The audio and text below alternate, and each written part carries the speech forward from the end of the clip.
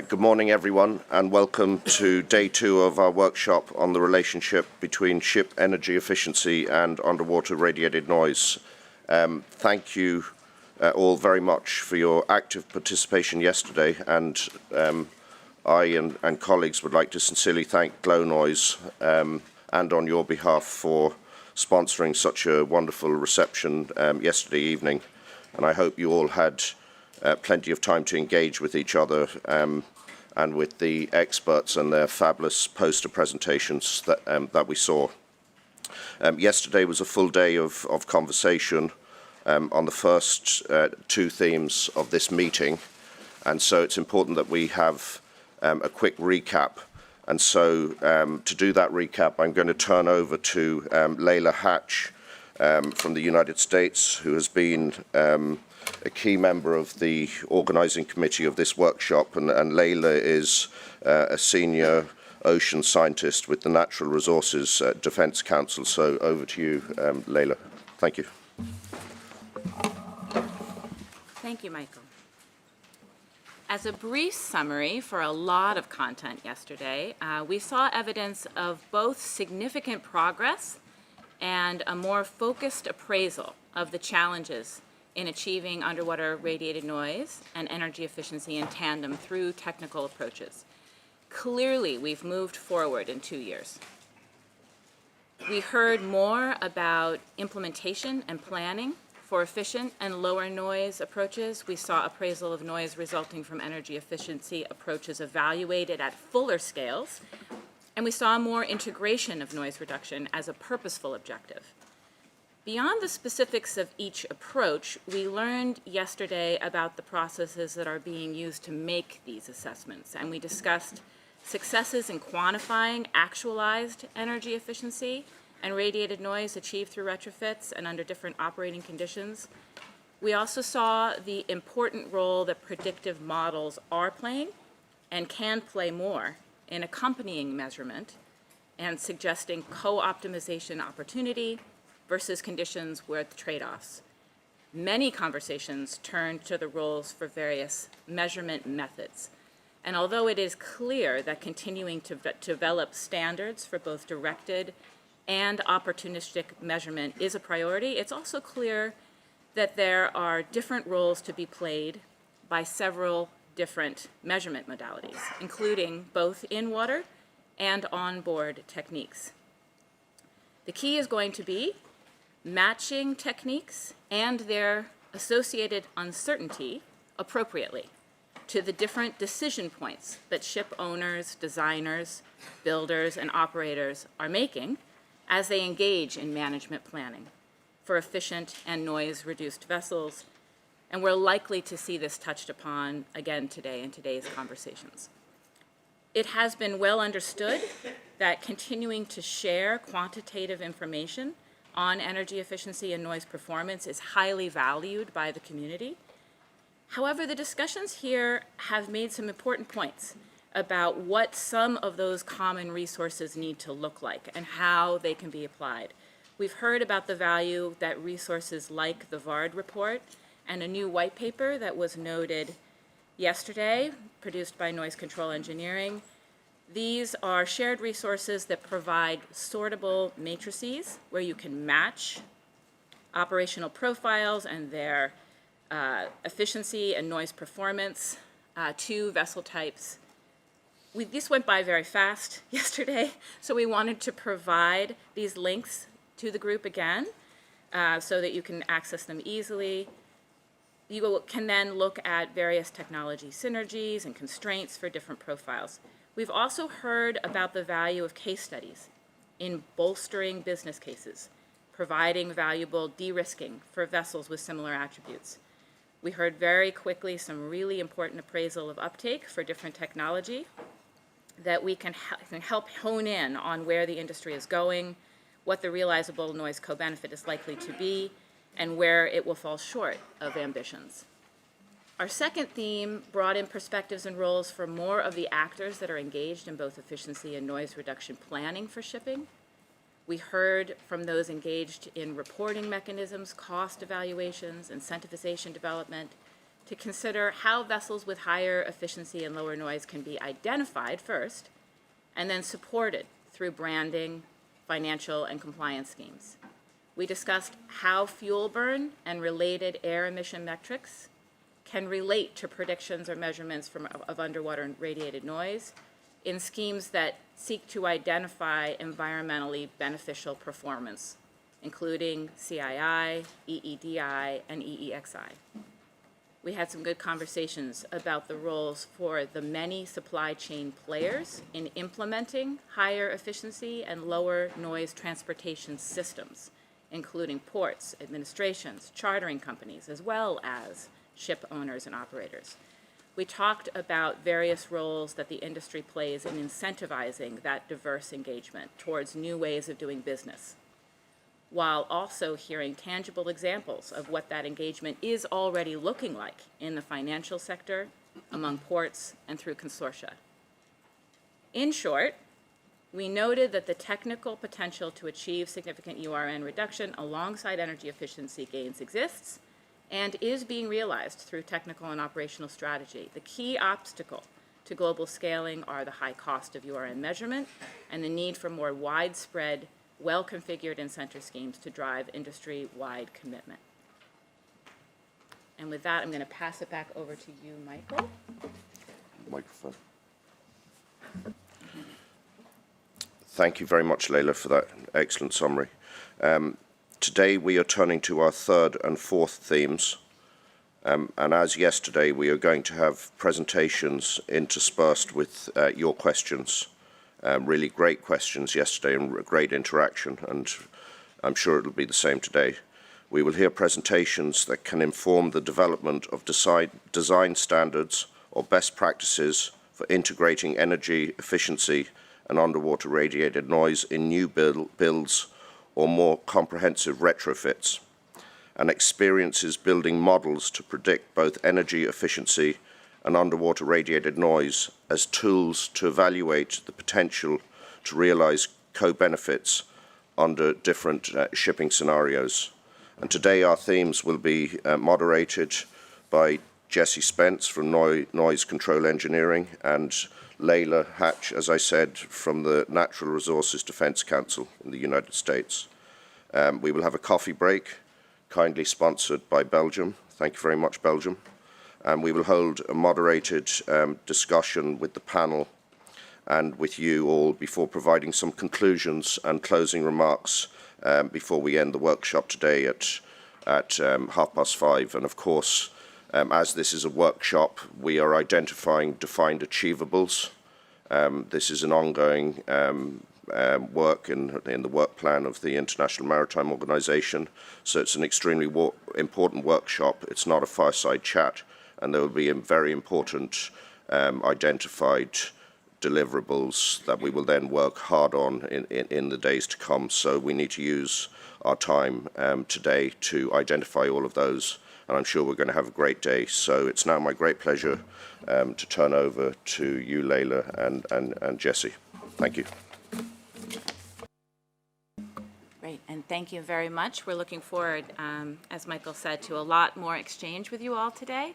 I think I'll hand it directly to you, Jesse, to handle panel. Thank you. All right. Well, so we'll jump right into the panelists here. First up is Mr. Giorgio Burella and Mark Bonar, both from Robert Allen.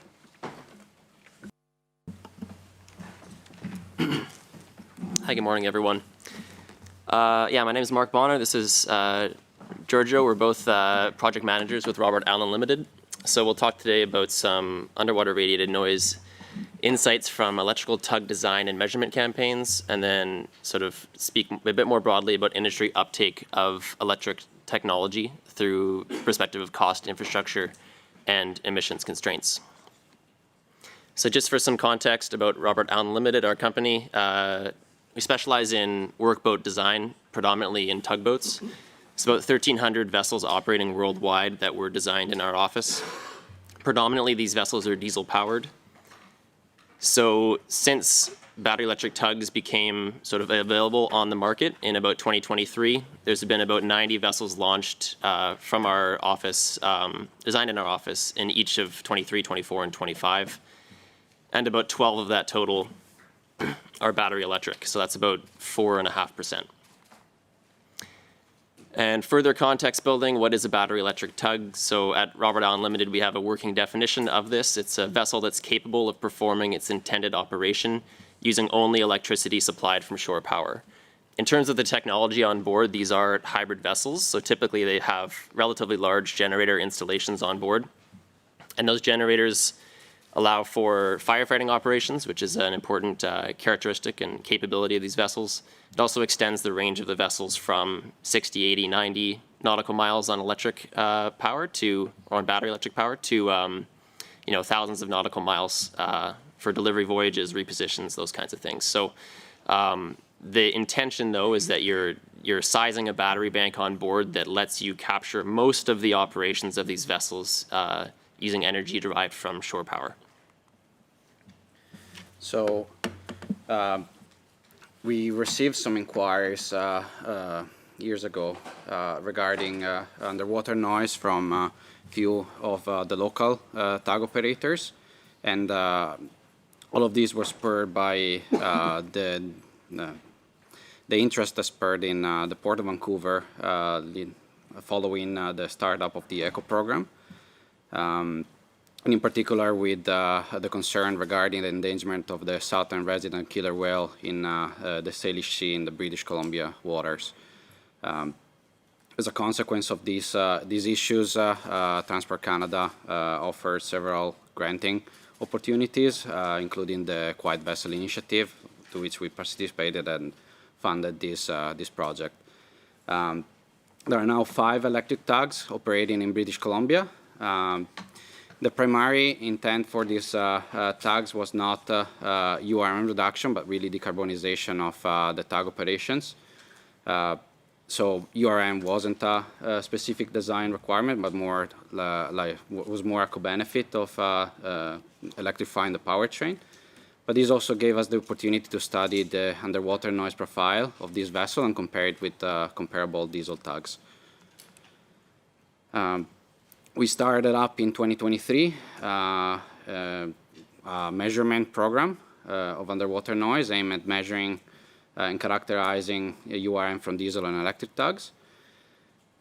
The URN was measured using a dedicated underwater listening station that was installed in the Port of Vancouver. You can see an aerial picture on the bottom left here. The Port of Vancouver is on the left side of the picture, and the location was it's on the red square box showed in the picture there, and the test complied with the ISO 17208-2 for deep water measurements, and also complied with the ABS UWN notation, because this test was also used to support the notation for the battery electric tug that was run over the listening station. We tested different conditions, including loiterings, transits at several speeds, and pushing, pulling with thruster, so ship assist condition, in the condition that we call bollard pull. I'm not going too much into details in the URN results, but I just want to present some highlights here. The first one and foremost, it's the dramatic decrease in noise level when you look at transits. Here, transit at the knots, almost 10 decibel, but when you look at lower speed, it goes in excess of that. When you look at bollard pull operations, actually, there's not much difference between a battery electric and a diesel mechanical tug, because all the noise generated is mostly from the propeller, so cavitation. And the loitering condition actually is favorable for the battery electric tug, because we don't have a diesel engine idling in this case for the battery electric, so we have dramatic decrease of noise in this case as well. When you compare all these levels against an average ocean-going vessel, in the case the VLCC, average from the ECHO program, we can see that on transit, battery diesel tug, but also battery electric are they are significantly quieter. But then when you have bollard pull operations, you are comparable noise levels. We also, as I said, supported one of the operators with obtaining class notation from ABS, and so these are some of the lessons learned from that experience. We chose to go through the deep water measurement, so we really were looking at a location that was deep enough and away from traffic and environmental noise requirement, and this was kind of limiting in the choice of where to run these trials. As I said, they require a dedicated sea trial for just this, with dedicated equipment deployed. And really, there are some logistical challenges from the operator because they have to take their operational vessel out of service for a couple of days for this dedicated sea trial, which entail high costs for them. The overall cost of testing, so the processing, the deployment of the listening station, and the chartering of the vessel was quite substantial, especially a high cost relative to the small vessel capital investment that you have for tugs usually. And at the moment, we don't have any stories of commercial advantages for operators by obtaining this notation so far. Battery electric tugs are also inherently more efficient than the conventional diesel tugs. Here we see the overall system efficiency of a diesel tug going through a typical job cycle. The main energy reservoir come from marine diesel oil and a little bit from shore power. Of this energy, only 42% goes to useful work. Most of the energy is wasted into thermal losses from the main engines. And when compared to the diesel tugs, 100% of the power comes from shore power, which is funneled through the batteries. And then 83% of this goes into useful work, so a dramatic increase in efficiency. Just moving on. Yeah, so I think for the purposes of this workshop, we've highlighted some of the advantages from a URN and EE perspective, but it's worth discussing some of the challenges that exist to industry uptake of electric vessels or electric tugboats.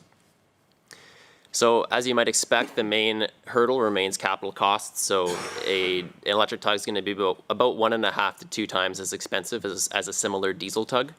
And that cost range is just dependent on basically how many batteries you're putting on board and the cost per kilowatt of that installation. That said, I'd say in the last 6 to 12 months, there has been a number of projects that have moved forward because of the availability of much less expensive battery technology, just with basically updates to the cathode technology used in lithium-ion batteries. So less to do with energy density or energy by weight or by volume, but more to do with the falling costs. So that's going to start taking down some of the cost premium that currently exists. The other major issue is range and endurance limitations. So I've just cherry-picked here 2 typical tug load profiles that are more and less suitable for electrification. So the best opportunities we've seen for electrification so far have been in ship assist tugs that work in harbor. So a typical load profile might be a 2-hour job with the energy requirement of about 2,000 kilowatt hours. And if you recharge at 1 megawatt, that lets you recharge the vessel in 2 hours. So typical in BC are these long distance towing tugs that tow different structures around the coast. If you're towing for 10 hours, and that's relatively short, like you might be towing for days with these vessels, you're looking at a 13,000 kilowatt hour energy requirement. And that becomes impractical for 2 reasons. One is that fitting that on board a compact vessel is going to be very difficult. And also that, to fund the acquisition of those batteries is going to be very expensive. So it's difficult to say what percentage of the existing tug fleet is electrifiable.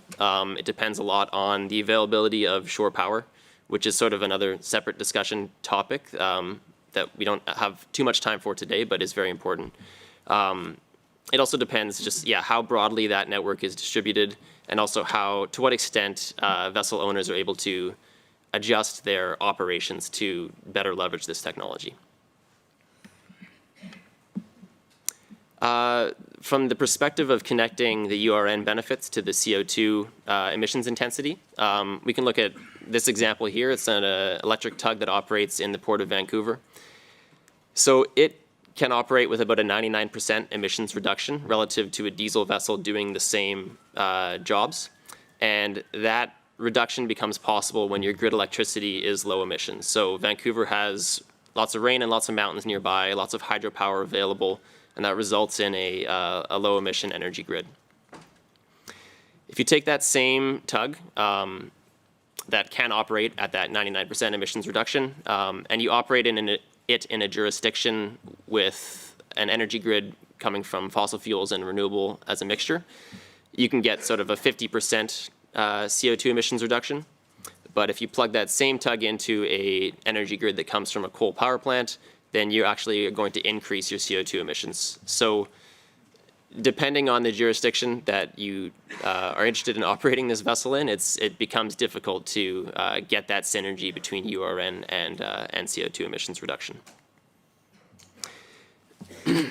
Just a few other considerations. So we've seen early adopters of this technology assisted by grant funding, and typically those grants have been awarded with the intention of reducing air emissions. I'd say largely the technological challenges have been solved. So, all of the various stakeholders listed there are gaining experience, and there is some momentum. In particular, I look at the shipyards that are producing these tugs. It's getting to be relatively routine, and there's a lot less sort of hurdles to overcome as they're producing the vessels. As I mentioned, the battery costs are falling. That cost premium expect to continue to decrease. And tying back into that initial comment about grant funding, incentive programs are going to continue to assist with financial viability.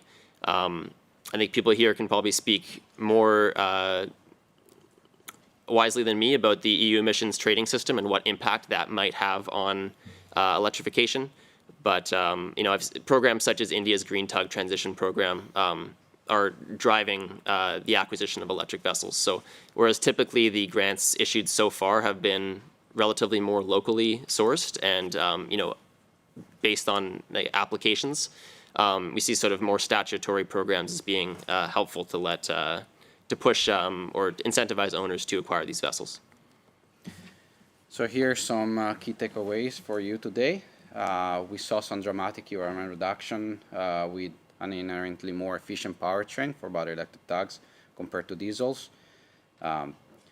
We also highlighted some of the challenges with underwater radiated noise testing, especially for sea trials that are designed to obtain class notation. We find that government support and granting is still critical to build the knowledge on this type of measurements, especially for tugs. And broader uptake in industry is encouraged by falling costs and synergy with decarbonization, but that with current battery and charging technology, range and endurance limitations will restrict the market for battery electric tugs. Thank you very much.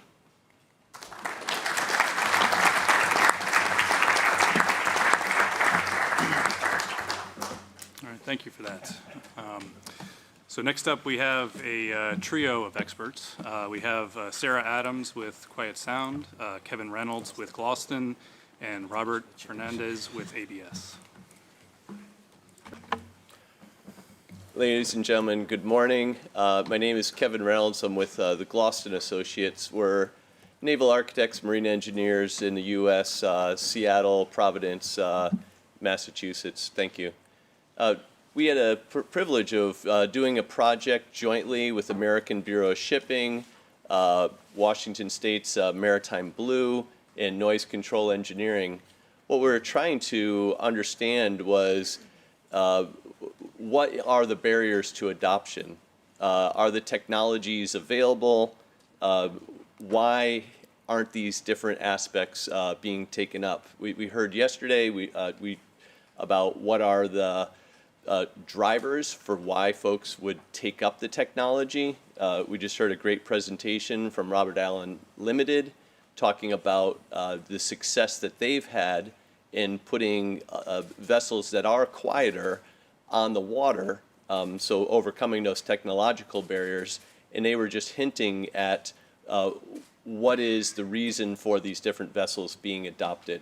So we're going to talk a little bit about what are the barriers really in the workforce, in the shipyards, in the naval architects to try to get the technology forward. First, we'll hear from Robert Fernandez of ABS. He's going to talk about this technology master sheet, this kind of lookup guide so that you can see what technologies are out there, what's their technical readiness level, do they actually affect energy efficiency and or underwater radiated noise.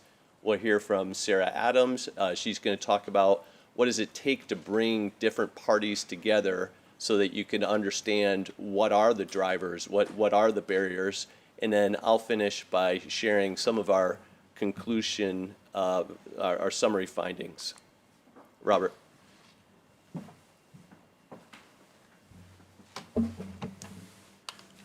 Thank you, Kevin. So my name is Robert Fernandez. I'm with ABS, and I'll be presenting on our Energy Efficiency and Underwater Radiated Noise Technology Mastersheet.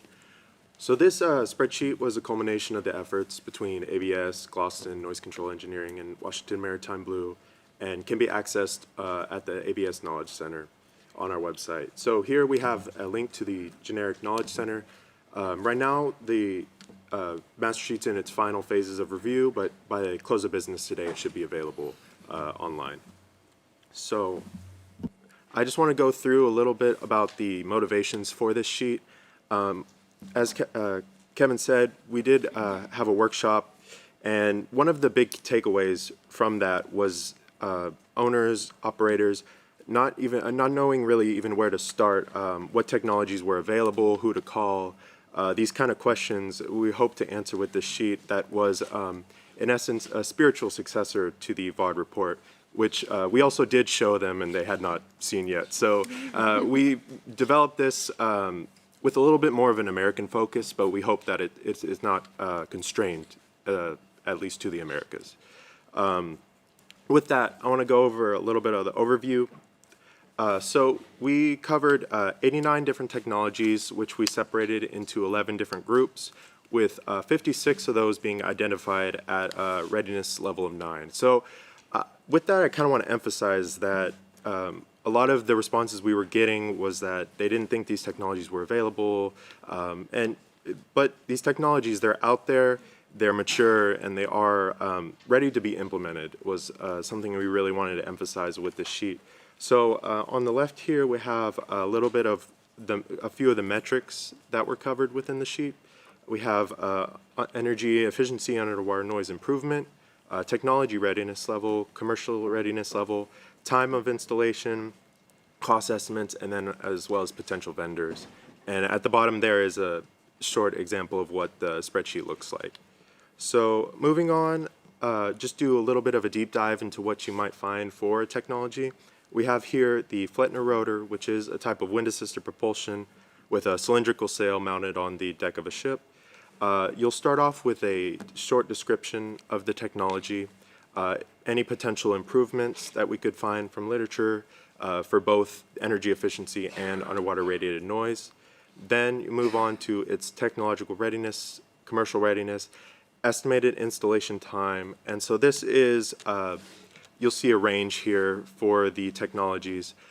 We tried to incorporate as many different pieces of literature as possible. This will include different vessel types, different vessel sizes, so that's why for this one the range is a little bit less, but for some of the technologies it could be a little bit greater of a range.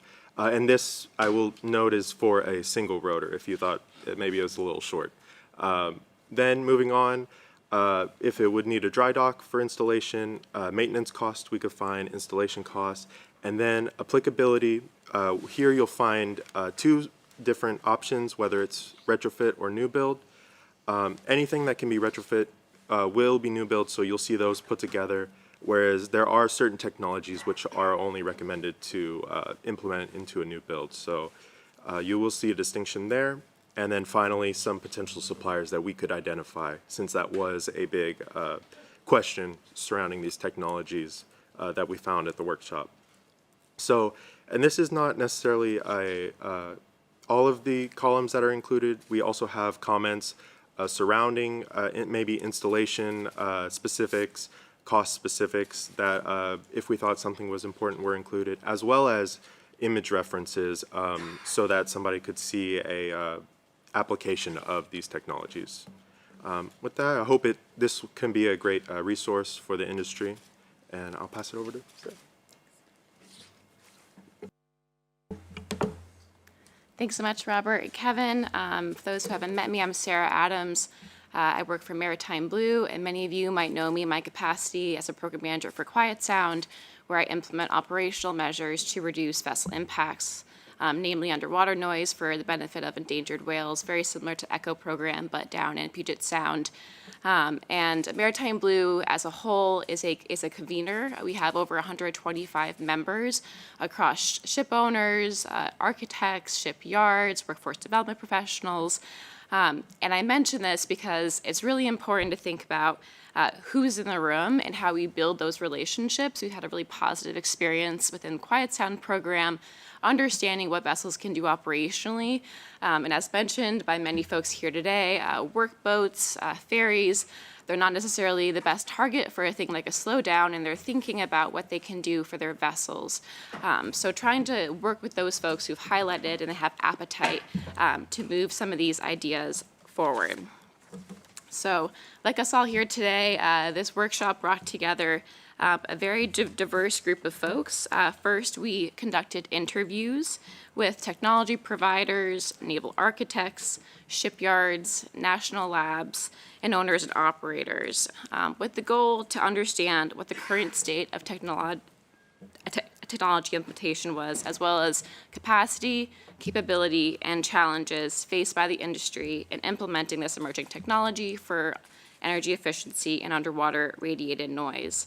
Overall, we engaged with 54 experts through direct outreach, interviews, and then a subsequent workshop all day. Very similar to us all here today. And because the workshop attendees had very deep and specific expertise, it was really important that we ground them in a shared understanding.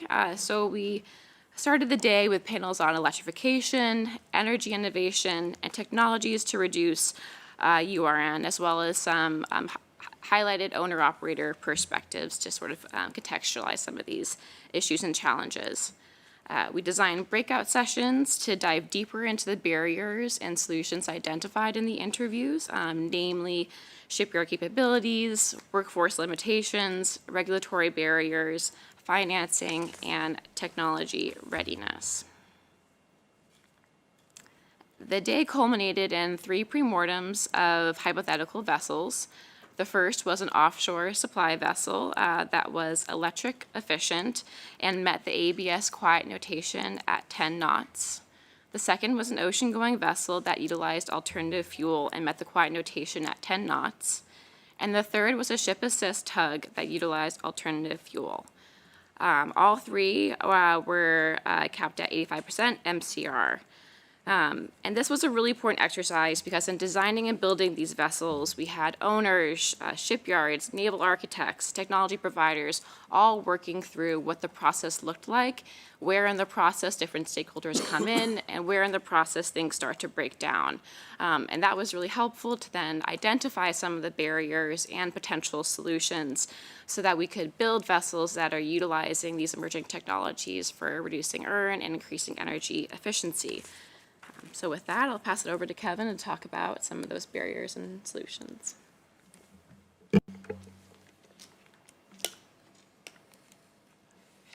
So as we heard from Robert, the technologies exist. They're there, different technological readiness levels, and so that Mastersheet is a great guide. Here are things that we can do that take care of, that help with energy efficiency and help with underwater radiated noise. We also can introduce here, we heard a lot about it yesterday, there's the specifications do exist. BC Ferries, for example, talked about they put it into the spec, and everybody kind of perked up and said, what exactly did you put in the spec? How did you require this? There are notations available that, as naval architects, we can say, meet these particular requirements. So that's critically important, and that's available. But what's the challenge? What continues to be the barrier? And as Sara noted, we pulled this really diverse group of folks from the ship owning, the shipbuilding, the ship design, the technological, the regulatory, to try to understand what the barriers were. One of the conclusions is, from a U.S. perspective, is that the supply chain is remote. We're bringing in technologies from Asia, we're bringing in technologies from Europe, and our shipyards in the U.S. are very diverse, right? It's a giant coastline, a massive, massive coastline with lots of small yards, a handful of large yards, trying to bring that technology together with the actual builders is a challenge. We then also understood that there's significant challenges with the workforce. Most of the experience gets concentrated in the largest shipyards and in the largest design firms and in the largest companies. So those with the research and development budgets are able to invest in the technologies, and that's where that knowledge and capability gets concentrated. Another is the workforce demands. As we go with these new technologies, right, we just heard about the electric tugs. It takes an incredible amount of high-tech understanding, electricians and controls engineers who are able to bring these technologies forward. When we think about alternative fuels, there's higher levels of welding requirements if you're welding together liquid gas piping. So these are quite challenging there. And with the workforce, the turnover in the shipyards is just phenomenal. You recruit people, maybe takes 3 to 6 months to get all the required training capacities. We then lose those personnel going uptown to programs that perhaps pay more, and now we're back into a cycle again of recruiting, training, and then we're having difficulty retaining. In some cases, a lot of those are because they're one-offs. We have a big project. We heard about an electric boat the other day. That was a one of a kind. Contrast that with what we just heard about this morning with Robert Allan. This is a serial build. They've gotten a lot of experience. With the one-offs, we bring in folks, they get trained. This is on the engineering side, the naval architecture side. This is on the shipyard production side. This is on the technicians in the yards themselves. They spin up, they learn the lessons, we build it, and then there's not a second project or a third project or a fourth project. So these one-offs are very difficult to capture these sort of lessons learned. So what's a solution? Solutions are serial demonstrations. It's not to build one, it's to build 2 and 3 and 4, so that way you get an institutionalization of the knowledge. These supply chains that feel very remote, now there's a reason to put the supply chains in locally, so that way you can pick up the phone within your own time zone and say, I have a challenge, can you come down and help me fix it?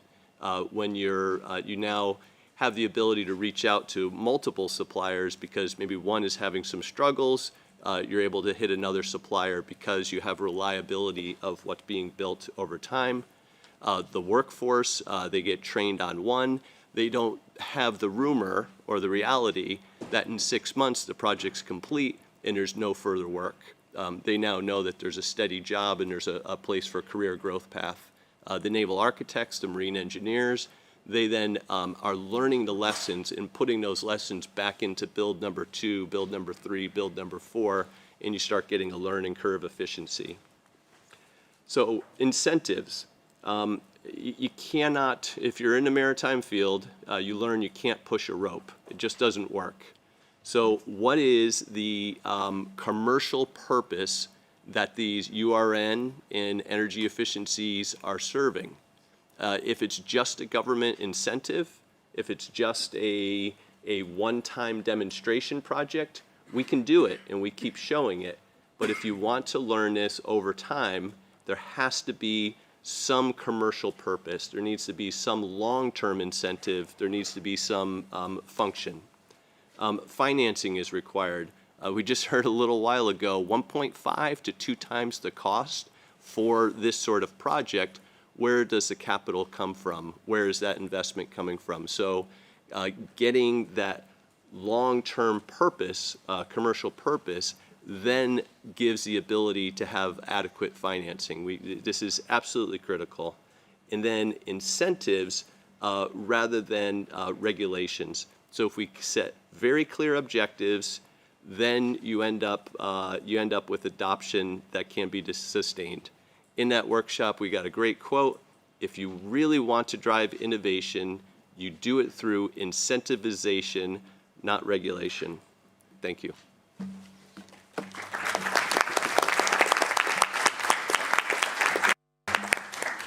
All right, well, thank you for that. That was great. To round out the first half of the morning session, we've got Johan Bosschers, true apologies for butchering your last name, with MARIN. It's okay, thank you, Jason. Yeah, I'm Johan Bosschers. I'm from the Maritime Research Institute, Netherlands. I will present you several examples on how to reduce ship noise and its effect on energy efficiency. The work was performed together with my colleagues, Evert-Jan Voet, Thomas Lloyd, and Frans-Hendrik Lefeber. The first example is actually an example that's inspired by the IMO submission by Japan, also referred to this morning, yesterday by Professor Sakai. So we consider a container ship that has to sail slower because it has to meet noise requirements over a certain part of the journey. At the same time, the arrival time will not change, so it requires the vessel, let's say, to speed up on the part outside of this area. An alternative would be to install a more quieter propeller design that would allow for a higher ship speed in this noise critical area. And then the question is, what does require less fuel? Is it, let's say, slowing down or a more quieter propeller design? We consider here a 270-meter container vessel, 18 knots average surface speed, and the URN limit was adapted such that the reference propeller needs to slow down to 14.5 knots, which is the eco slow down speed. This study was sponsored by the Netherlands Ministry of Infrastructure and Water Management.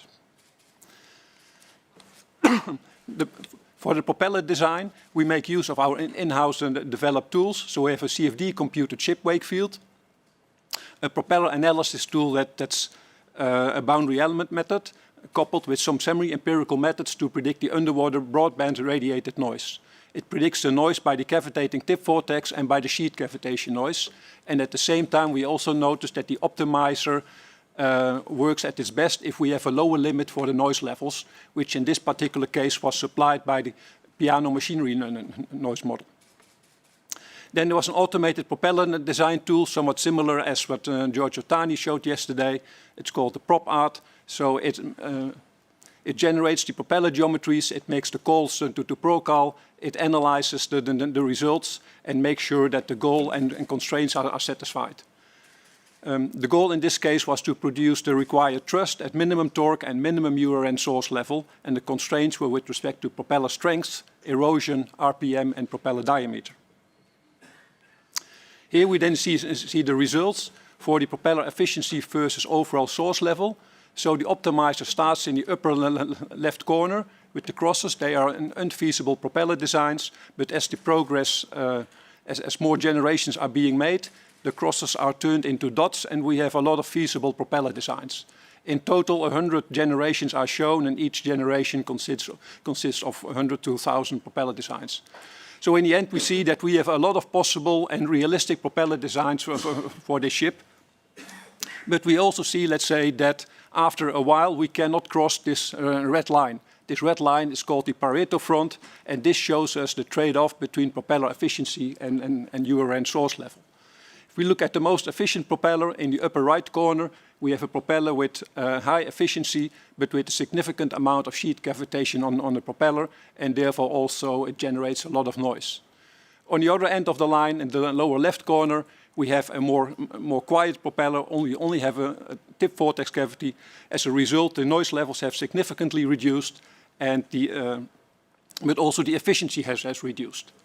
Now we can analyze this trade-off between propeller efficiency and overall source level by considering the most efficient propeller as reference. That graph is shown over here. So the x-axis shows the overall source level reduction, y-axis shows the efficiency reduction, and we see that for 0.5% of efficiency reduction, we can gain or have a reduction in the overall noise levels of about 3 decibels. If we have 1% of efficiency reduction, we reach about 5 decibel reduction, and this, let's say, even higher energy reductions, we have, let's say, kind of a lower gain in source levels, in the sense that if we have a 2% efficiency reduction, we only have 7 dBs, which is still quite significant, of course. So this clearly shows, let's say, the trade-off between efficiency and noise. But at the same time, we also have to realize that these are modern design methods. And if we compare this to traditional design methods, we can gain both efficiency and noise with respect to what we're doing in the past. Then how does it relate to this container vessel that has to meet a certain noise requirement over a certain route? That graph is shown over here. So the x-axis shows now the noise-restricted track ratio. So 0.1 indicates that 10% of its journey, let's say, it has to meet the noise requirement. The y-axis shows the relative fuel use, with the dark blue line shows the reference propeller that has the highest efficiency.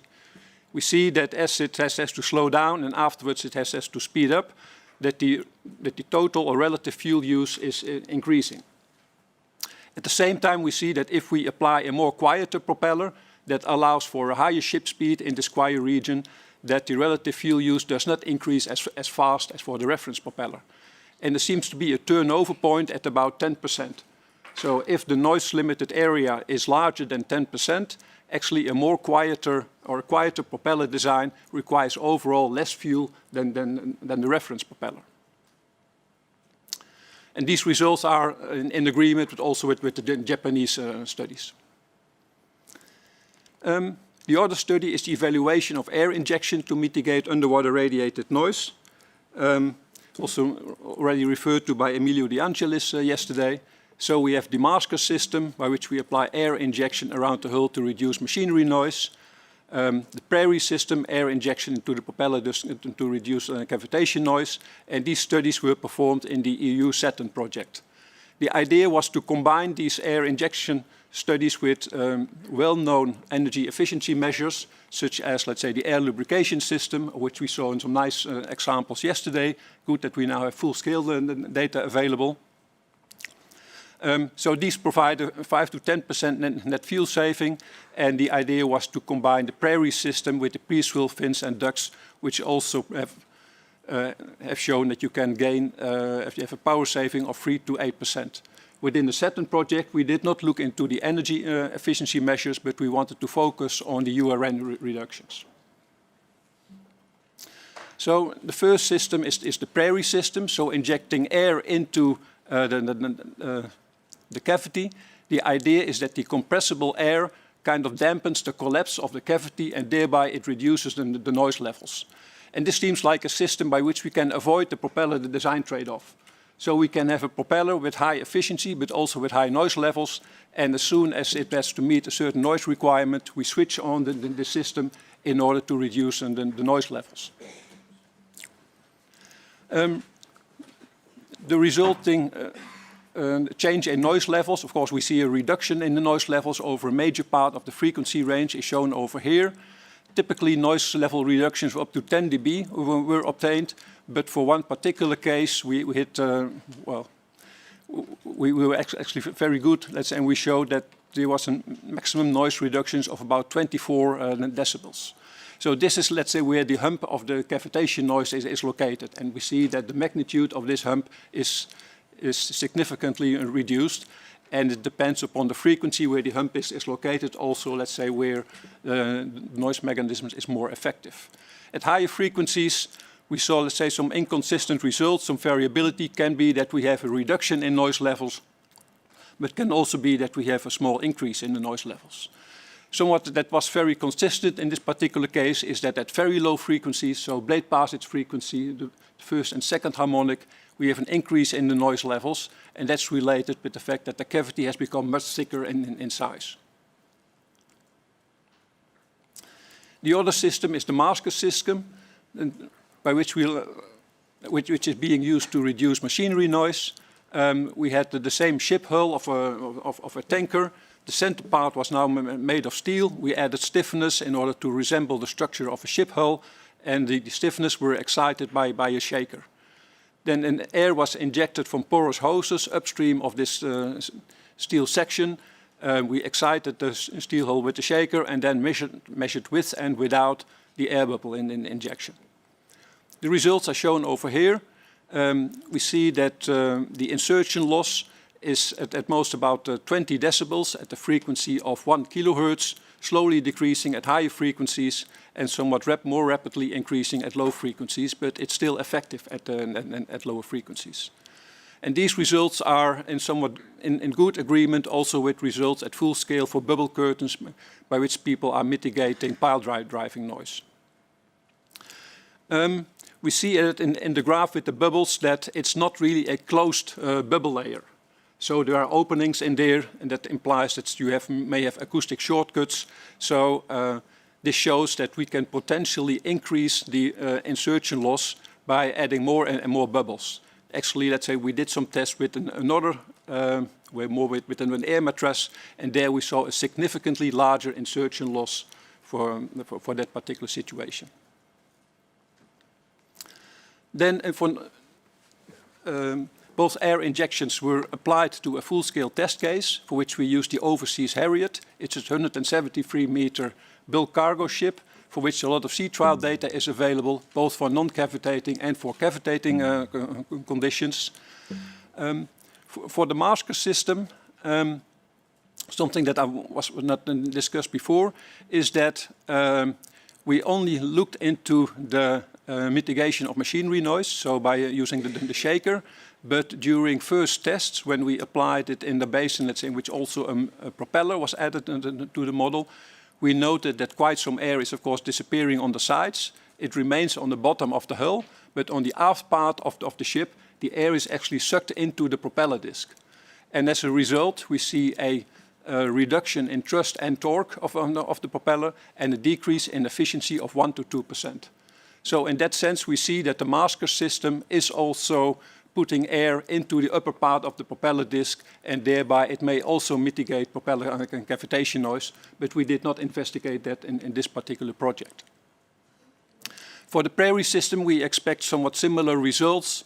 Our system was more like a research type setup, not, let's say, intended to have a minimum amount of bubbles in the propeller disc, but we also expect that for the Prairie disc, you may have a small reduction in thrust and torque and a small reduction in efficiency, and this needs then to be accounted for by the energy saving measure. The additional power requirements that were estimated are rather modest, as shown over here.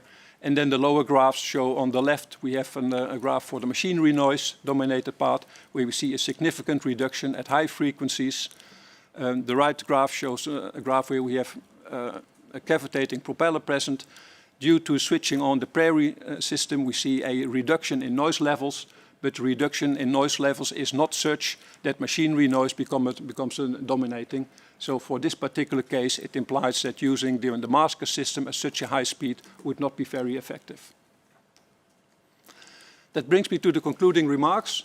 We see that modern propeller design method shows a trade-off between efficiency and underwater radiated noise for the optimal propeller designs. 1% efficiency loss, you can gain 5 dB in underwater radiated noise. If you go up for higher efficiency losses, the reduction in underwater radiated noise becomes a little bit less, let's say about 3 dB per percentage point. But it's important to stress that improvements in both can be obtained with respect to all propeller designs. We also noted by a similar study from the Saturn project that significant further improvement in both efficiency and underwater radiated noise can be obtained by increasing the tip thickness. But as a retrofit, this is not allowed because the blade mass would become too large. But there are, let's say, modern propeller manufacturing methods such as additive manufacturing or composite propellers, let's say, that would allow for a more lighter propeller geometry, and that gives again the propeller designer much more freedom. What we're doing next at MARIN is actually the combined optimization of hull and propeller design. See if we can optimize the system as a whole, because nowadays the hull is the responsibility of the shipyard and the propeller design is the responsibility of the propeller designers. We hope, let's say, that by combining both, we can we can get a better overall performance. And then we've also seen that if a URN limit applies, in our case for over about 10% of the journey, then a quieter propeller leads to a reduction in total fuel consumption. For the air injection, we saw that we have a substantial reduction in underwater radiated noise, about 20 decibels for the masker system and 10 to 24 decibels for the prairie system at a minimum loss in efficiency. These systems have the advantage that they can be switched off when not required, and we like to optimize the system further in combination with proven energy-saving devices such as energy air lubrication systems and pre-swirl stators. And that's work to be further investigated.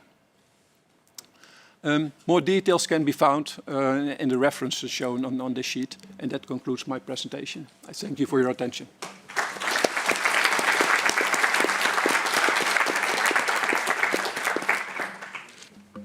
Thank you very much to this group.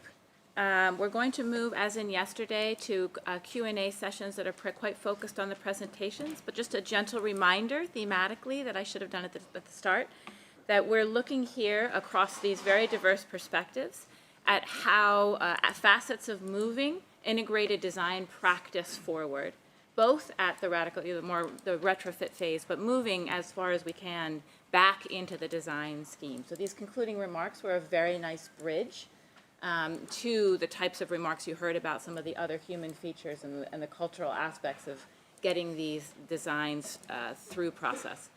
So we can move to questions now. Yes, in the back. Hi there, Amy Nugent with Oceans North in Canada. Just again, loved this panel and these presentations and how concrete we're able to get, I think, in terms of Kevin's observations and really needing these case studies for the sector to kind of feel confident and have the information it needs to put in specs energy efficiency measures.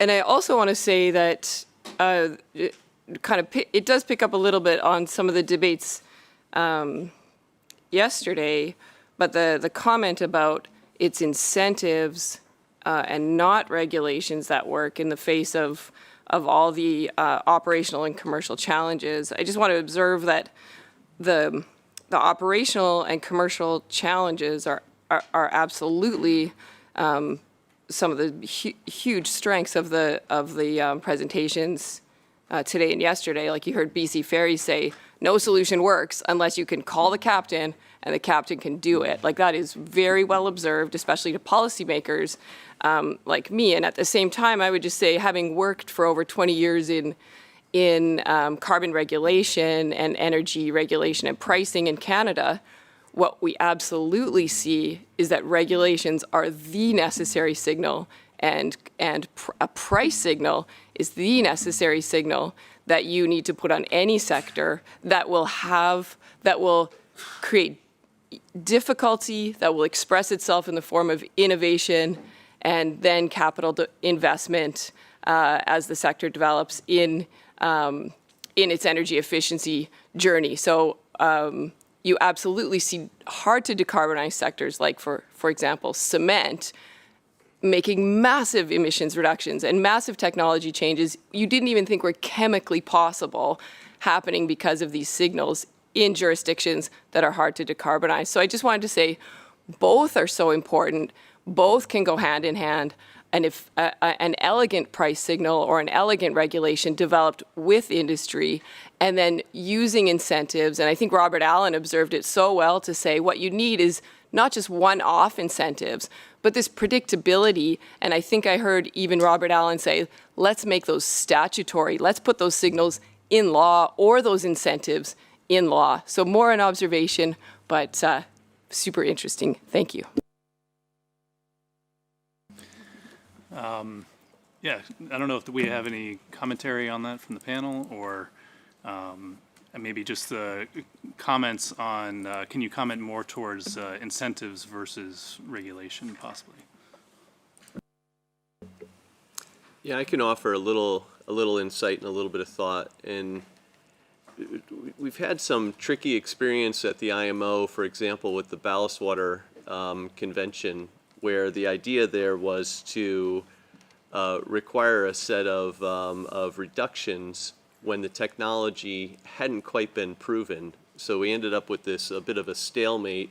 Thou shall meet a particular standard, and we didn't quite know what timeline was going to happen. So the timeline was progressively moved backwards. So I think your observation that it is a combination of the two and that they can work together is quite reasonable. It then comes into a question of timing. Are we ready at this point to come up with a requirement, or is this actually the time to have the incentives so that way we can move forward and have these demonstrations? In a way, again, I tried to share that the one-offs are quite challenging because they don't build the capacity. So how do we do the incentives so that we can learn the lessons, we can get the practice, the workforce can come up, and we then know what's possible, and we have those wonderful demonstrated examples. Here's something that looks just like my vessel that one of my competitors is doing, and it's really working. That now has purchased down the risk, and I know that I'm not going to end up with a supplier that's no longer in business. This has happened in the battery area. And now where do I get the spare parts? How do I maintain this over time? So I like the observation. I think both are true. It's a matter of sequence and timing. Thank you. All right, thank you. Yeah. Yes, in the yellow. Federica Pace from JASCO. Question for Johan. Do you think there is potential for the maskers to also help with biofouling reductions? Can be. I'm not an expert on fouling mechanisms, but of course, let's say if you inject a lot of air, let's say, then the fouling has no chance to grow on it. On the other hand, if the ship is sailing fast, also, let's say, the fouling will not adhere to it. It will mostly occur, let's say, when the ship is sailing at low speed or lying in the harbor, and then the masker system is not so effective, and the bubbles will immediately go upwards. So it's interesting, but requires some further investigation, I think. And if I may follow up for the whole panel, is anybody looking at a combination of the different technical solutions? I think in the presentation we've seen a lot of case studies where we only analyze the effect of a specific technical solution. But we've seen also in the offshore industry that when you start to pile up different mitigation solutions, you don't always have the desired effect for URN reduction. Actually, I can answer that because it does speak to the white paper that Noise Control Engineering created. In that white paper, we have a matrix essentially of treatments that can be combined and treatments that really would lose effectiveness or simply cannot be combined because they're trying to attack the same physical phenomena. So these are definitely considerations. Yes, Eric. Oh. Let's go, Eric. Thank you. Eric Bodin, Bureau Veritas. A question for Johan, and also referring to Daniel Alvarez from Lloyd's presentation yesterday.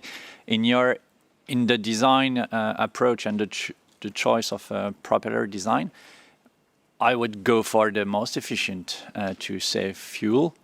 But you have shown nicely the trade-offs with underwater noise. But what about also the damage from a large cavitation sheet on the blade, the damage to the blade, and the induced vibration to the shaft, and the torsional vibration that would be induced, and also the vibration to be transferred to the hull itself? Has it been considered, and is it part of what is at stake for not choosing that very high case in your graph? Yes, thank you for the question. Yeah, I didn't have the chance to go into all the details of the propeller design, but the cavitation erosion risk is certainly taken into account in the propeller and the design mechanisms procedure. So cavitation erosion, all the propellers, let's say, are free from the risk of erosion from cavitation. I don't think, let's say, that there was inboard noise and vibrations were dealt with. But of course, normally, let's say, that is especially people who are working in the cruise industry are well familiar, let's say, with this curve. They usually accept a somewhat lower efficiency in order to have lower noise levels on board. So this trade-off is very well known for them. But shaft forces and also hull excitation forces, they can all be taken into account in the propeller design methodology. Yes. Hi, Dave Williams from FedNav. From a ship owner's and naval architect's perspective, great presentations. And just wanted to mention that the VARD report and this new technology Mastersheet, these are very important to give ship owners the roadmap or the options for energy efficiency and URN reduction measures. However, we went through the VARD report and it's got errors in it and it's not up to date. And we spoke with the people who wrote it. And then I now look at your technology Mastersheet, and on page 1 there you have a kite sail with a technology readiness level of 8. The main kite sail manufacturer was taken over by the owner who installed the kite sail, and they're not using it. I spoke to the ship owner last week. So how do we gain confidence that these technology matrices are up to date and are valid? How do we get a feedback loop from the ship owners back to these matrices so that we can have up-to-date data based on ship types and operation? Because as a ship owner, I have no confidence in the VARD report, and I've just lost confidence in yours because the first thing is not correct. Can I just speak to that for a moment? So we do talk quite a lot about the evergreen nature and the dynamic nature of this industry. That this is not going to be isolated to our problem, yeah? Everybody has this problem with centralizing portals and providing reports. They're almost always done the moment you're finished them, yeah? So we're talking a lot in the IMO context about the roles that different parties can play in hosting such resources and creating feedback loops. I think in the U.S. context, which is limited for the global conversation, but at least provides some insight, that has been a big feature of a new U.S. Maritime Innovation Center conversation. And ABS can talk about that maybe with you offline as something that's maybe relevant as a feature and a space and what some of these fora can do for you being able to provide your experience to a process. But these are going to be idiosyncratic needs. They are not all going to be ones that are hosted by IMO, for example. Some of them all come to IMO as needs, and then we parse that space and say, what is logical for this organization to do to assist with common resource needs? And then what is it, perhaps, what are some of the other platform availabilities? Where are some of the other gathering points where we can generate that feedback? But it's a known need. I think we actually have somebody online correct? No. Oh, it's not there anymore. No, Okay. it's Liberia on your left. Yeah. Oh, over here. Very good. Thank you. Jesse? Yes. Robert wanted to respond. Oh, I'm sorry. Yes, Robert, go ahead. Yeah. If I may, I think, these technologies are constantly changing and, evolving over time. And I want to just say, I think even what you've said here kind of goes towards what we've seen, what the technology mastery is showing. That's why, like you said, it was installed, but it's not being used currently. Correct. So that would go towards the technology readiness level of 8. There is an applied example of the technology, but it's not commercially ready.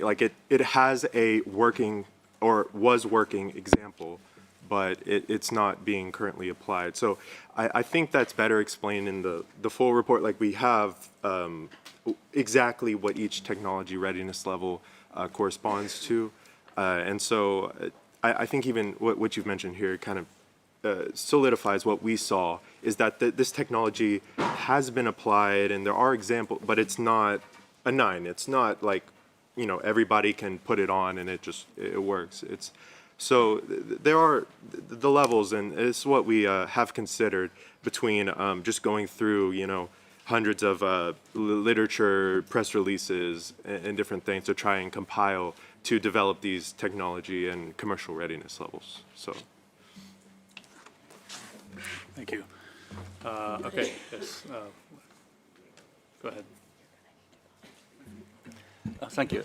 My name is Moto Tsuchiya, Vice President of the Regulatory Affairs in Liberian Ship and Corporate Registry.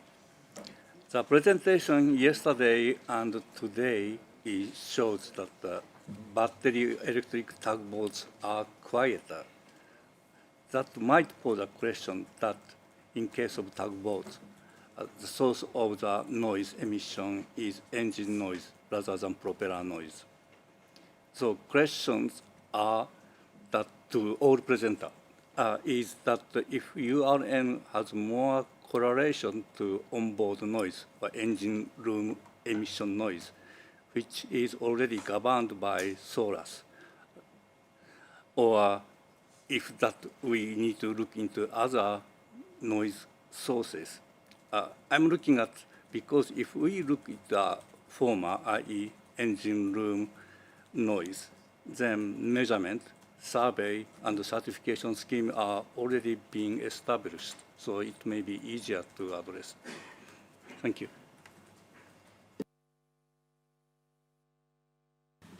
Yeah, I may be able to comment on the tug noise. My answer to you is that, thank you for the question first. My answer to you is that it really depends on the type of vessel you're looking at and how they're used from an operational standpoint. The same tug going at 10 knots will absorb like 40% power from the propulsive plant. And the same tug pushing 100% thrust on a ship assist job will absorb 100% of the motor, but will also produce enormous cavitation from its thruster, and therefore the propeller becomes the dominant source. So it's really, in the tug case, you're doing transit, you're doing bollard pull ship assist operation, and it really depends on what you're trying to reduce. It's really the transits that are most important from a URN signature standpoint, or do you want to have a tug that is quieter during ship assist and therefore reduce cavitation, and then that is the most important type of noise. So yeah, that's my answer. I hope it answers your question. All right, thank you. Japan, yes. So thank you very much for nice presentation for the Johan-san. And thank you very much for checking our scenario quantitatively, and maybe qualitatively we agree. But quantitatively, the scenario shows more efficient data orientation if we consider the more noise reduction. And in your case, just only 1% or 2% efficiency data orientation. Maybe your presentation showed. And as the propeller designer, so we are much concerning about cavitation erosion problem in case of the chip unloading design. Yesterday, I heard there's some very good presentation from the Fincantieri or some for the cruise ship. And in case of the shaft bracket ship, the ship wake is quite uniform. In such case, that we can adopt the chip unloading design, like as the low pitch and the chip rake, we can adopt, and with the weak chip vortex, it's much contribute to reduce the URN. But In case of the ocean-going, the container ship, the many of projects showed very severe the ship wake distribution. In such case, there is no so much room to decrease the loading at the ship. So therefore, I think we don't have so much room to adopt the chip unloading design. If your optimization result is a chip unloading design, of course it's possible, not with keeping the efficiency, but such a effort we are already doing. So therefore, remained the measure is just expanding the blade area ratio. This is our situation. So thank you. So I much appreciated for the quantitative checking by other third members. Yeah, thank you very much. Yes, thank you for your comments. Yes, there are indeed, let's say, some differences in the way how we compute the radiated noise with respect to your method. I don't want to discuss the details over here. I just like to mention, let's say, that the principal noise mechanisms of these single screw vessels, we see that the combination of sheet and tip vortex cavitation, that our model is, let's say, well capable, let's say, of predicting that. So we have confidence in our results in that way. I certainly agree with you, let's say, that with these single screw vessels, yet you do not unload the tip as much as with these twin screw vessels, but still we see, let's say, that unloading the tip, let's say, helps a lot in reducing the noise levels. So you should not only look at blade area ratio, but also looking at pitch distributions.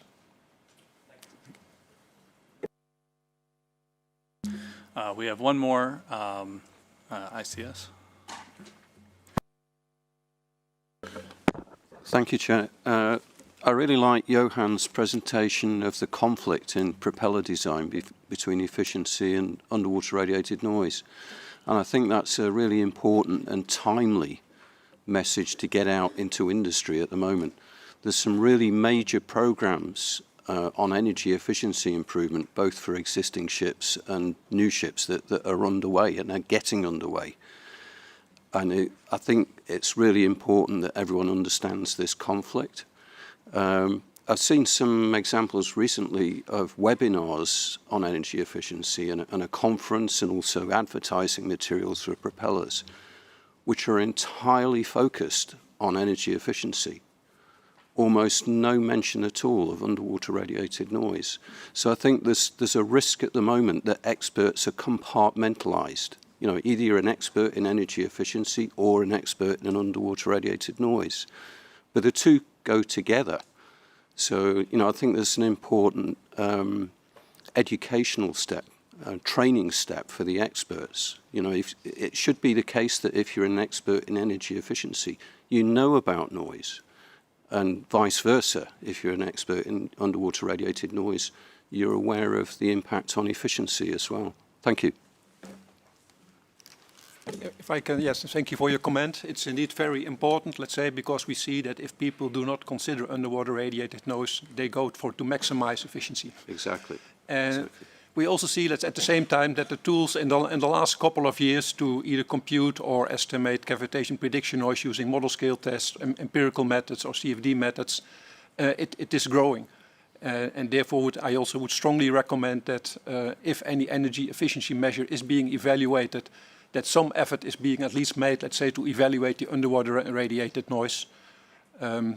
Actually, last week we already had the discussion on the final discussion with the EU project officer and Saturn, and she also she concluded, let's say, that if there should be any another EU project on energy efficiency measures, they have to consider the consequences for underwater radiated noise as well. Because we see, let's say, in the matrices that are being generated, there is not so much information on quantitative numbers on noise reduction when it comes to these energy-saving devices. It can be an estimate, and that leads to uncertainty also with industry. Let's say, how much is this estimate? Is it just coming from one person? Has it been proven, let's say, at full scale, or has it only been shown, let's say, by predictions or measurements? We need much more data in that respect.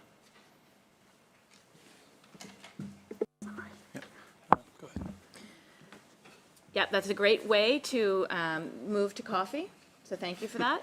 I think that that is the space, that uncertainty space, that we've been trying to continue to populate with this meeting, and that we continue to see growth in, but it is really important to keep reckoning with where that uncertainty is. And I think what I'm seeing is more honing in. People don't handle well we need more information, right? This is too global. What we need to get at is more specificity. What kind of information is going to have the most, effect on my decision space? And where do I need that specificity the most? And in propeller design, I feel like this kind of a conversation where people start to look at the constraints of their specific problem and what they're learning from other people and what, continues to be a case study that they really are going to need to continue to optimize. So I think it's helpful, and we're getting more refined, and I hope you have a good coffee, and we'll come back. And thank you again to Belgium for sponsoring the coffee. Oh, to Michael. Sorry, Michael. No, I was just going to echo that. Thank you to Belgium, and if we could be back at 11:15 sharp, please. Thank you.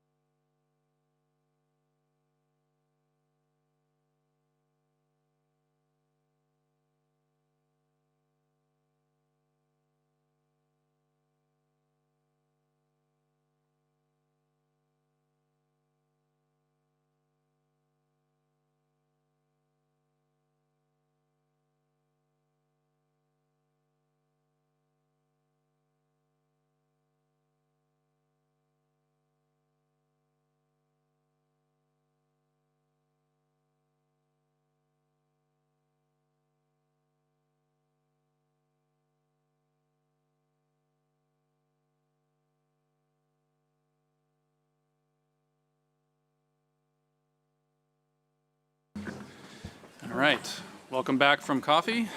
Hopefully everybody's fully caffeinated.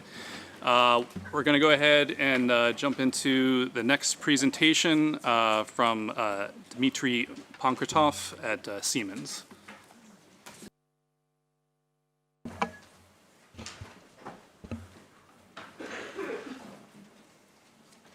Good morning, everyone. Yes, perfect. Cavitation.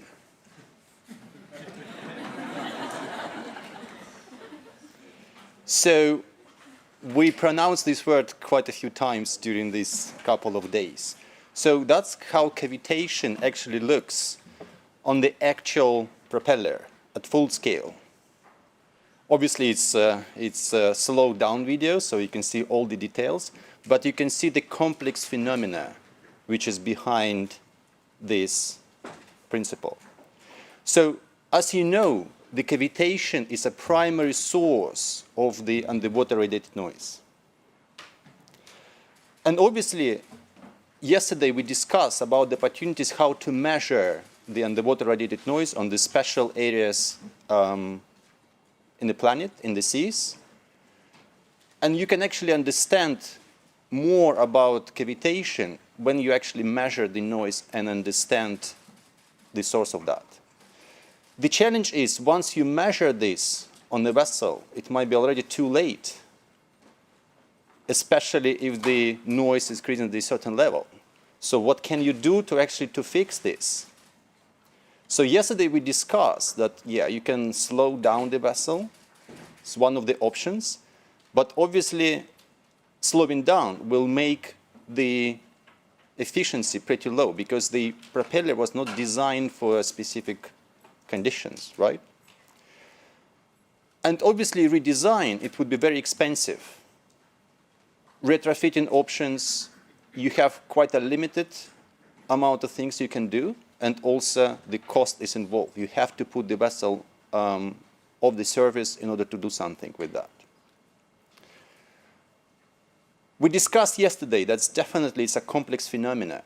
So there are kind of two components of that. The first one is tonal voice, and this is specifically related to the periodic unsteady loading on the blades.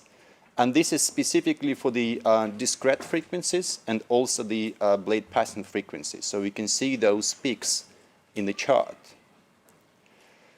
Another one is obviously the broadband noise. So this is specifically related to the turbulence related in steady blade loading.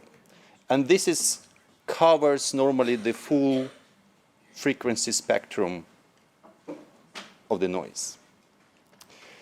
So the solutions we discussed yesterday and today, it's actually to make the calculations of the noise before the vessel is actually built.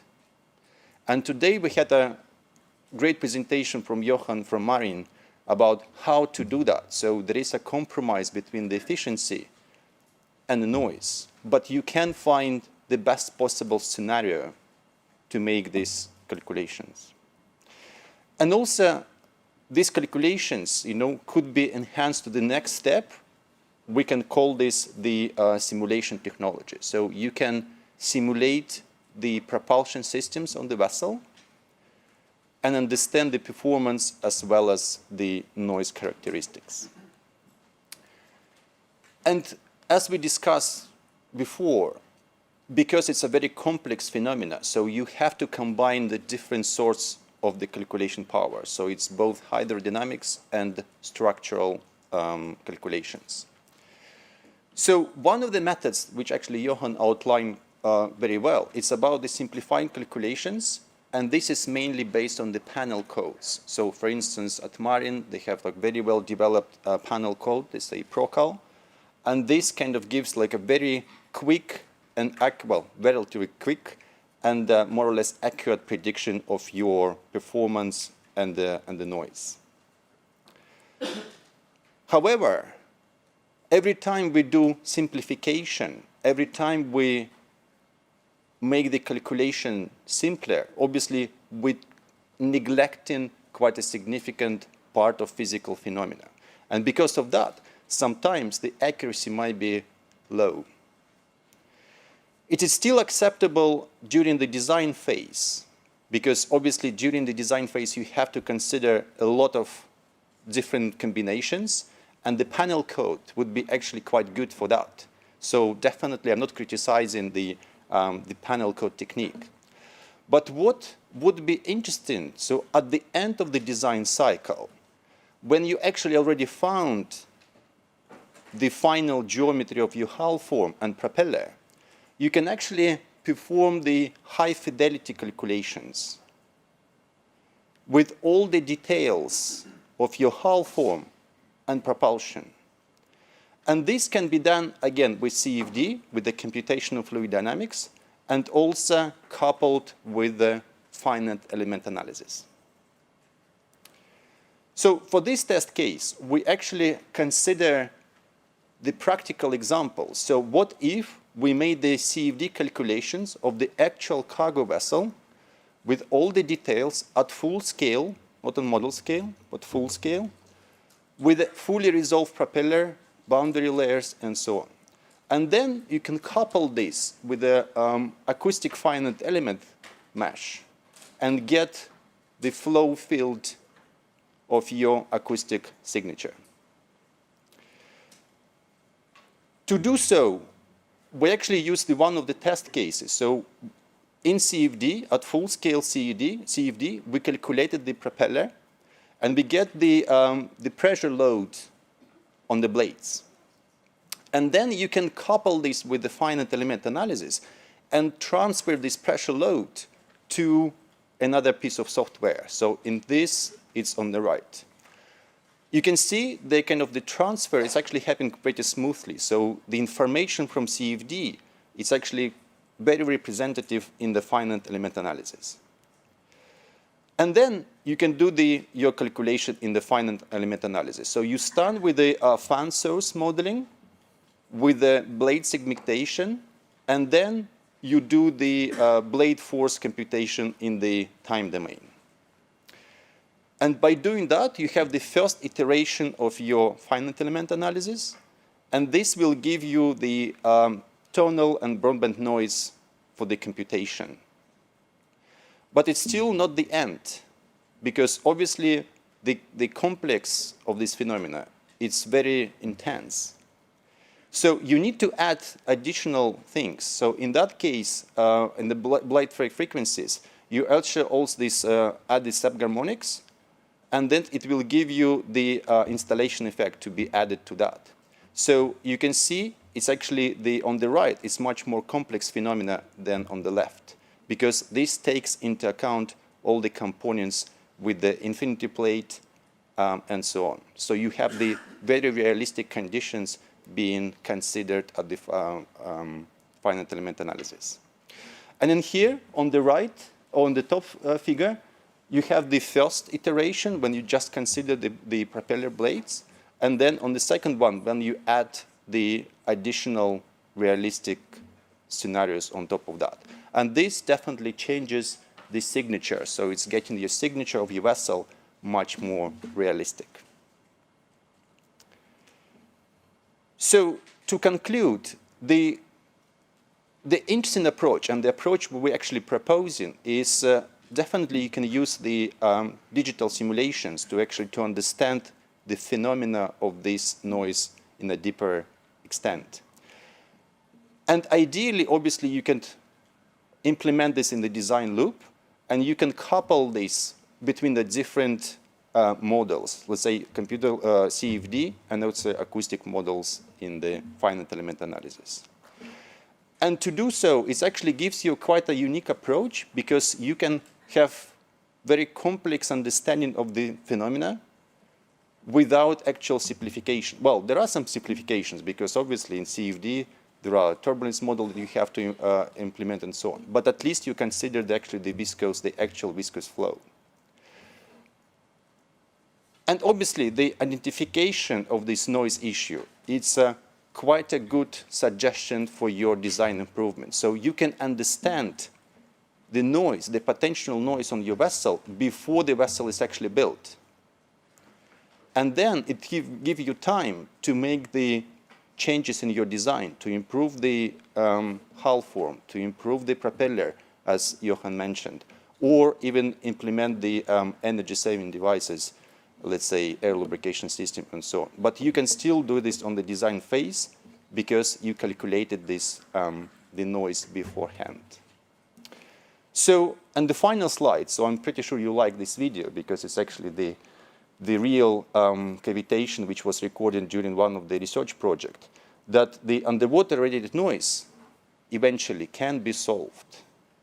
And this is a remarkable thing to do, and I would like to highlight this. Thank you very much.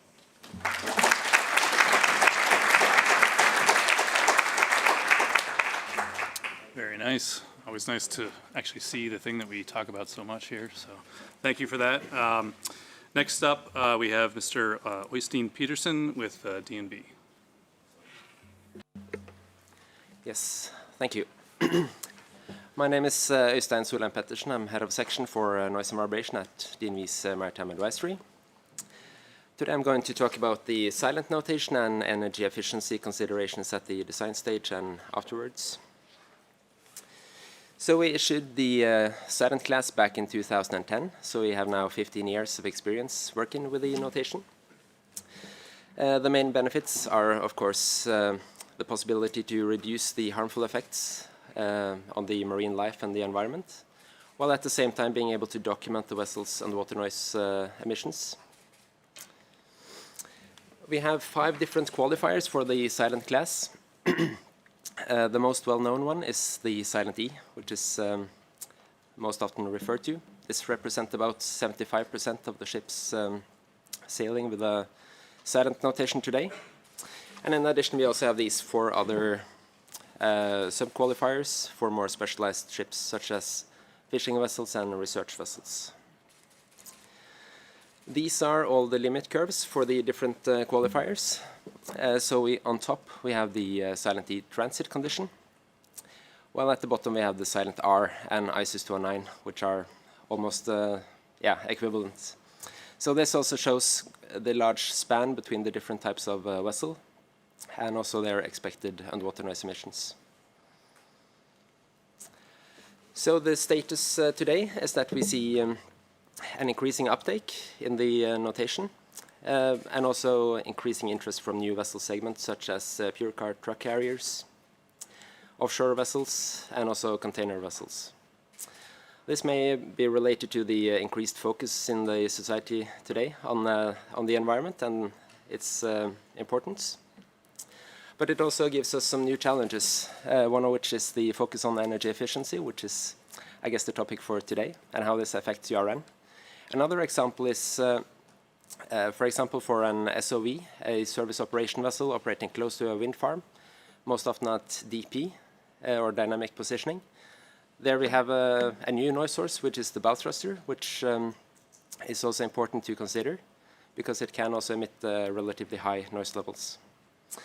This all leads us to the need to identify the co-benefits between energy efficiency and URN reduction. And it leads us down a couple of different paths for new buildings and also for existing ships. There would therefore need to be a need to identify the co-benefits for new buildings, such as in the selection of machinery and propulsion systems. One example could perhaps be an increased propeller diameter, which may be beneficial to both topics. And we also see the operational measures, which have also been discussed here. But how can we actually monitor and control these operational measures effectively? That's something I'll get back to. So to summarize the silent notation, we have a growing uptake today, but mainly among the smaller vessels and cruise ships. We do see that there is a need to also enable large commercial ships to get the notation. They have up until now maybe been a bit hindered through their high baseline noise level, and also the lack maybe in confidence in meeting the limits among different stakeholders. We talked about the ship specifications. So some stakeholders might be a bit reluctant to include this in the ship specifications. Along with the commercial ships, we would also like to highlight the need to quiet the worst performers, such as ships sailing today with singing propellers or pressure side cavitation and so on. So these are phenomena that can generate quite high noise levels without necessarily being linked directly to the vessel's size. But looking to the picture to the right there, how can we actually benchmark such a large number of vessels? So it seems that there is a large job ahead. And now a few words about the noise control strategy we would usually follow for a low noise vessel. This approach would be an example for a low noise research vessel, while it can be compressed a bit for vessels complying with, say, the Silent E, which is not as stringent and as the Silent R requirements, for example. So we would like to come in early in the design phase to be able to identify low-hanging fruits to be rectified before going into the detailed analysis, where the more detailed drawings will be available, and we will be able to calculate or estimate the underwater noise emissions before comparing the noise levels to the criteria that are applicable to the ship. When we're working on new buildings, we usually see that the silent notation is included in the specification, so then we actually have a firm set of requirements to refer to. And then it might also be relevant to join vendor tests and inspections. For example, doing factory acceptance tests to ensure that the machinery that will be installed on board operates effectively. And then when the vessel is finalized, of course, it will be important to do the full-scale measurement of the ship. And this table is just to highlight the different need for noise and vibration control for different types of underwater noise criteria, and also some suggestion for propulsion system for such vessels. As I mentioned, the early design review, this could also be a tool to distribute the responsibility from the shipyard down to the machinery vendors to actually take on some of the risk to be able to distribute that away from the yard. So we can also put limitations on the machinery that will be installed on board. And then we already discussed the propeller analysis, and this will also be a very important part of the underwater noise assessment. So combining this then with an assessment of the machinery on board, we can then estimate the entire noise signature of the vessel. This is just a table of different propeller parameters that can be adjusted at an early stage in the project. This is very much work in progress, but it could be used as a starting point to try to identify some low-hanging fruits and do some early measures to reduce underwater noise and try to increase the energy efficiency of the vessel.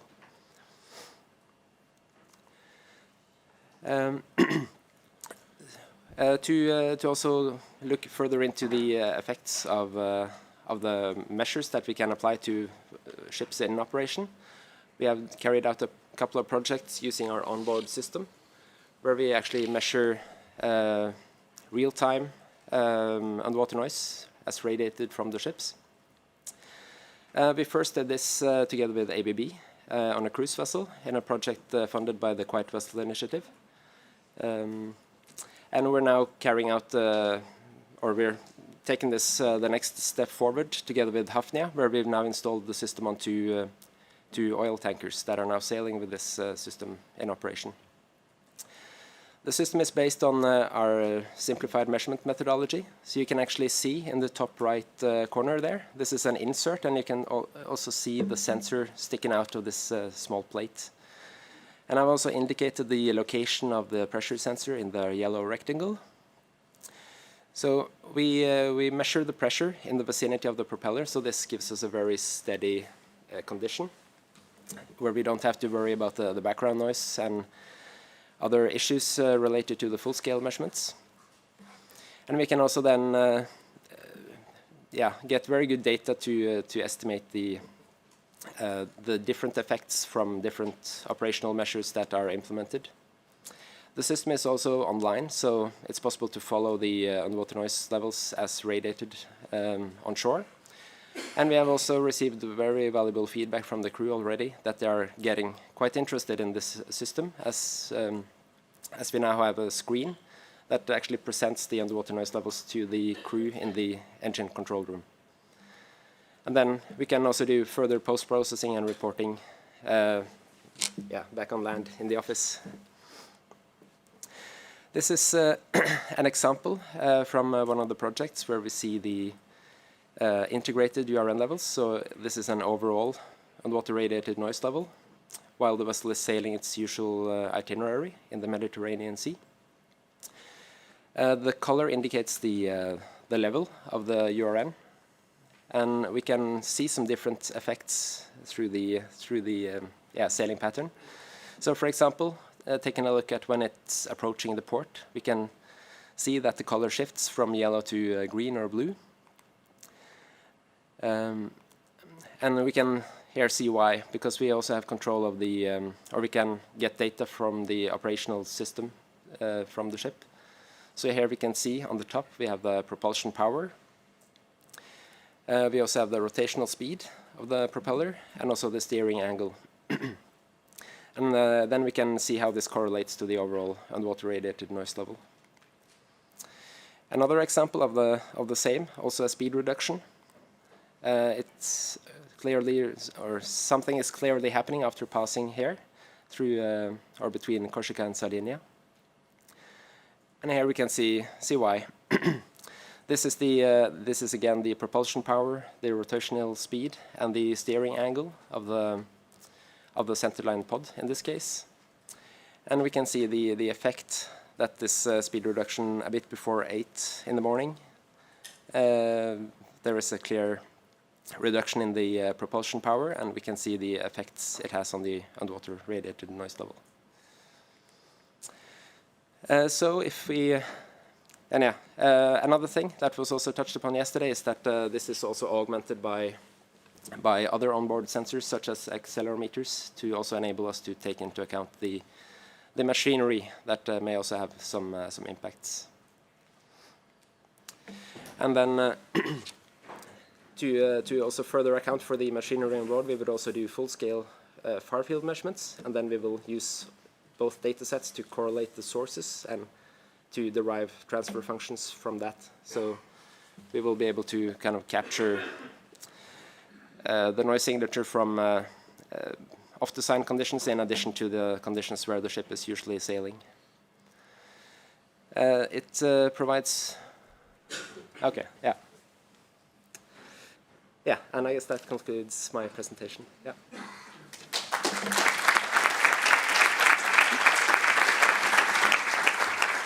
Thank you for that. Yeah, I think the monitoring system certainly speaks directly to comments made yesterday about providing instant feedback to the bridge. So yeah, thank you. Yeah, thank you. All right, and our last presenter for the morning session here is Aurélie Kosandi-Godin with Transport Canada and Captain Deepak Kukreti with Maersk. Thank you. Gotta do this. Thank you, Jesse. So pleasure to be here and to introduce you to Canada's URN Management Pilot Project initiatives alongside one of our valued pilot member. Okay, so this is part of our Canada's broader effort to support the experience building phase. So this is led by Transport Canada. It's a group that we launched in December 2024. We currently have 14 ship owners to participate in this initiative. Some of them are domestic. We actually have BC Ferries here and FedNav that are here with us. And it also includes some major international operators like Maersk that is here today. It also brings together industry associations and representatives from the ECHO program and the Mars Acoustic Stations, which operates also stations on the East Coast. We've heard a little bit about it yesterday. The group's main objective are really to share experience, build capacity around URN management planning, and raise awareness about the revised guidelines. But most importantly, what we really wanted to do is to enable and facilitate access to Canadian URN data. So participant can access government-owned acoustic data at no cost, and we're facilitating also interaction and connections with the Mars acoustic station. So speaking a little bit more about those different acoustic station, autonomous buoys in Canadian waters, Canada has invested quite a bit in key infrastructure to monitor URN over time. The Mars project is located near Rimouski. It's been there since 2021. They've collected over 3,000 measurements now. It is led by research consortiums. It's also supported by ship owners directly and do receive some public funding.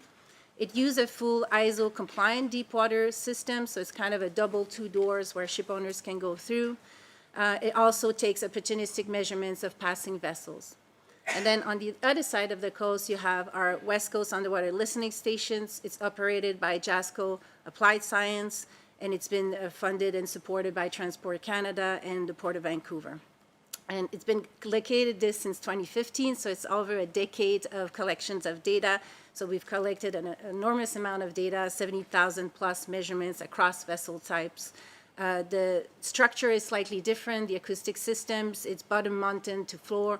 It's cable to shore. It match AIS, so we have in real time signatures of every ship's passing over the stations.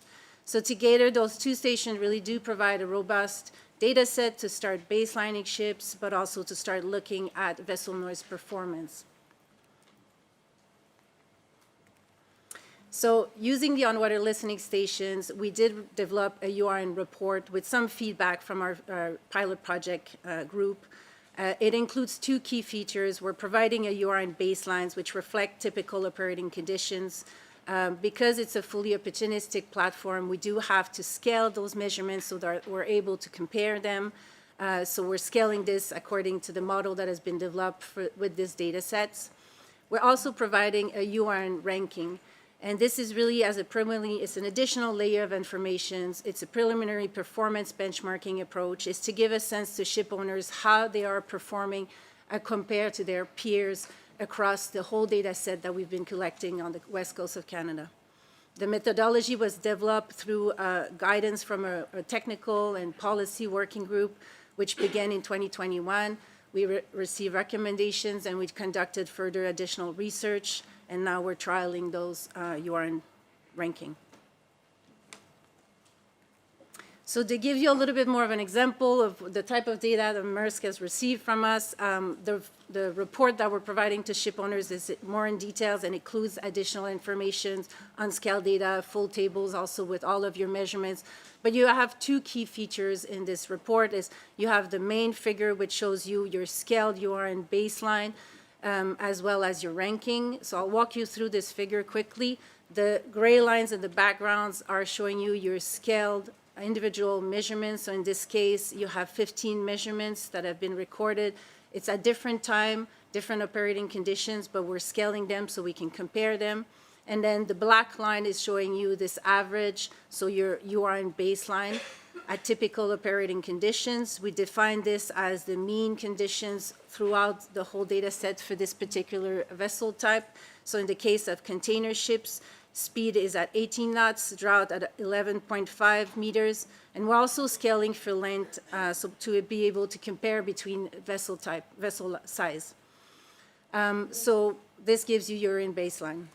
And then you're actually comparing these baselines according to three limits that you can see color-coded in the background.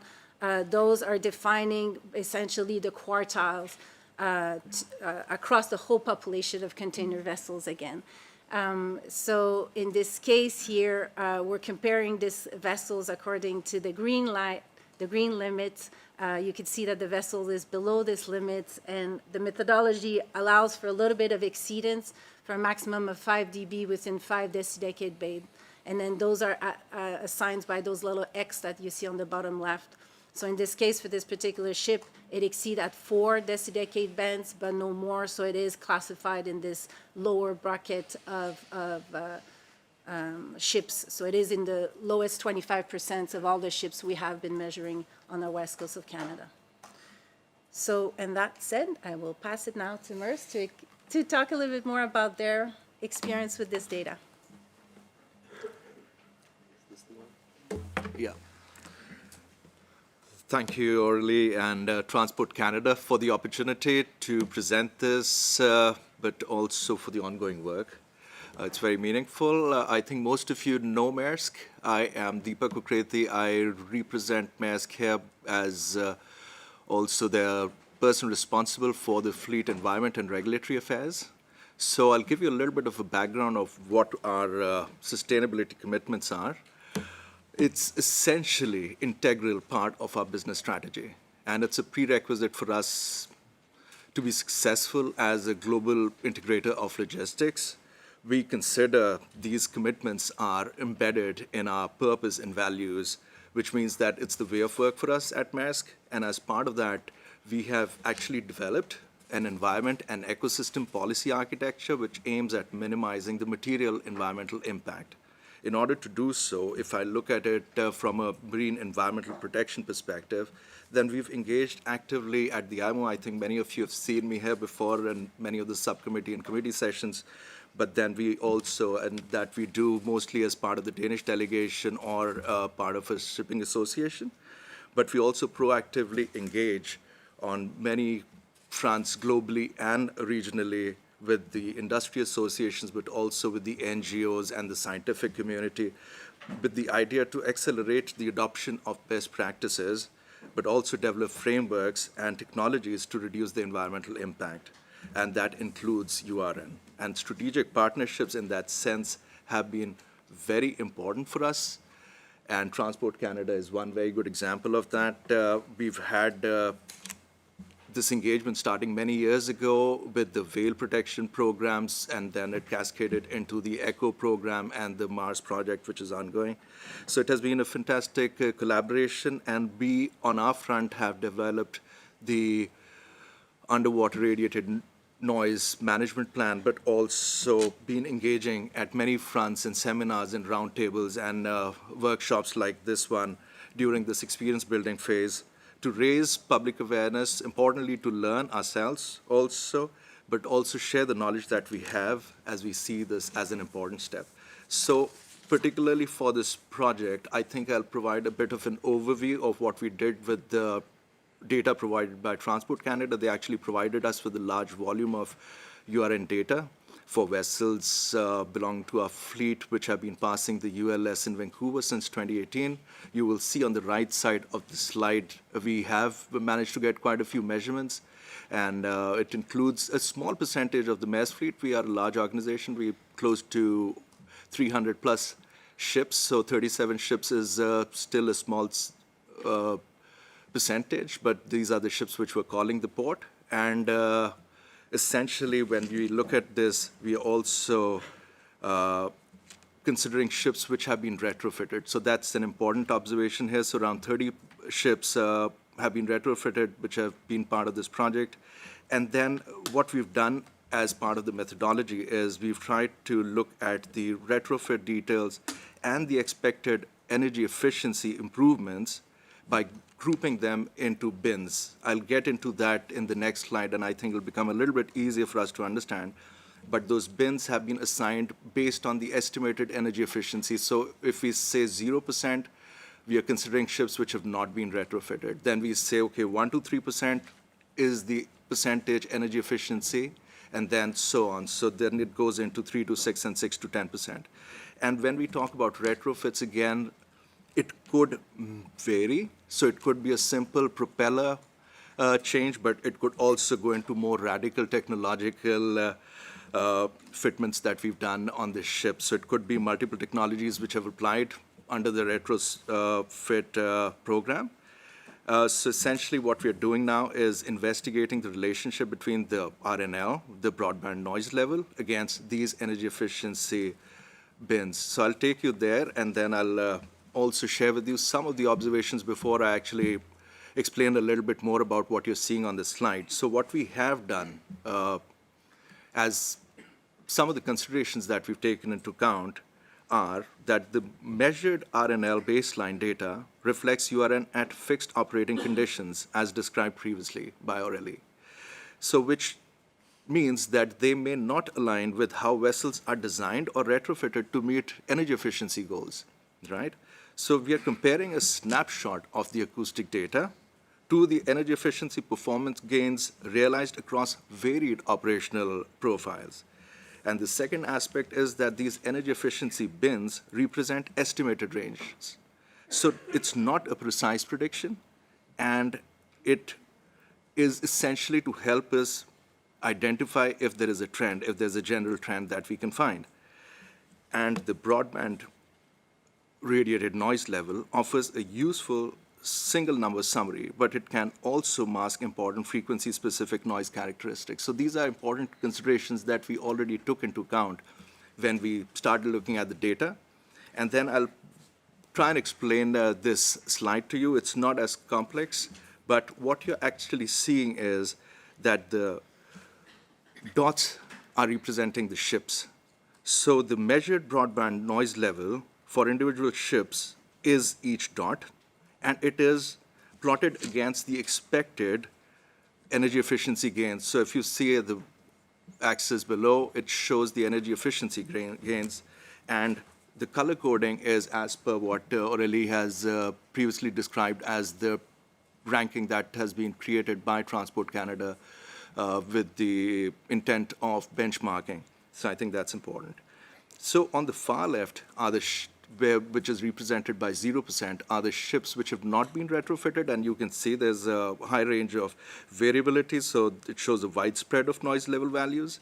And as we move right, the energy efficiency gains are increasing with more complex retrofit combinations. But we're also seeing a corresponding shift in the URN levels. So we do acknowledge that at this point in time, the sample size is still small, but we can see that there is a modest shift when it comes to the URN levels across the energy efficiency bins.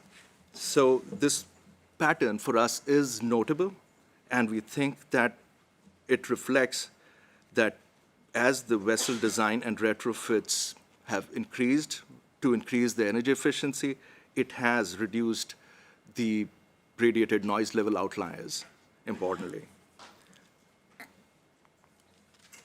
And I would now go on to some of the learnings, because we went into the pilot project and into URN with obviously certain expectations, but also we had to develop a strategy as to how do we address this. We as an organization have over the years become very efficient when it comes to fuel efficiency and fuel consumption. So Maersk as an organization performs energy optimization in a very structured and a very well-documented process, which involves CFD and model testing for every case, which also means that it's important for us to make informed decisions with a high degree of confidence so we can realize the estimated fuel cost and emission savings.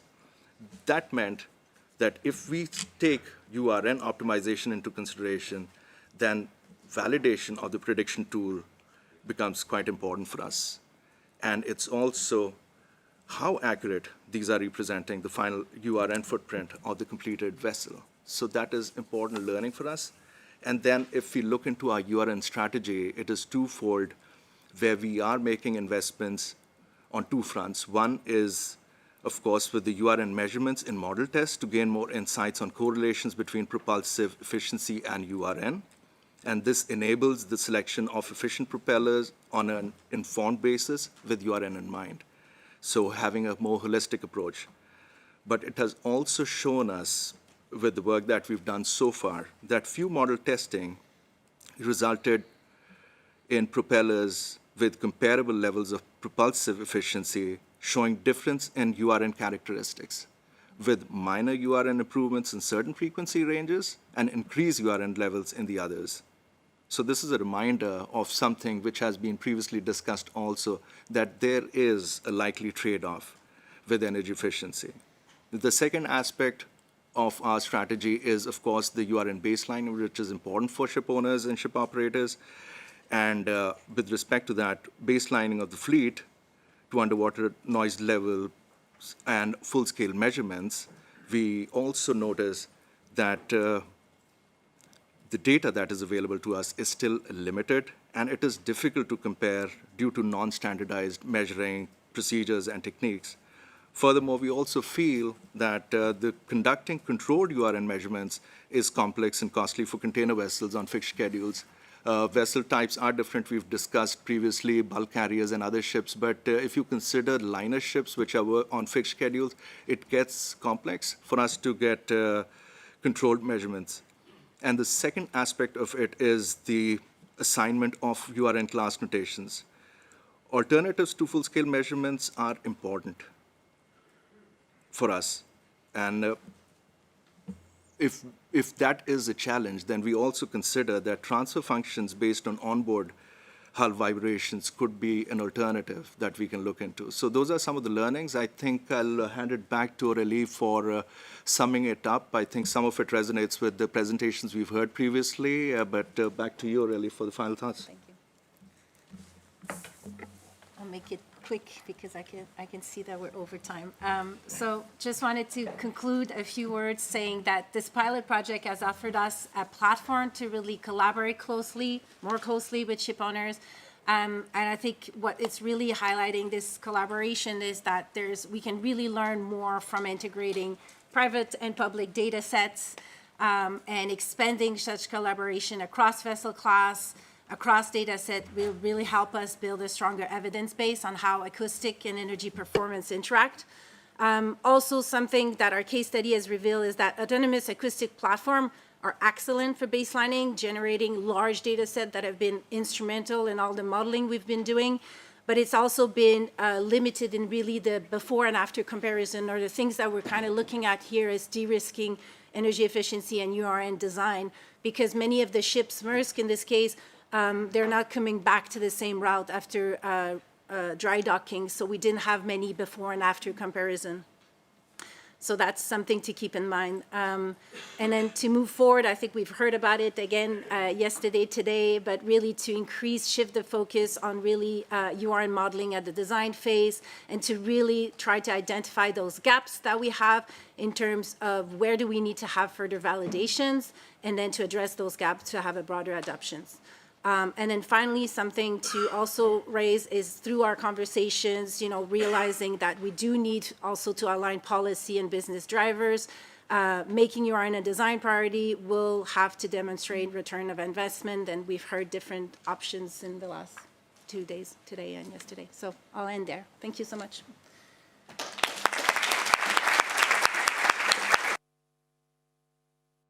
All right, yeah, thank you very much. I think we'll quickly move into the Q&A session. So, first hand shot up over here. Hello, Daniel Andres from Navios, Argentina. To Mrs. Aurélie, please, I would like to know if the measurements that you did was with a hydrophone 6 when the vessel passed, no? Only in this condition? Please, could you explain? Sure. So yes, this platform has been in place since 2020. It is under the main shipping lanes that leads to the Port of Vancouver. It is bottom mounted. It's 2 different kind of tripod type of system. There's an extreme high current in the region, so a full line, vertical line wouldn't work.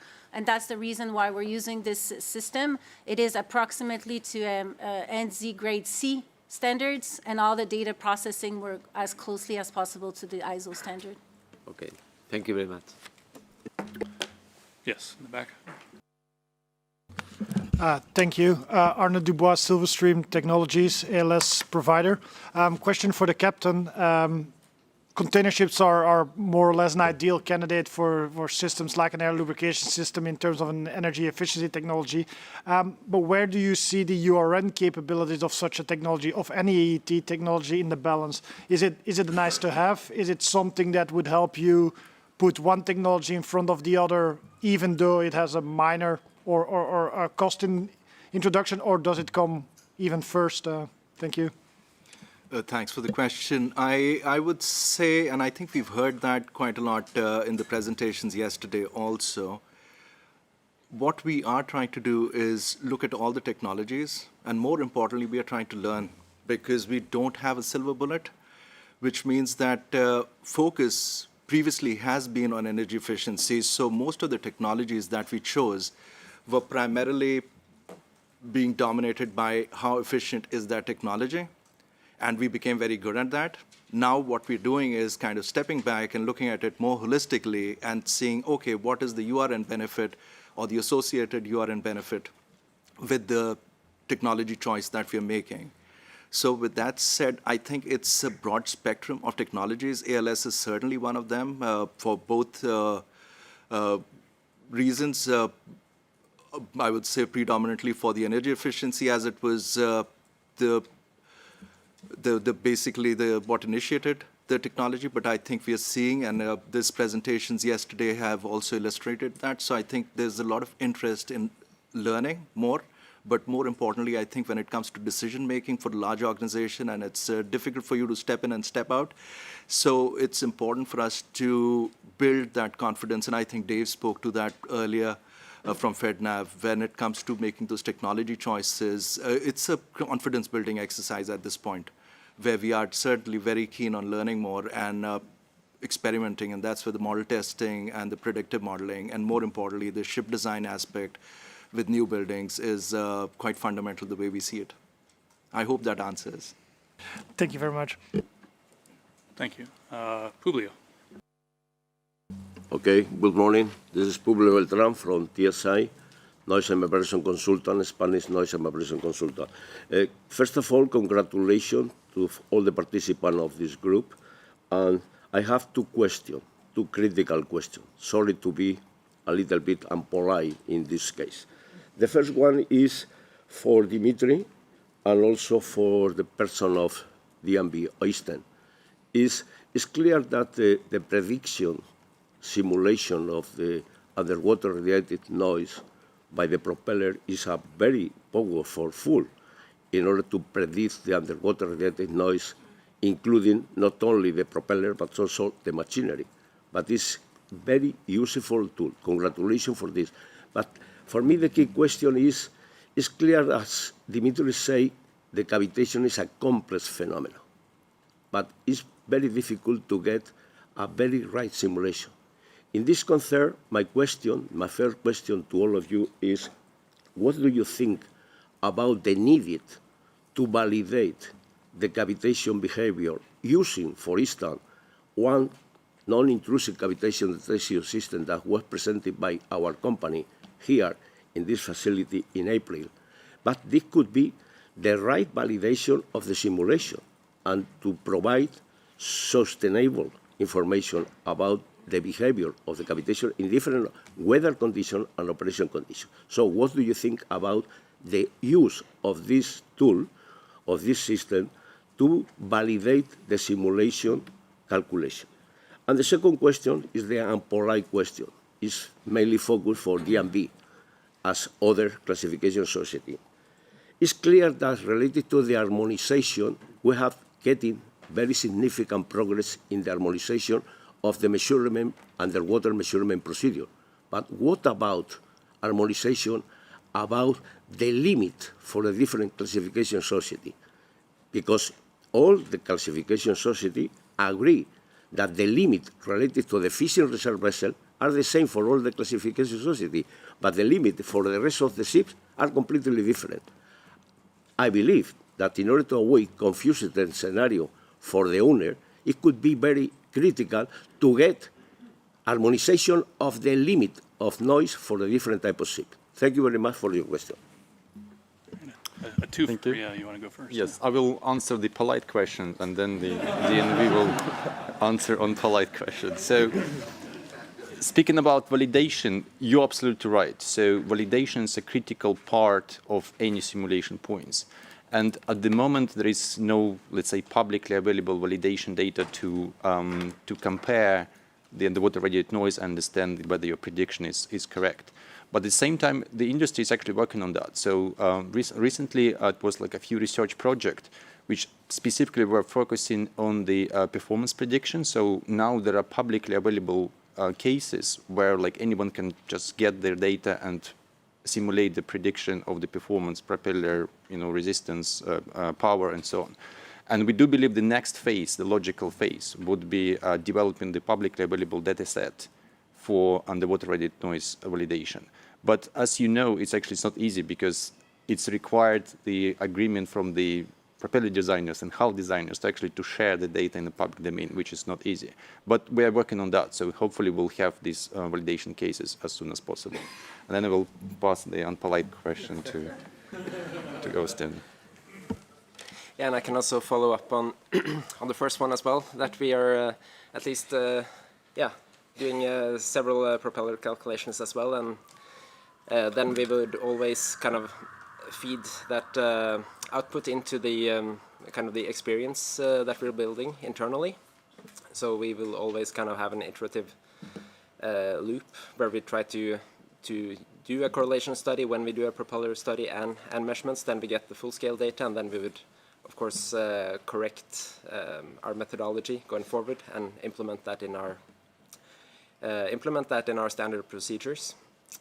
And also regarding the non-intrusive cavitation detection system, I think that's a very good system, and it's similar to what we have also developed in DNV. The difference is primarily that we are using a pressure sensor, so we're actually measuring the pressure emitted from the propeller.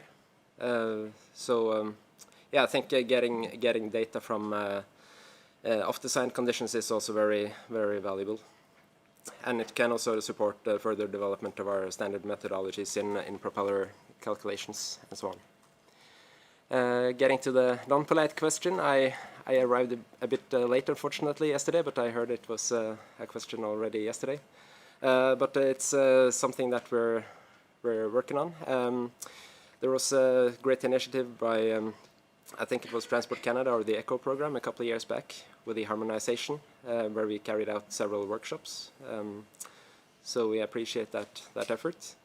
And I think it's also a great step forward with the publication of the ISO shallow water method. So I think having standardized measurement methods is a great step forward, and would also enable us to do further potential alignment. But it's maybe a long process.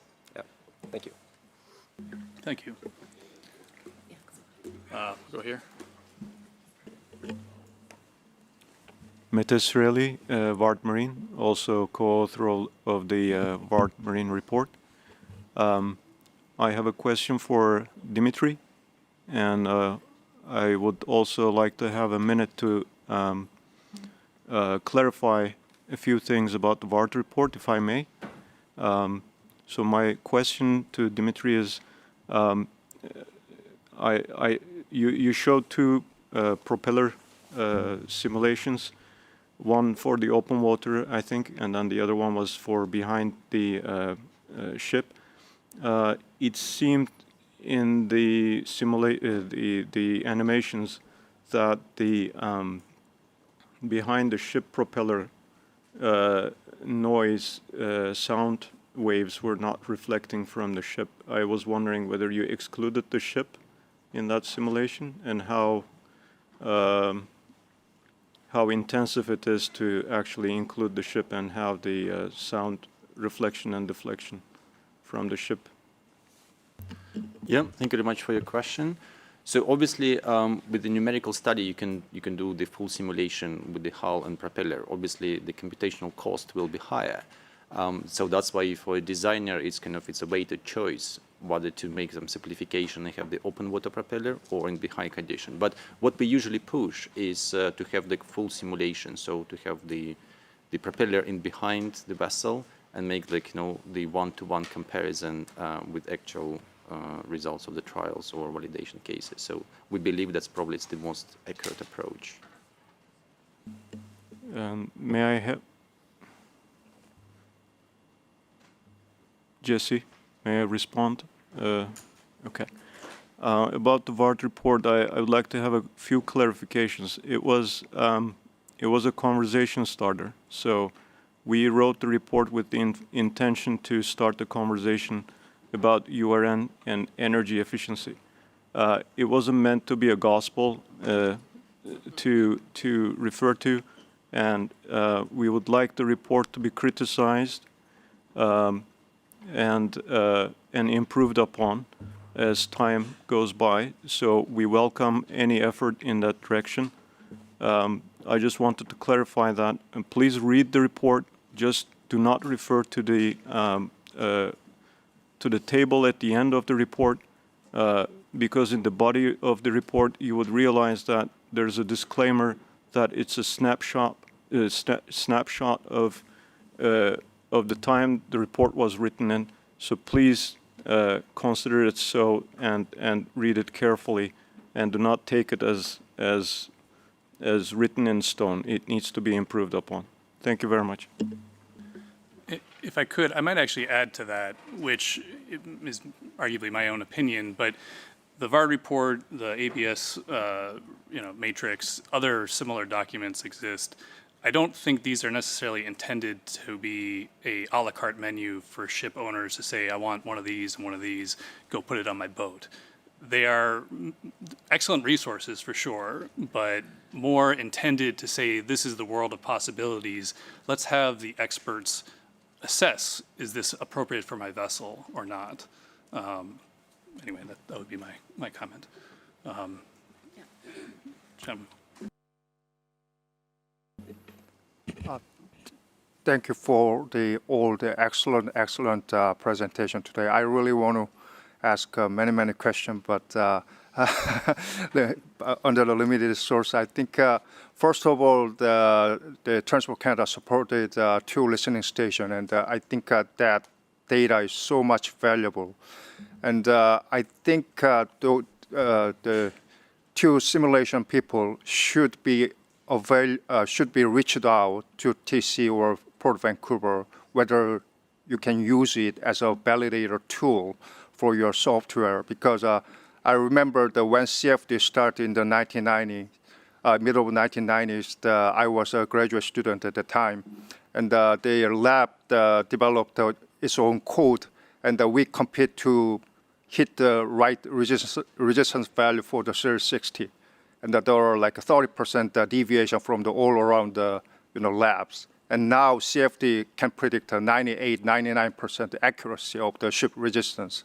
So after 30 years, it is right now. So I don't think the URN prediction is the hit the target like a CFD resistance calculation right now. We need time.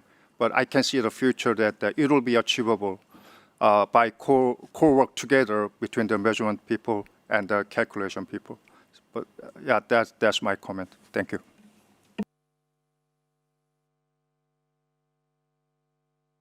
Oh, maybe one more question. Yes, in the back. Michael Jasny, NRDC. Lots of great presentations. Want to really commend the work that Transport Canada has done on the pilot program. Extremely important for demonstrating how underwater vessel noise management planning can be done with targets or specifications, potential specifications in mind. I guess my question is for Captain Kripati, about just one of the last points that you made in your portion of the presentation, when you were speaking about the complications inherent in achieving quiet vessel notations. I wonder, and you were suggesting that perhaps some alternative might be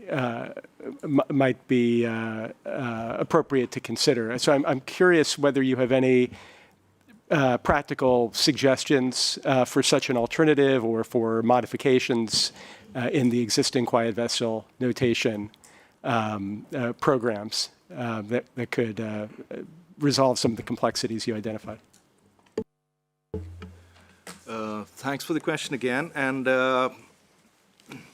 I would say it is more from a very operational and a practical standpoint that when we are looking for class notations and we are required to have full-scale measurements, it does become a challenge. And what we have been discussing also with member states bilaterally, but also with many other entities, are what could be some of the alternatives. One of the things we've talked about previously is, and I think it has been touched upon also today, and also with DNV, with Øystein, is can we have onboard measurements? So if we can have devices which are installed onboard, and if I can find the noise signature of a vessel when it is under construction, can it be one of the alternatives? The second alternative that we're looking at is transfer functions as to how do we use some of the model testing and all the data and the calculations, and based on, and also we yesterday touched upon AI, so we think there is room for using some of that technology to move away from some of the operational constraints that may slow us down. So it is something which may develop over time, and it obviously is something which will develop with our close collaboration, and we've got quite a few brilliant minds around. So that's at least the ambition. And I also would look at my good colleague who's looked at data and engaged with this, Kenneth, if he has anything to add to this.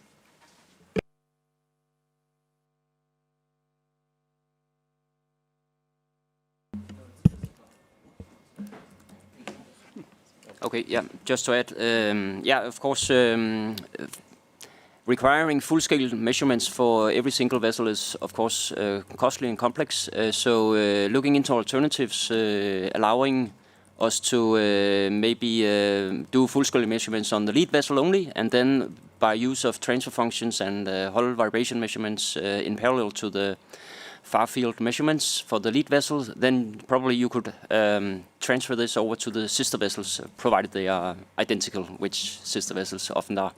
So that could be one way to help this. Now I have the word. I have to add to Dmitry for your presentation. Just not as a point of criticism to your presentation, but just to add to a perspective is that cavitation isn't necessarily bad. It may often be that in a propeller optimization study focusing on energy efficiency, that you will have to have a sweet spot where you have cavitation, so positive impact from cavitation. So just to add that, and that is why it's so complex, because thereby you also increase the noise, obviously, right? But for the efficiency optimization, you might need to have a little bit of good cavitation, the right pattern, the right behavior. So just to add that. Thanks. Thank you very much. So yeah, definitely it's not about the criticism. I didn't consider this a criticism, but you're absolutely right. So it's not about completely reducing the cavitation, but knowing the effect of cavitation. That's the critical bit. Thank you. All right, and with that, I think we'll hand it back over. Thank you very much, Jesse and Leila, and what a fantastic discussion on what I would call great leadership by Siemens, DMV, and Maersk. And I spoke yesterday briefly from what I observed about political will, and to see the Canadian government create a system that Maersk could take advantage of is fantastic. So that's what's required elsewhere, and I'm sure there are other examples. So I'd like you to put your hands together to thank Leila and Jesse and this panel. Thank you very much.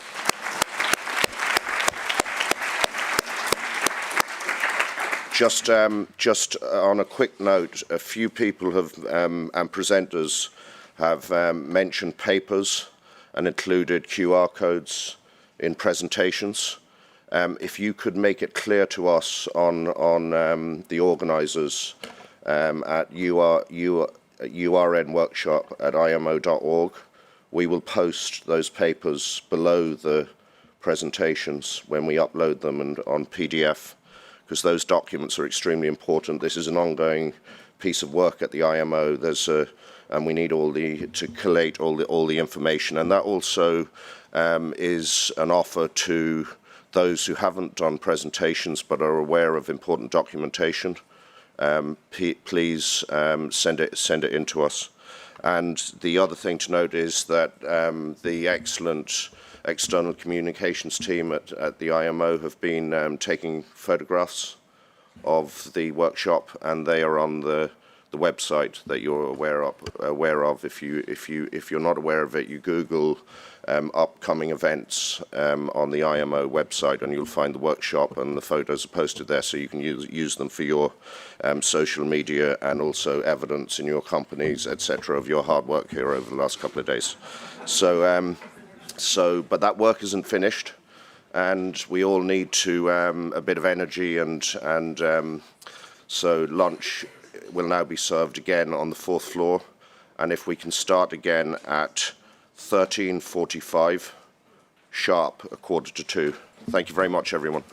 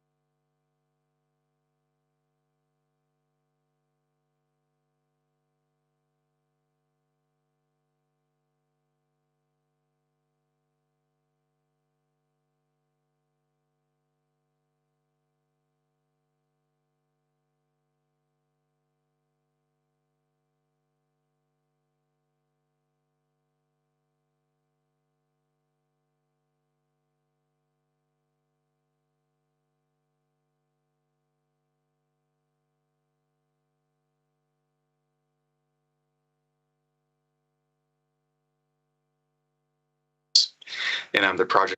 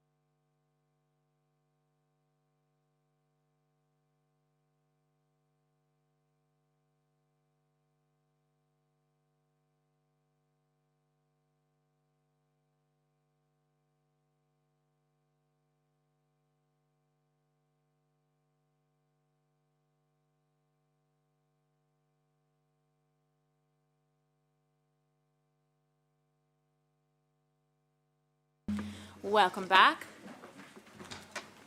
Hope everybody had a pleasant lunch. We're very pleased to get started again for this afternoon session. You've heard a lot this morning on our third theme, which was focused on design from a very diverse angles, really rich conversation. We're now going to keep up a note on prediction and validation empirically, just taking it to some even larger scales. So theme 4 looks at that scaling up potential in our modeling, and I'm going to start by welcoming Sevtap Özdoğan from the IMO Secretariat. Go ahead. Thank you, Leila. And good afternoon, everyone, and distinguished delegates and also experts. As the JEF, UNDP, and IMO GLONOIS Partnership Project, we are very pleased to co-host this important workshop and take the floor to share with you the updates on the project, which was shared as a concept in the previous workshop back in 2023.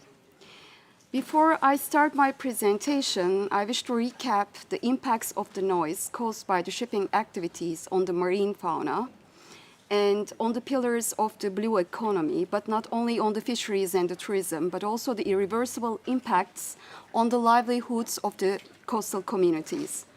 I believe this is an essential part that we should be bearing in mind and use as a catalyzer while discussing the technical issues.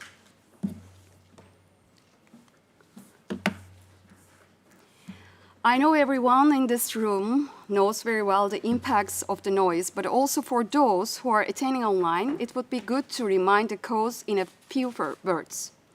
Commercial and recreational vessels produce a wide range of sound frequencies. It's chronic and loud, especially in the coastal areas near the active shipping lanes and ferry roads and ports. And noise overlaps with the frequencies used by the marine mammals and fish to communicate, feed, navigate, and reproduce, and causing severe impacts, not only death, but also physical and physiological effects, impaired hearing, and masking. And the potential impacts depend on several variables, including the acoustic characteristics of the noise source, sound propagation environment, relative distance from the source location, and hearing sensitivity. Against this backdrop and several scientific evidence showing the impacts, JEF, UNDP, and IMO joint initiative of the GLONOIS partnership is supporting the IMO member states in raising awareness, capacity development at national and regional levels, and establishing a strategic partnership at global level, eventually contributing to the uptake of the revised IMO guidelines. Our beneficiary countries are Argentina, Chile, Costa Rica, India, South Africa, Trinidad, and Tobago. India is supporting Georgia and Malaysia, and South Africa is leading Madagascar under the twinning arrangements. The project has started in 2024 and will be completed in December 2026.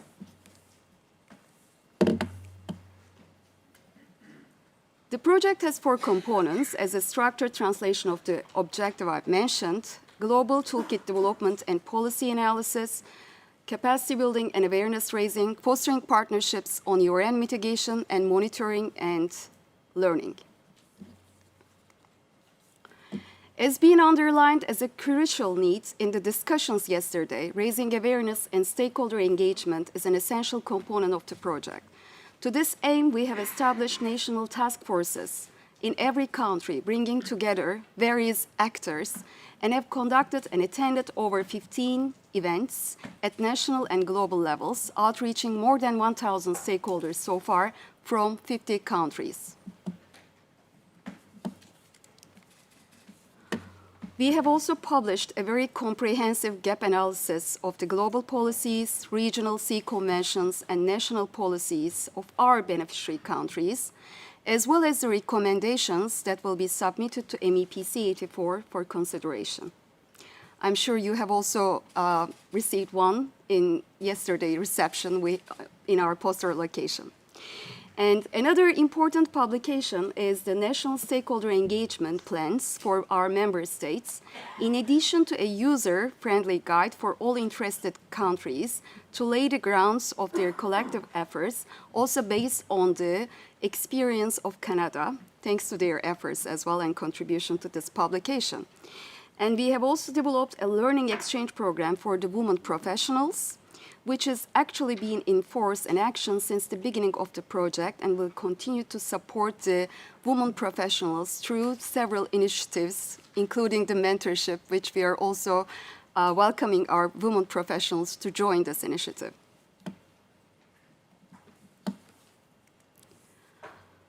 We have achieved also in-kind co-financing from our strategic partners over 16 and up to $30 million so far, and also received cash co-financing of $245,000 from the Kingdom of Saudi Arabia, in particular for the development of the global toolkit, which I will be mentioning in the next slides.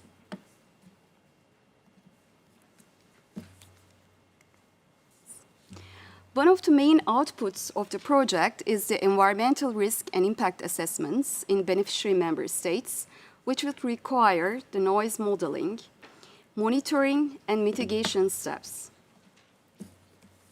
As the first step, GLONOIS Partnership is developing the URN Toolkit as an interactive online learning platform from the very beginners to the most advanced users to support the baseline analysis and also the noise modeling.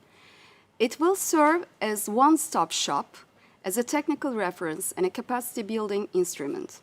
So the users can apply it to learn the basics about underwater acoustics. We would also welcome you to share the reports and studies, as Michael mentioned in his speech, in your presentations, to collect them and share, disseminate under the toolkit. And to run the baseline analysis, model the URN impacts, identify the risks, and propose the mitigation options, and also integrate URN reduction measures into the national plans. So it is important to say here that the toolkit is being developed with a strong participatory approach. It is co-designed and tailored for our lead pilot countries, and we will also organize a stakeholder workshop on the mock-up version for receiving the feedback from the experts and the stakeholders. It will be inclusive and accessible, available in English and Spanish, and optimized for low bandwidth use so that all countries can benefit equally. It is aimed to be iterative and sustainable, which is very important for the software and such systems, meaning that it will evolve through the continuous updates during the maintenance phase and will be hosted under the IMO in the long term. Now I will be giving the floor to Guilherme, our contractor, and to give further information for the development of the toolkit to give you some insights. Okay, you can hear well? Yeah? Okay, so my name is Guilherme Vaz. I'm the guy of the whales of yesterday from Azores. So I'm here to help CEFTAP and IMO with the knowledge that I've been gathering in the last 30 years on the underwater noise, coming from the propellers and the cavitation, as you heard a lot, towards the real underwater radiated noise. I have a remark. I heard a lot about noise today, but not about radiated noise. I heard a lot about noise source characterization. So sorry for all the presentations, cavitation, important, but at the end we are speaking about how the noise radiates far fields. So that's one of the topics we will tackle also in these toolkits. We would like to show the basic principles of noise. Don't forget, this is also for countries where people maybe even don't know anything about mathematics or equations, so it's really for everybody to be accessible. So we start from the beginning of very basics until very complex, so we can accomplish all the three things. So what we will have, we are not going to reinvent the wheel. We are going to use a lot of knowledge from IMO, but also from us, from everybody that has open source data, and explain the whole problematic of underwater noise and its assessment. So you will have a system based on a cloud, a powerful system we can scale up until 5,000 users or even more. So it will be something fast because there are a lot of systems out there very slow. And you will have training models You have a repository with data if you want, with documents. So all the documents that we heard this meeting, if they are spread, if you have documents you can share, please send it to SEFTAP, because we would like to be one-shop stop for all kinds of IMO stop for that. So, and we will have a lot of knowledge database for risk identification, experts assessment, those response. But we will also give tools to assess the underwater noise propagation. So how the noise propagates, take into account the bathymetry, the species that are there, the speed of sound, the temperature. So you see here one example of something we did already with the GUI. So it's a very simple tool where you put the AIS data and you can get first principles. But you also have something like more complicated, like the raindrop advance, where you can see, for instance, here underwater noise maps in the coast of Portugal made by shipping, but also for wind turbines. So you can combine wind turbines with shipping, all modeling, and you can also include here models from mitigation measurements, that somebody mitigation systems. So, and you can do graphs like on the left, which is a European standards called LOPE, level on onset biological adverse effects, where European is pushing for above some threshold, you will have some repercussions, well, maybe in the future. So that's what we're doing. Toolkit, basic principles, and very complex noise assessment, open source, everybody can be used.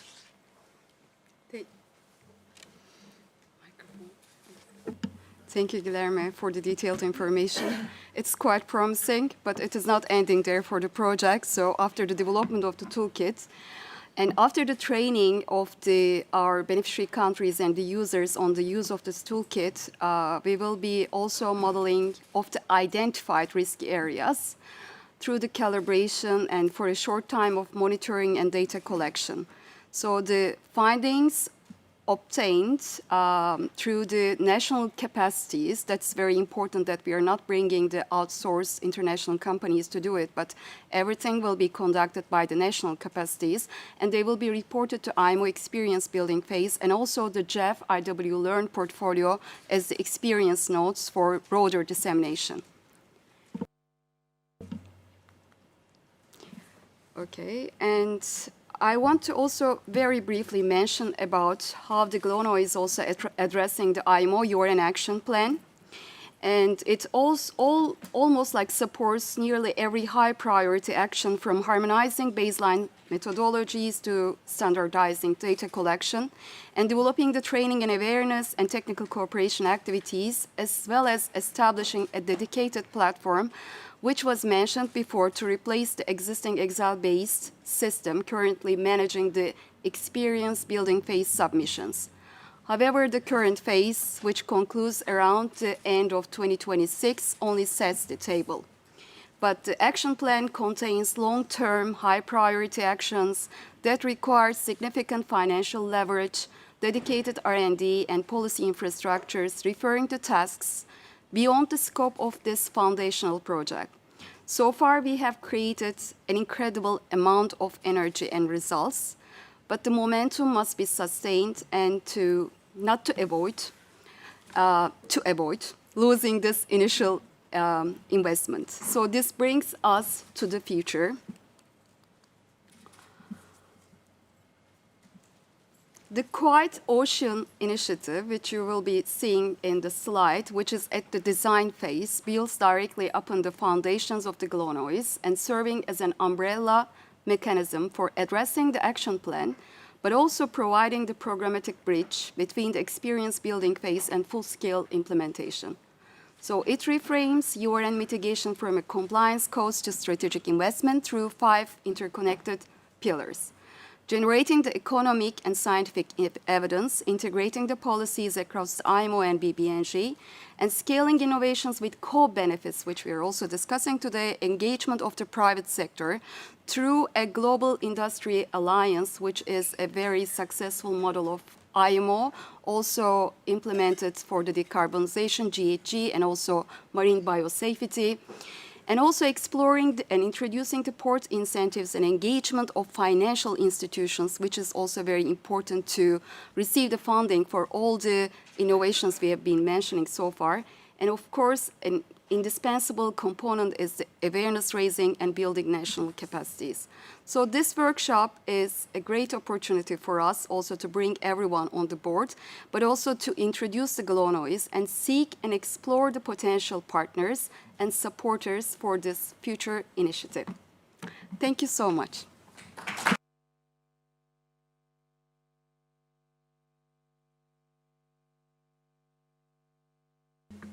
Thank you very much, Sevtap. We're going to move now to Mr. Samy Djavidnia. I'm going to do it right. Djavidnia. How'd it go? You did it right, Leila. Okay, I didn't, but thank you. Good afternoon, everybody. Yeah, so my name is Samy, and it's a pleasure to be here with you.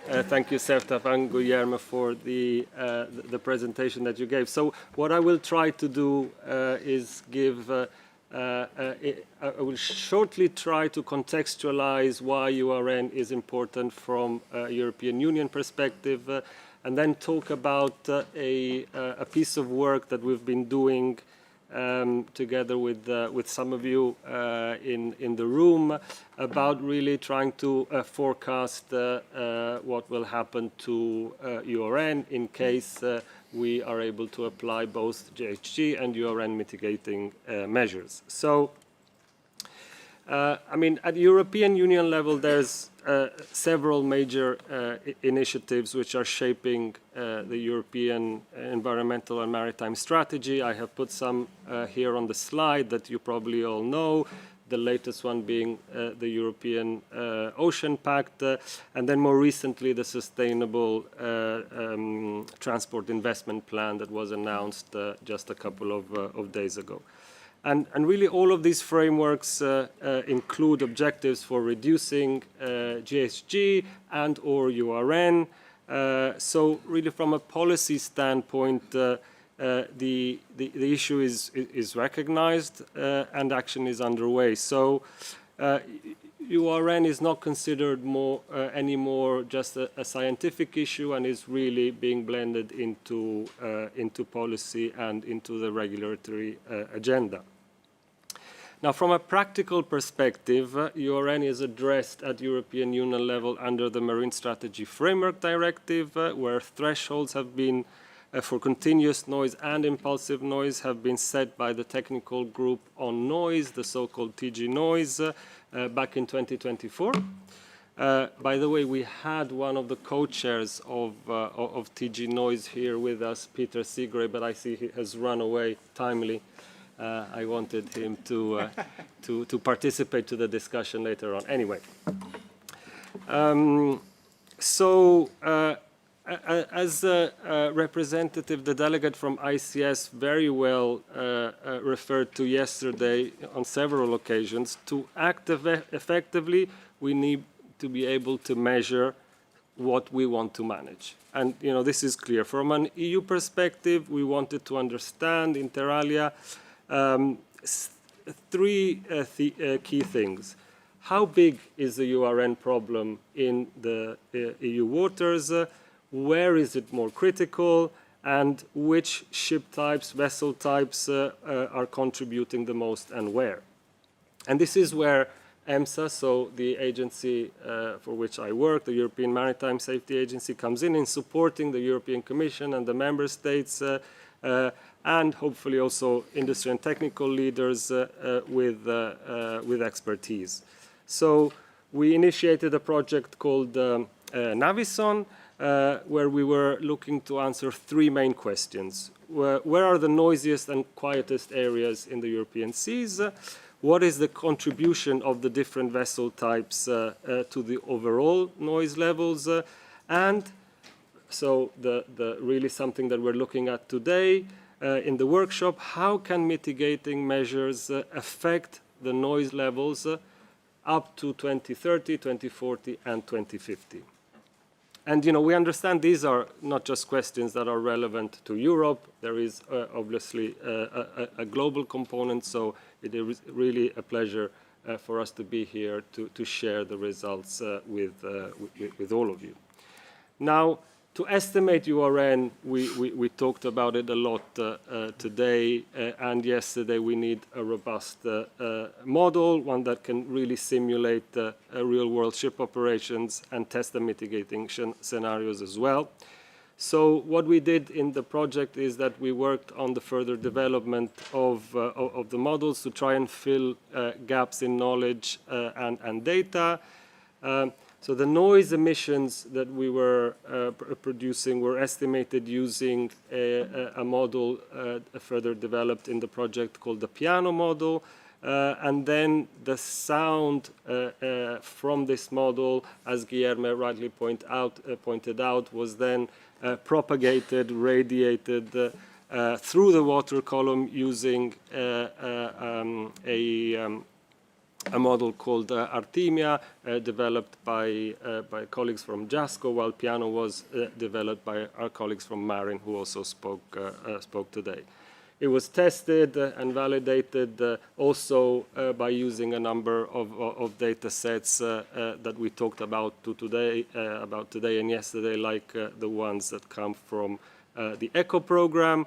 It really covering different ship types, different engine types, and propeller configurations as well. So we believe we have come up with a fairly robust model to inform policy and at the same time flexible enough to simulate different scenarios looking into the future. So these maps show the hindcast results. So we had the project was divided in two. We looked at 7 to 8 year URN noise maps for all of Europe for all of the ship types together, which is what is represented now. But we also have the maps for each independent ship type as well, where we can really observe where the noisiest and quietest spots are. What is also interesting is that by post-processing the data, the soundscape data, we can calculate a number of indicators. In this case, we have plotted on the right the sound energy density, which you have by dividing the acoustic energy by the sea volume. And this really enables us to compare different regions in the same way, and ship types as well, and over frequencies. This, we believe, is a kind of insight which is very important because it helps us focus the mitigating measures that we want to apply where they have the major impact and where the cost-benefit ratios are most favorable. Again, linking up to what the gentleman from BC Ferry said yesterday, is because each operator has its own type of operations and problems. For example, from our analysis, for example, if we look at the 125 hertz frequency, we see that if we target RoRo vessels, this may deliver far greater noise reduction than just dispersing the efforts evenly across all of the ship types. But let's move to the forecasting component, where we aim to produce a set of future sound maps for the European seas based on a number of different scenarios, which I'll very quickly go through later on. We have discussed today and yesterday, and we know that it's already in the IMO revised guidelines that there are several both operational and technical measures to reduce URN, and we tried to include them all in the different scenarios. So what we did is, instead of recalculating the maps for each scenario, we developed a probabilistic approach where we combined the baseline sound maps with the mitigating measures and layers, using a joint probability matrix to reflect as much as possible realistic adoption rates of the measures by ship type and noise mechanism. And this really allowed us to be rather flexible in developing these multiple scenarios while maintaining consistency and integrity throughout the exercise. Now, because we only could model a limited number of mitigating measures, we conducted a detailed review, and we came up with 6 measures that you can see here. The slower vessel speeds, the quieter propellers, the more efficient propellers, stuff that we have discussed during these 2 days. Some affect greenhouse gas, some URN, and some like speed reduction. We have seen both. We then used DNV's 2022 energy transition outlook for the traffic projections and modeled the probability of uptake of the measures for greenhouse gas aligned with the old 2022 IMO roadmap. Here you can see an example of a joint probability matrix showing the adoption rates we utilize for a specific scenario in 2040, where we were combining the greenhouse gas and URN mitigating measures for the 5 ship types. In the interest of time, I will go a little bit quicker. I will tell you what the 4 scenarios were. We had a scenario, what is called here, 0 business as usual, so there is only an increase in traffic. The scenario 1 is where we implemented only the greenhouse gas emissions roadmap. The scenario 2 was the implementation of only URN mitigating measures, and scenario 3, something that we hope is the most realistic one, is the combination of the URN and the greenhouse gas emissions mitigating measures together. So what we see here are the sound energy density per ship type under each scenario, and without going into much detail, we can see some interesting patterns.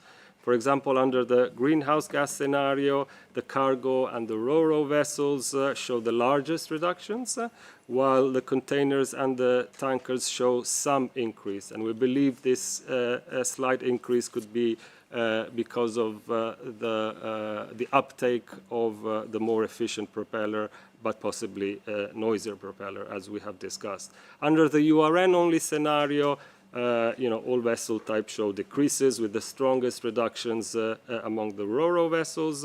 And in the combined URN and greenhouse gas scenario, there is a clear reduction for passenger, cargo, container, and ro-ro ships. So it is also important to underline that these observations are based on the 63 Hertz frequency, and that mitigation effectiveness really can vary at other frequencies. Here, what you see is the percentage change in sound energy density compared with the business as usual scenario.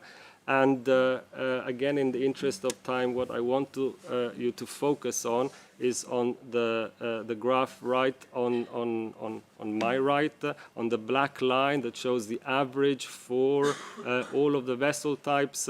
If you go down to 2040, there is a total reduction of approximately 50%, and going down to 2050, the reduction almost reaches 70%. So, there is a number of win-win scenarios. We have talked about them in these days, and our projections seem to confirm that the reduction is possible by implementing both the greenhouse gas and the URN mitigating measures. Now, we have talked a lot about the measurements. I will not go into the details. Maybe we can speak about it in the question and answers, but there's a number of projects trying to use satellite and space assets in order to monitor URN from space. We have a colleague also from the European Space Agency with here together. Maybe we can discuss about it later on as well. So, Three messages I want to share with you. The first one is at EU level, we have a consistent URN monitoring framework which helps to identify the hotspots by frequency, by ship type, and by region. We also have a forecasting model that enables us to evaluate and really prioritize effective mitigating measures.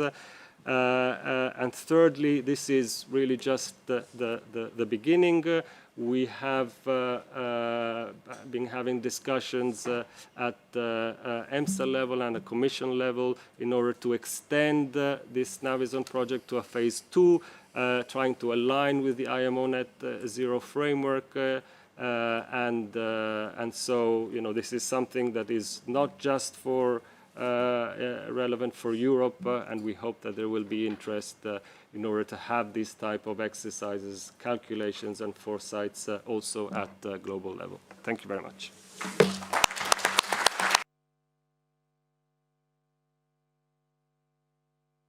Thank you very much, Samy. We are now going to move to a remote presentation. Mr. Dan Flynn is not able to be with us in the room today, but he has a pre-recorded presentation. And when we come to Q&A and panel, he is present remotely and will be able to participate in that way. So I'll leave it to our group. I'm Dan Flynn. I'm a data scientist at the U.S. Department of Transportation, Volpe National Transportation Systems Center here in Cambridge, Massachusetts. And I'm the project manager for what we call MARIN, the Maritime Analytics for Research, Innovation, Noise and Energy tool. I'm here to present our work to date on this tool, and in particular, our work using MARIN to map fuel burn and underwater radiated noise source levels in U.S. waters.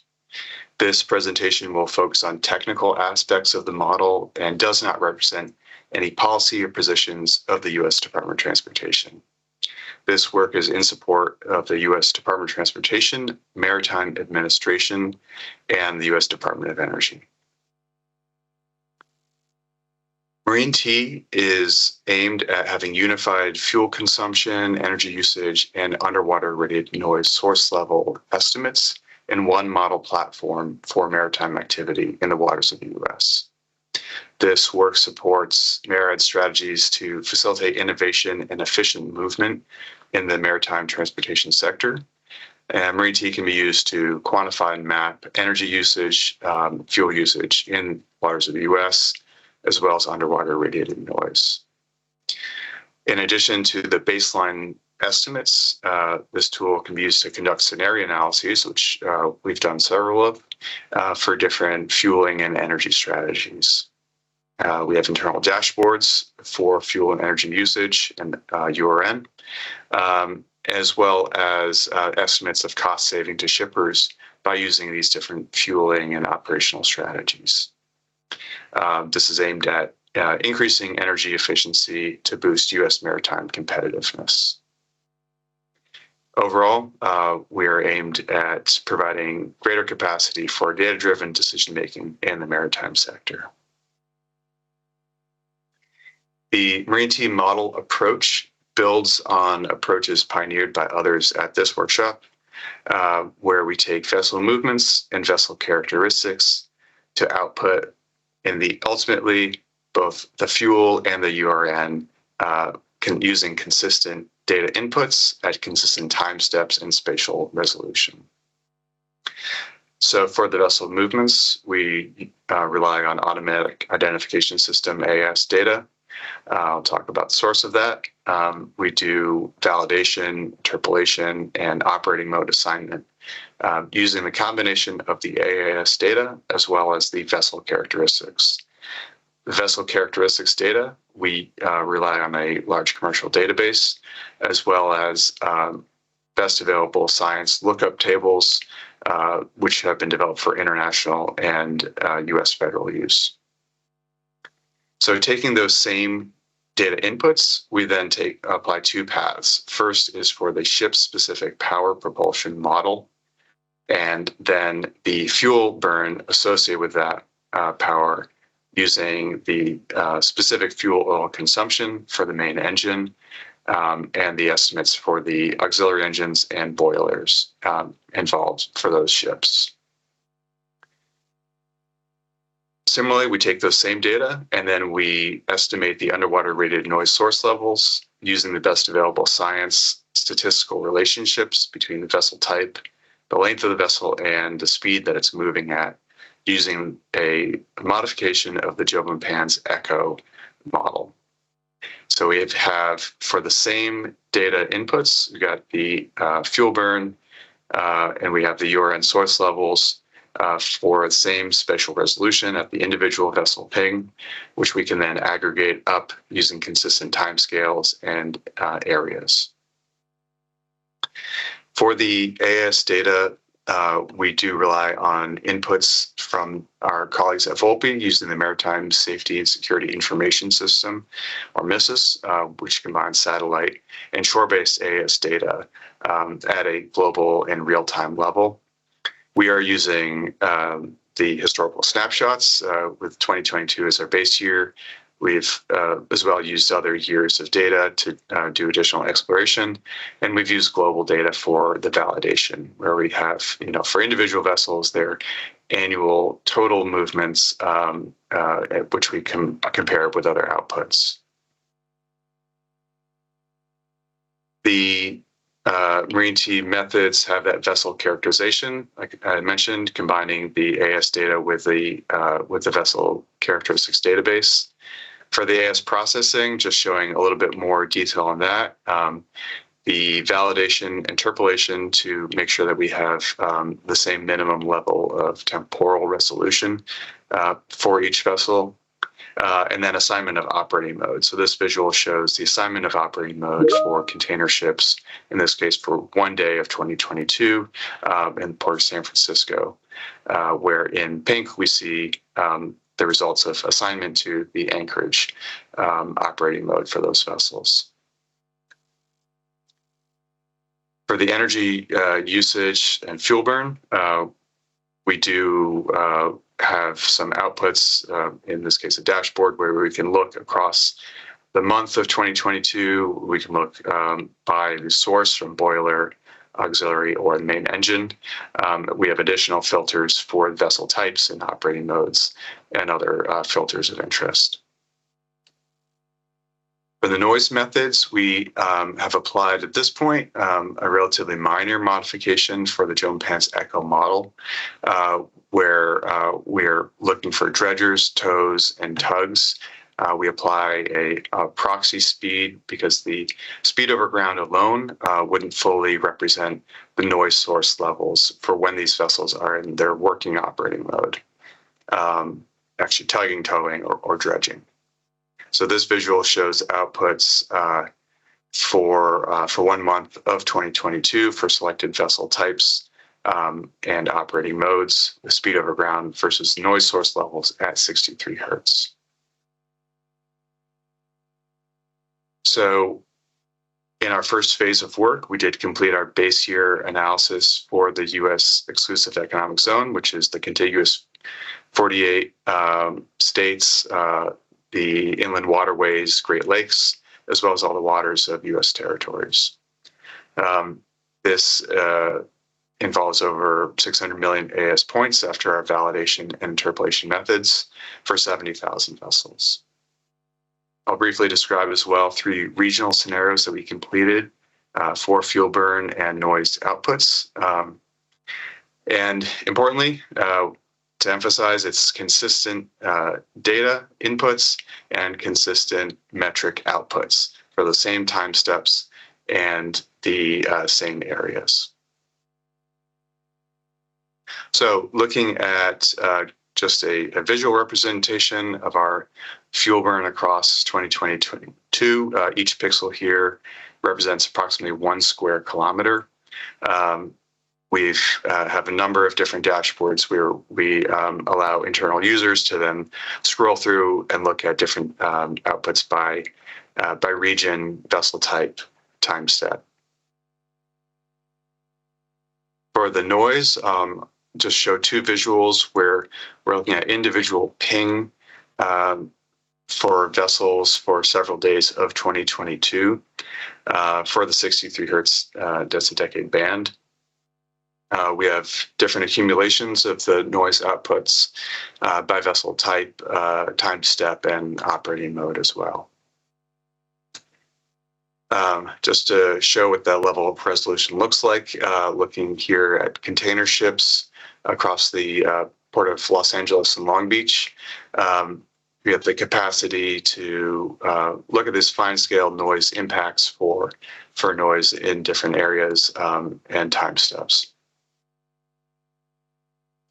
For the scenario work which we've accomplished so far, the goal has been to look for interventions which have combinations of energy efficiency and noise output improvements, or potentially, greater benefits on the energy efficiency or on the noise side, and look at which of these fueling strategies, operational strategies, or noise abatement technologies are applicable in different regions for different vessel types. We've done 3 scenarios in the North Atlantic gateway ports, focusing on fueling strategies. On the Gulf Coast, we've looked at the combination of fueling and operational strategies for offshore service vessels and hovercraft.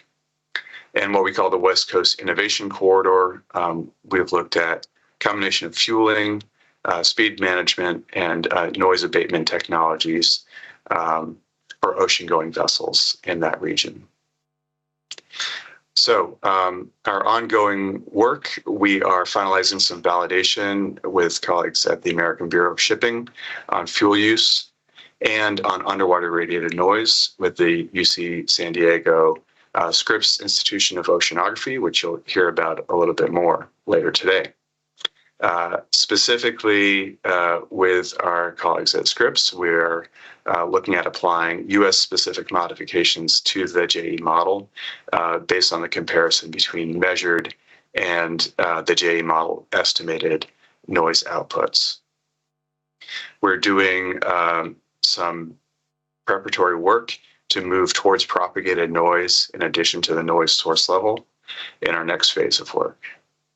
And finally, we're looking forward to, in our next phase, developing outputs of marine T, which can be as useful as possible for the maritime industry, as well as for decision-making. Thank you so much, and appreciate it.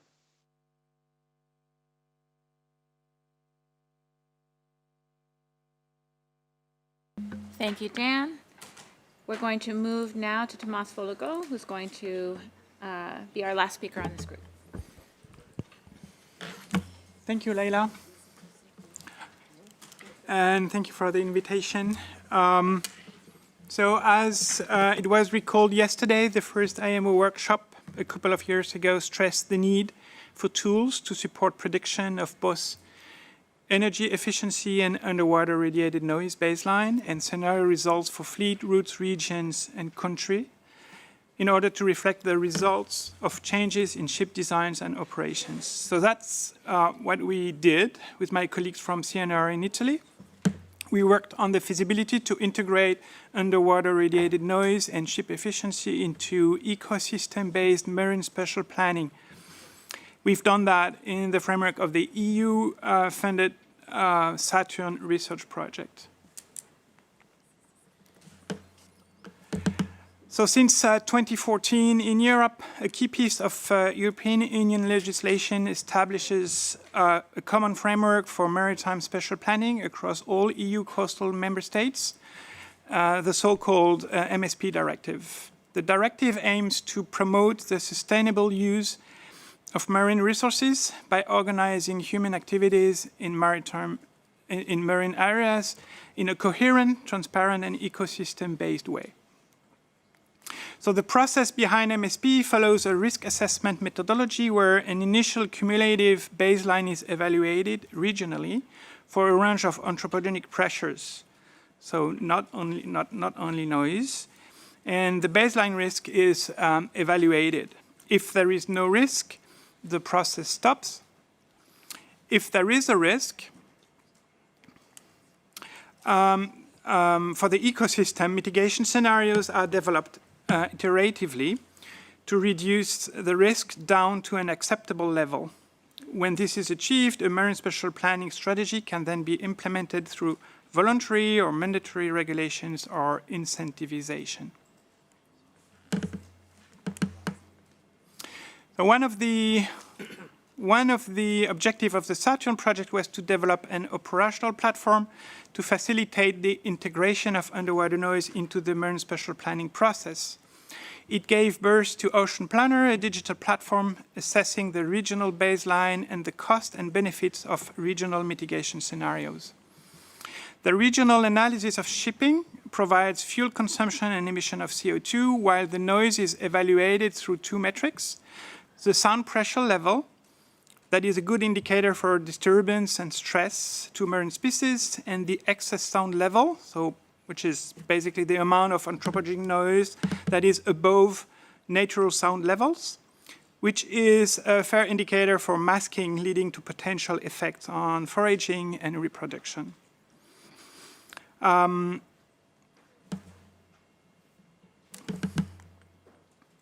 So the way Ocean Planner feeds into the marine spatial planning is illustrated here.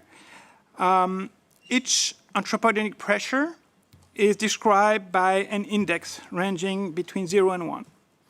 These indexes are aggregated into a cumulative effect assessment score provided to the decision makers. CNR has an operational MSP tool to implement that aggregation and to help designing marine spatial planning mitigation scenario for vessel-related activities. So Ocean Planner takes those rules as an input and converts them into new distribution of vessel activities consistent with the scenarios, and provide a regional statistical map of sound pressure level and excess level thanks to the support of the noise mapping platform Quanums. The challenge then was to convert the sound pressure levels and excess levels, which are expressed in decibels, into a noise-related index ranging from 0 to 1, so that it could be aggregated with the other indexes describing the other anthropogenic pressures.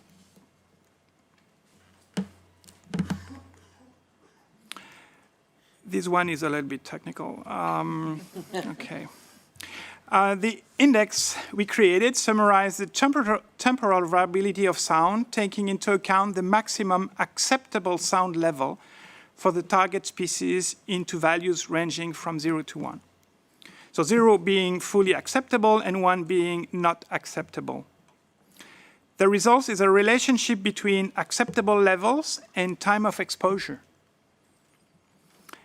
which is this curve here, where you have the time of exposure on the x-axis and the anthropogenic pressure, the acceptability on the y-axis. The blue surface below the curve is the index. And the index, because it's calculated in this space, along these two axes, capture both the levels and also the cumulative time of exposure to sound. So when the blue surface is small, species are not exposed to non-acceptable levels, or maybe for a small amount of time, and the index is close to 0 because the surface is small. On the other hand, if levels are not acceptable for extensive amount of time, the index is closer to 1. Because then the curve goes on the top right corner. I did it. You did it. Okay. We apply that methodology to the North Adriatic Sea. We considered masking at the target effect, and the 20 dB excess level was defined as being not acceptable. So why 20 dB? 20 dB excess level corresponds to a reduction of more than 90% of their communication and detection range, at least for mammals. And so we decided arbitrarily that was not acceptable. That's up to the managers or the biologists, actually.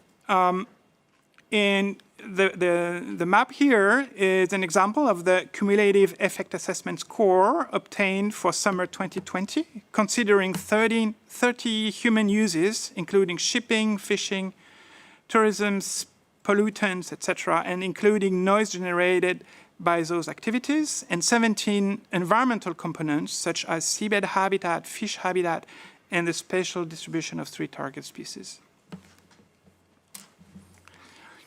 Well, actually, we did this same assessment with and without the sound index to see the difference.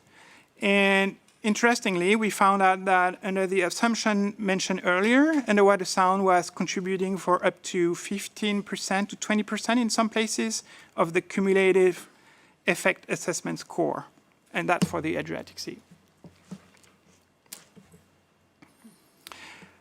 So Ocean Plenary is supporting a wide range of mitigation measures for shipping, geographical mitigation measures like speed limit, exclusion zones, traffic separation schemes, also restricted access area, like areas where ship could only enter if they are complying with the class society notation.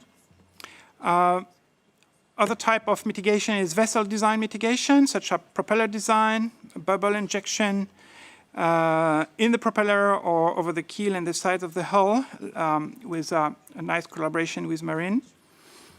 But also trends, which are not strictly mitigation measures, but that enable to integrate into the scenario either economical trends or side effects such as possible increase of vessels in case the speed is limited or reduced. So we can do simple scenarios. Here is an example where in the Pelagos Sanctuary, where the map shows how sound pressure level is reduced if speeds for all vessels is limited to 11 knots. On the right figure, Ocean Planner provides an assessment of the effect of that scenario on the reduction of speed and the changes in fuel consumption and emission of CO2 for 10 different categories of vessels. And as you can see, although they have to comply with the same regulation, the consequences on shipping are diverse from one type to another type of activity, since they don't have the same behavior in the region. Am I good? The platform can also assess more complex scenarios by combining multiple mitigations on specific areas or for specific activities. Here, for example, we applied what CNR called the Blue Development Strategy, which is cumulating exclusions area. You can see here in red, speed limits area for certain activities that are the green polygons, if you can see that, and different type of trends, which is the list on the left for different category of vessels. The results show that for these complex scenarios, the sound pressure level are significantly reduced in some areas, while for other areas, it shows an increase in sound pressure level. And again, the tool will provide an estimate of the effect of the scenario on the changes in emission of CO2 for the 10 category of vessels, which again is different from one type of activity to another. And to finish my presentation, here is an example of the effect of a ship design mitigation scenario. We have integrated into the platforms the solutions and the model developed by MARIN. Oops, sorry, thank you. Developed by MARIN and presented in previous talks in this workshop. We applied those mitigations to the commercial fleet in the British Channel this time. The comments we can do is that first of all, the tankers and cargo vessels are a large part of the fleet in the English Channel. And we found out that because of the future of shipping in that particular area, bubble injection into the propeller has the highest impact on reducing source levels. The impact of bubble curtain injected over the keel and sides of the hull is greater in the area where the vessel speed is reduced, so near the harbors. So that's the second picture from the left. The effect of mitigations can be clearly seen all along the route of the ships at a larger ranges due to sound propagation. And that's what you can see on the first and third picture, and the last one, which combine all the mitigations. So that's due to sound propagation, and that, of course, will differ from one season to another. The cumulative impact can be strong, with reduction of noise to 10 dB when combining all the three mitigation scenarios. So to conclude, I'm good. A sound index has been developed to enable the integration of noise into marine spatial planning processes to inform decision makers. The regional effect of the mitigation is dependent on the ship's category, the marine environment, the season, and the features of shipping. Ocean Planner integrates the complexity of the marine environment through a combination of state-of-the-art models, and those models will certainly improve in the future. It is meant to assess the baseline and to predict and test the effects of potential future regulations or incentivization schemes. We also think that since Ocean Planner is assessing both sides of the coin, I mean the environmental benefit and the cost for the industry, it can be a powerful tool to improve the dialogue among all stakeholders and possibly enable co-construction of future regulation and foster acceptability. This is already implemented in various places, such as, of course, the North Adriatic Sea, as I've shown, but also in the Sicily Strait, the Pelagos Sanctuary, the La Réunion Island in the Indian Ocean, the Agua Sanctuary in the Caribbean, and that's the start. Thank you.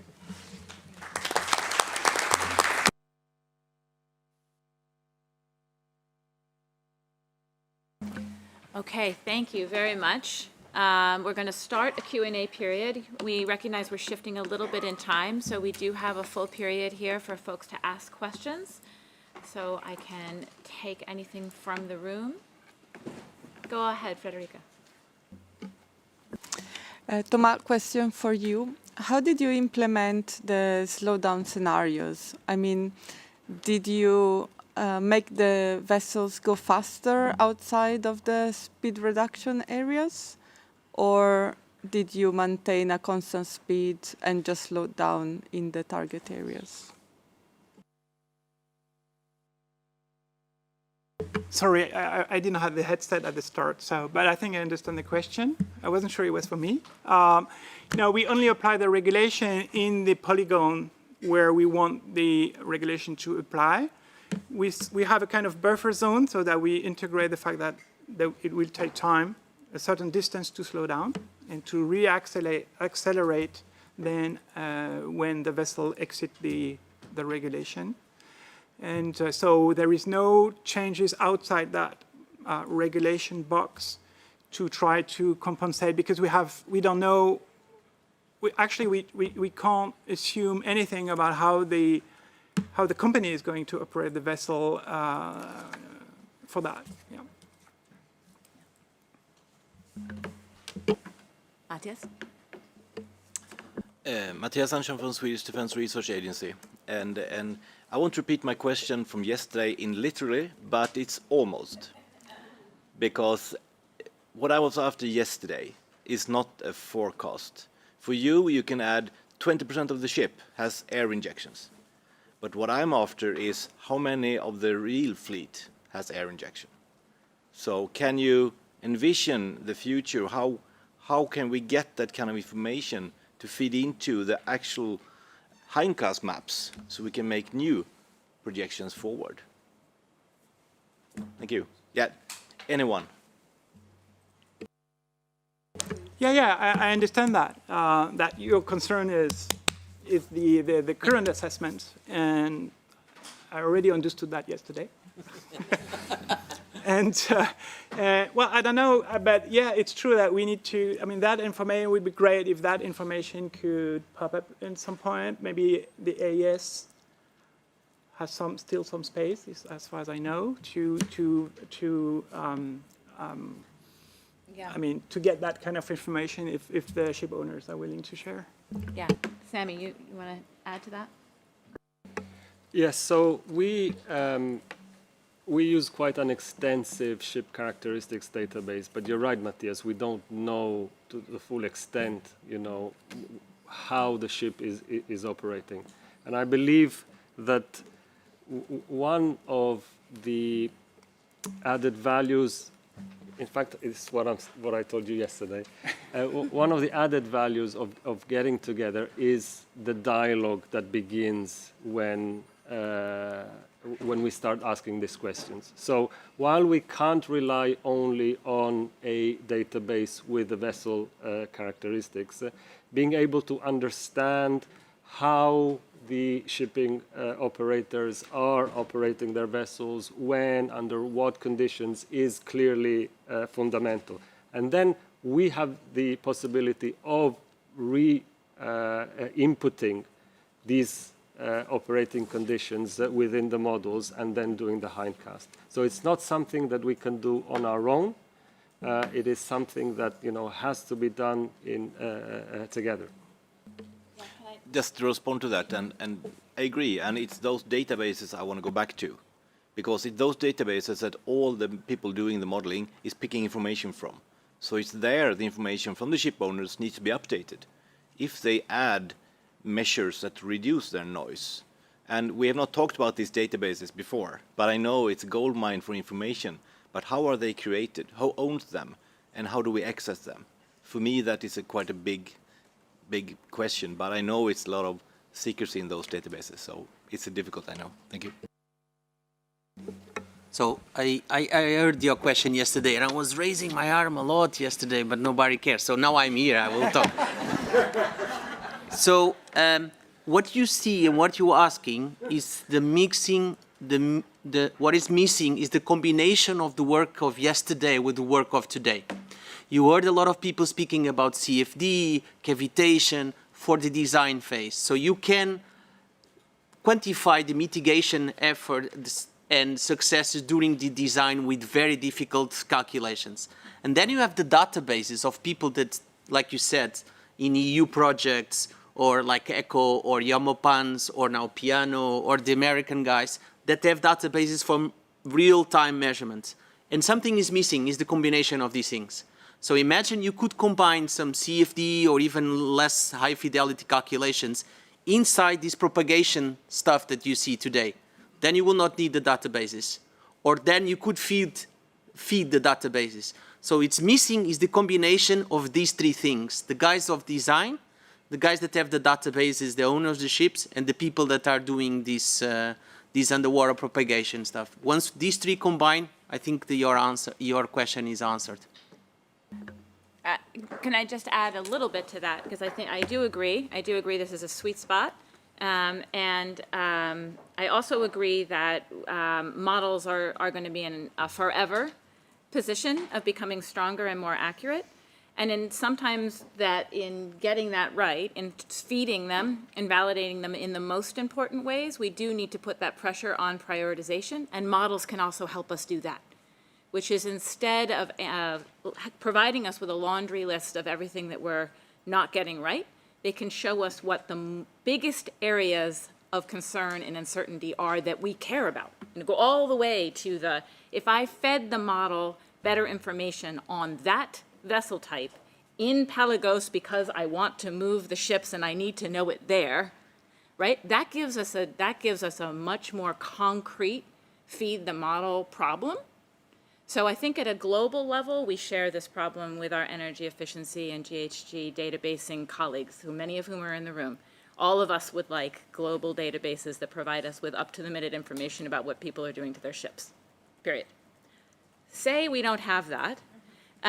It would be great in our places where we're taking decisions and needing models to support that, for us to use models to tell us what the most important sources are of uncertainty that we need to address and have those conversations and feed those mechanisms more directly with owners, operators, and some of our really important data collection campaigns and bridge the conversations between the 2 days in a more targeted way. So that would be my personal additions to that comment. Yeah, Federica, and then I see you, Michael. Thanks. I just wanted to add that the beauty of the work that EMSA commissioned is that we actually didn't deliver like static maps that are, gonna be a picture that people can look at. They are layers, and we can alter those penetration rates. So once the information is made available of how certain measures are taken up, these maps can be updated. They're live layers. Important. Michael in the back, and I'll come to you, Chris. Thanks, Michael Jasny, NRDC. Thanks again for these are excellent presentations, and I think particularly the work being done in Europe is really instructive of what could be done elsewhere in the world as well. I guess my question is for Tomas, and I was very interested in the level that you chose to represent an excess level excess noise threshold, choosing 20 decibels, I assume, above natural ambient over some unspecified frequency range. I'm interested in what the relationship of that level is to the regulatory processes underway at through MSFD. Did you come to that 20 decibel level in discussion with the technical group on noise as a means of expressing a lobe, or how did you come up with it? Thanks. That's a touchy thing, actually. I'm part of TG Noise, and the methodology that has been defined in TG Noise with the lobe is a very good framework, but nobody knows what the lobe is. So, and nobody really wants to to shoot first. So, actually, this is one of the reasons we were using excess level, because here we are addressing it's physically, it's just physics. Excess level is a reduction of the communication range, or the acoustic space, due to an elevation of a baseline level. Okay, and that's pure physics. So it's easy to it's safer, let's say, and I think when you say that you have reduced the detection range for prey by 90%, I mean, what we thought, but that's a management decision. But we had to put a number, so, and we said, well, if you reduce by 90%, so for example, if the animal is used to detect a prey at 200 meters, it becomes 2 meters. Okay, so basically foraging becomes a random process, and we thought, okay, that's probably not acceptable. But it's up to the managers to decide that, and probably to the biologists to provide the numbers. Yes. Chris, am I going to you next? Okay. Yes, thank you, Chair, and thanks to the presenters.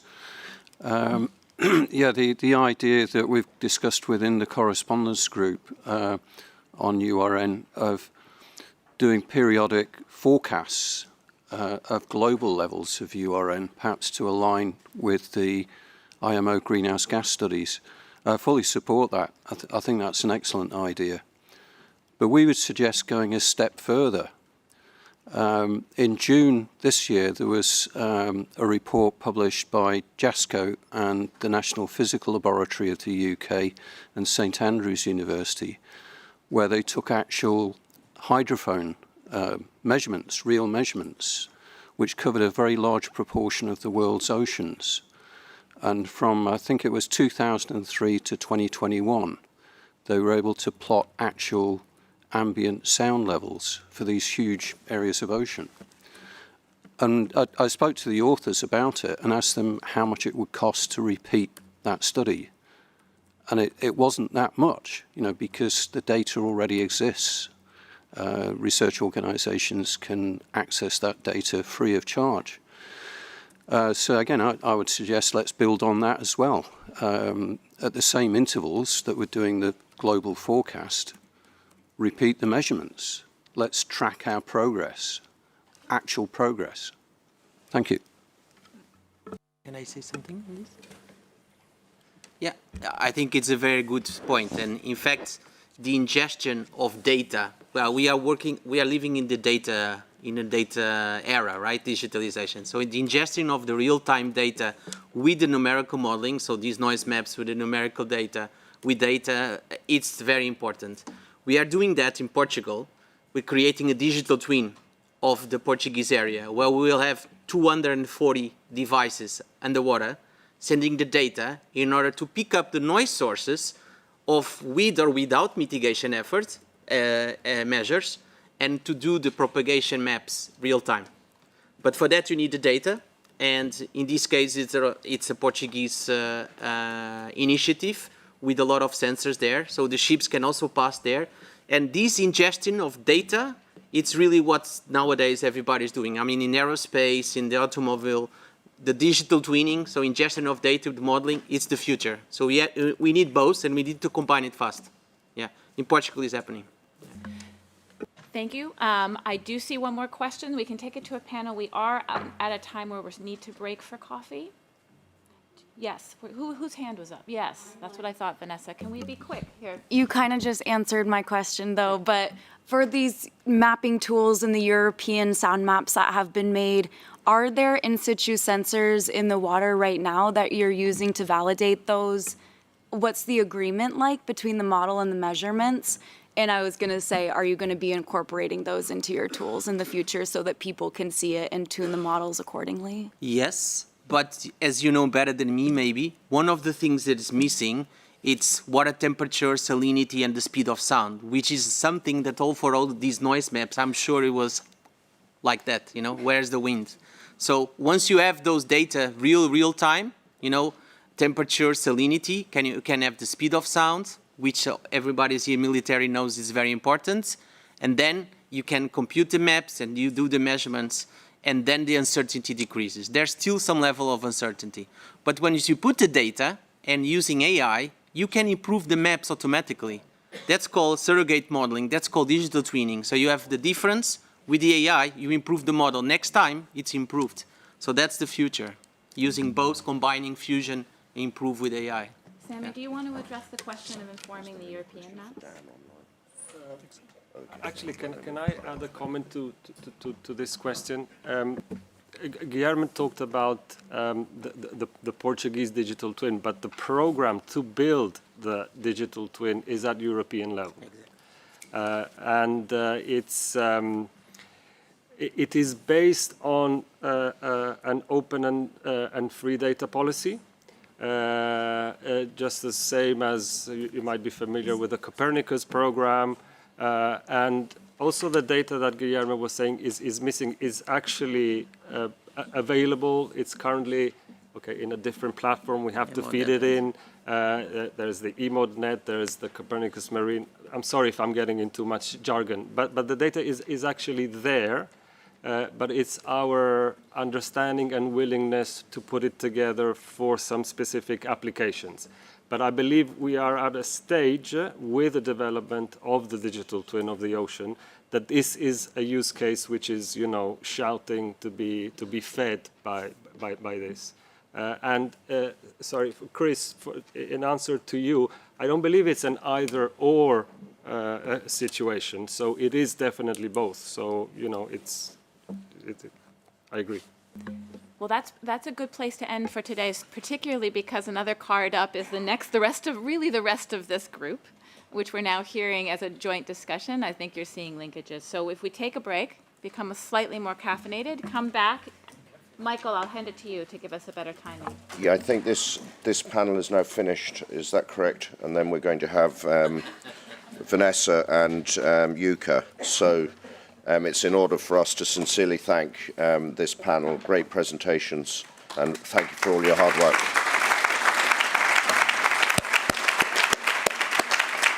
So with that, ladies and gentlemen, we'll have coffee and we'll be back at 3:30 sharp, please. Thank you very much.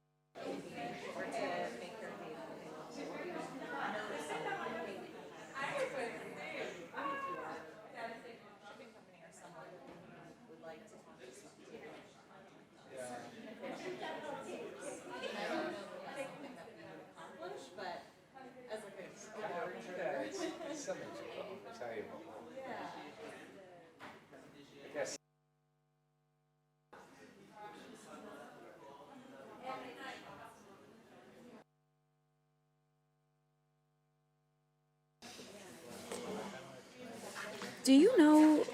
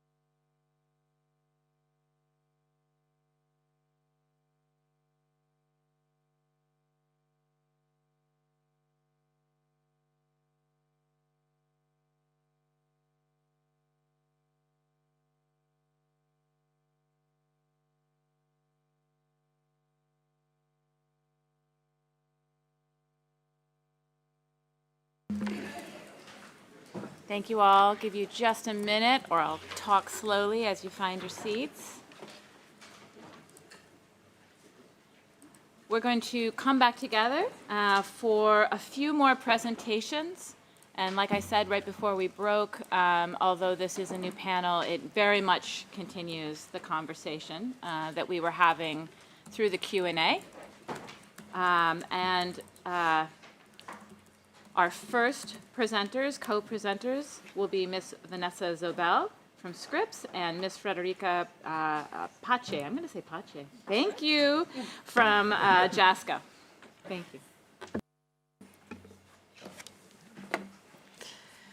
During the next 10 minutes, we want to reflect back on what has been achieved since the previous workshop in terms of how predictive modeling can be used to investigate co-benefits between energy efficiency and URN reduction. How can we help the industry move forward with what we learned from learning and measurements? When we talk about modeling, of course, we can apply it to look into great detail at what noise emissions will be generated from a single vessel or a single fleet. But what we actually aim to do for the regulatory process is to scale that up and look at regional scales or global scales.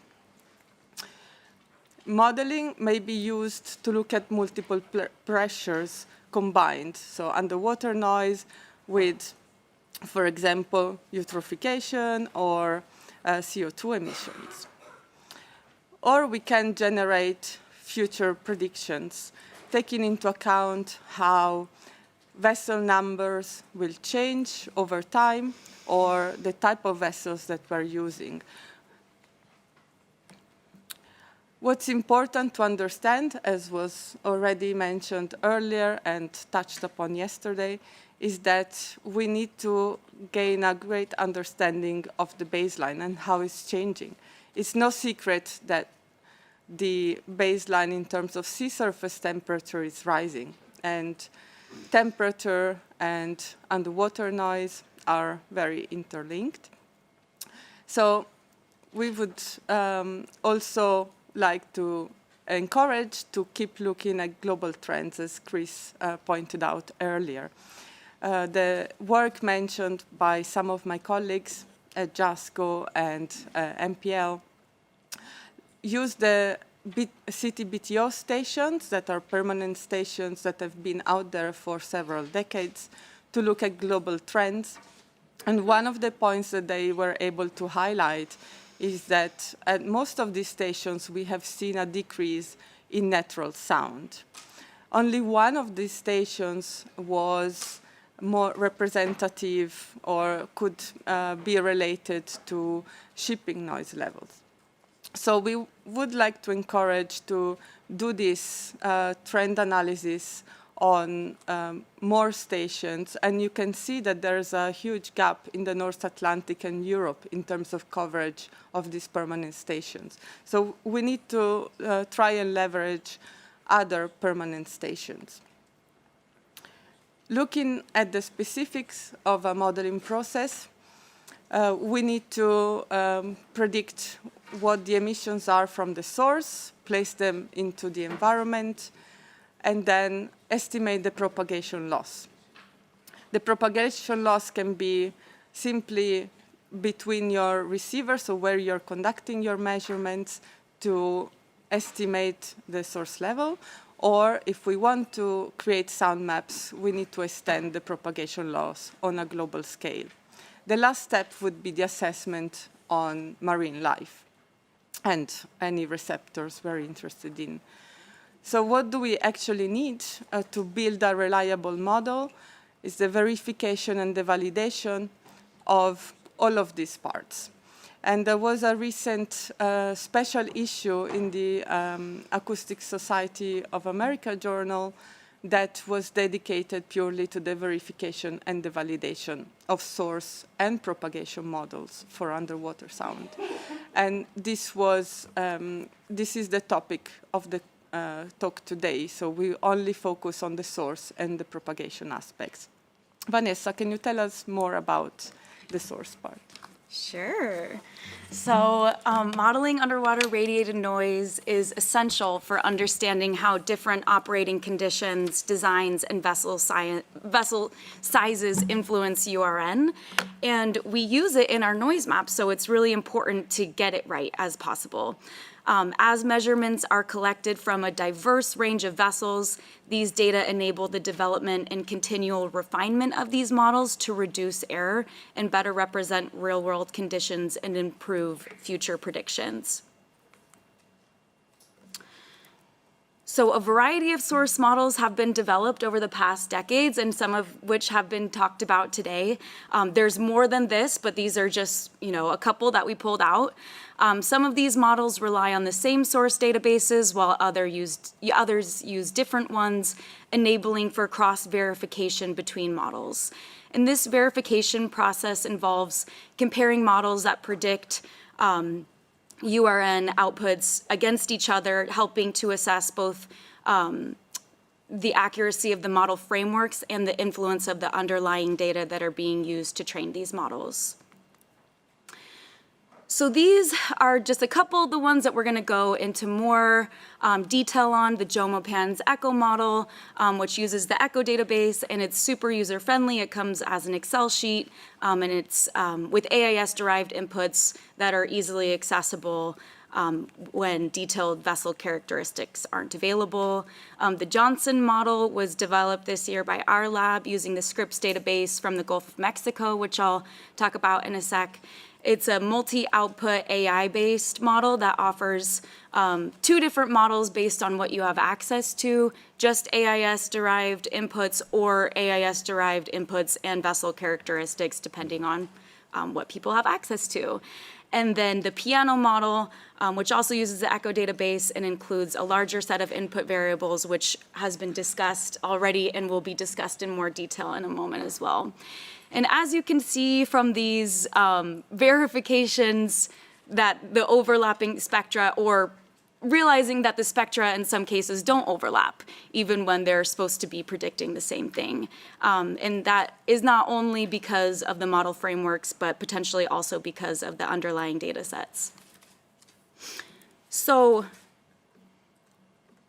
because of this, we wanted to validate this source models, and this process requires a large amount of data. So our lab operates acoustic sensors across the globe, and all the sensors are calibrated in U.S. Navy testing pools.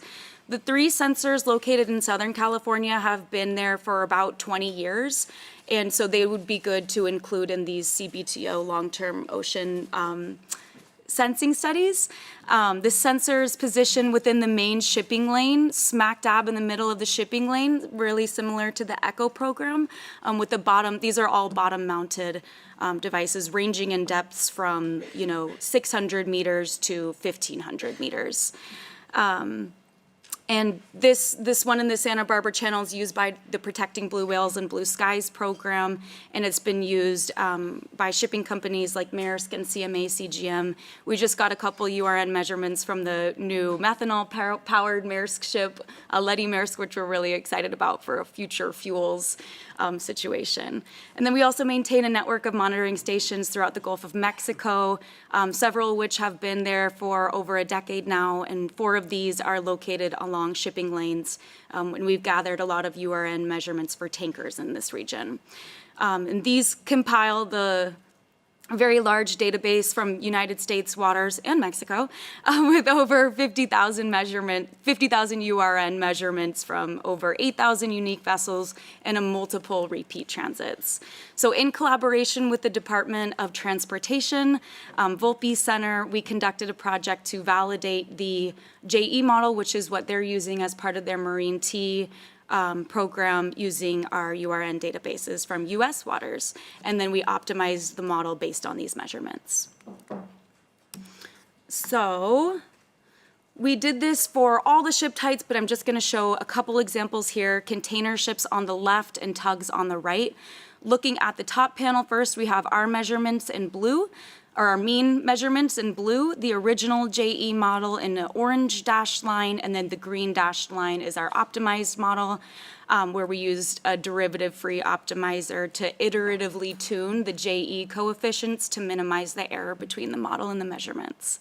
For container ships, the measurements compared to the predicted output pretty close for the JE model across a wide range of frequencies. We were able to optimize it slightly to raise the higher frequencies, which were just a couple dB low in comparison to our measurements, and slightly lower the peak, but it was pretty close. For the tugboats, we had a lot more deviation from the measurements, and the shape of the spectra was not very consistent with what we see in our measurements. So we were able to optimize the spectra to better match our data, but we're also interested in looking if the JE model had higher error with certain inputs or certain operations, certain speeds or certain ship lengths of those inputs. So here we have error between the model and the measurements on the y-axis in relation to the ship speed and ship length, also for the container ship and tug. And we see here that the JE model had higher error predicted source levels for transits below 10 knots for container ships.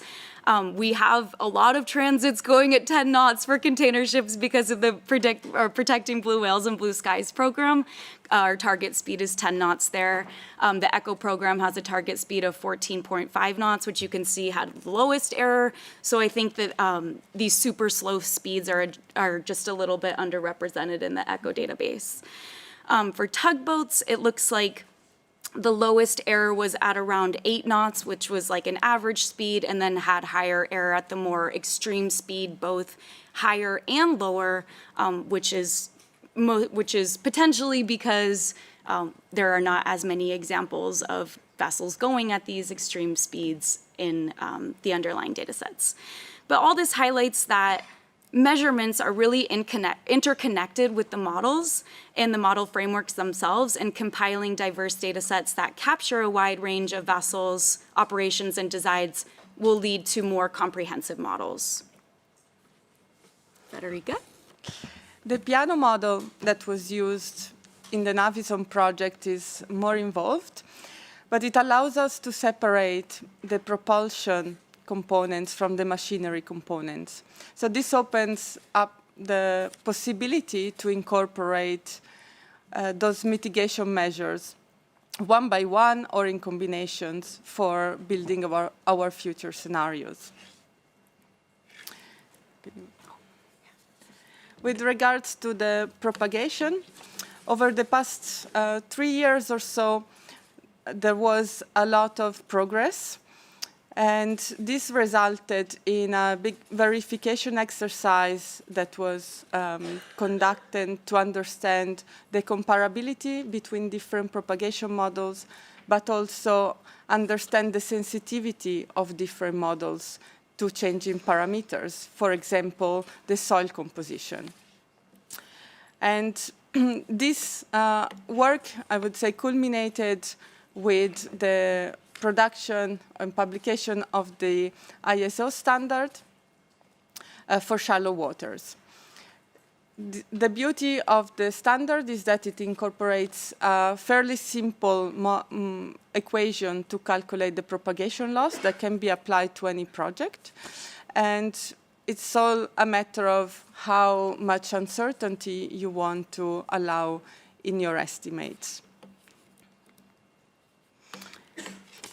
So I think there's been a lot of discussion this past meeting, which is really cool, that there are a lot of resources that exist, but they might not be used to their maximum potential right now. And so we want to make sure that we are using them to the maximum potential, expanding our sound maps and validating them when we can, build on existing models by coordinating with each other so we can make sure that we're able to compare what we're doing in different countries and in different regions, and then coordinate between organizations so that we can share this data as much as possible and get answers to these questions and help us move forward with all of these amazing projects that we're doing. That's a great point, because when we look at the maps that we are producing in Europe, we focus on the 63 hertz and 125, and then we move to the work you have done in the States, and you're looking at 50 hertz and 100 hertz. So standardizing not only the outputs, but also the methodology, it's an important step that we need to take. And if we want to scale up, we also need to be careful about selecting the right model and thinking about what I think Matthias was aiming at. So we need to understand what the global fleet looks like, what the regional fleets look like. Because although simplified models are great, we have now a database which is very extensive, but for specific regions. Then we take those and we implement them in other parts of the world, and the fleet doesn't look anything like that. So if we can only save one takeaway message from our presentation is, please, as an industry, tell us where to find the information about what your fleets look like on a regional, national, and then global scale, so we can feed in the model correctly. And if you have questions about all the studies that we mentioned, don't hesitate to get in touch with either of us. Thank you.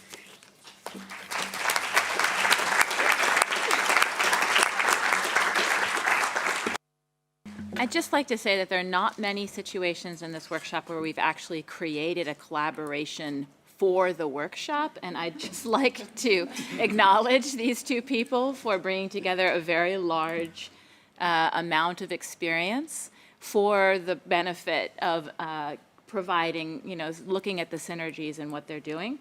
So extra credit is what I'd like to say. And thanks for bringing us together, because we never met each other before. It's pretty amazing, so thank you. And with that, I'd like to turn it over to you, Mr. Jukka-Pekka Jalkansson.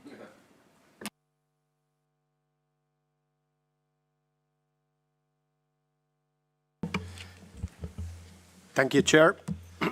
I tried to summarize 20 years of work in 12 minutes, so bear with me.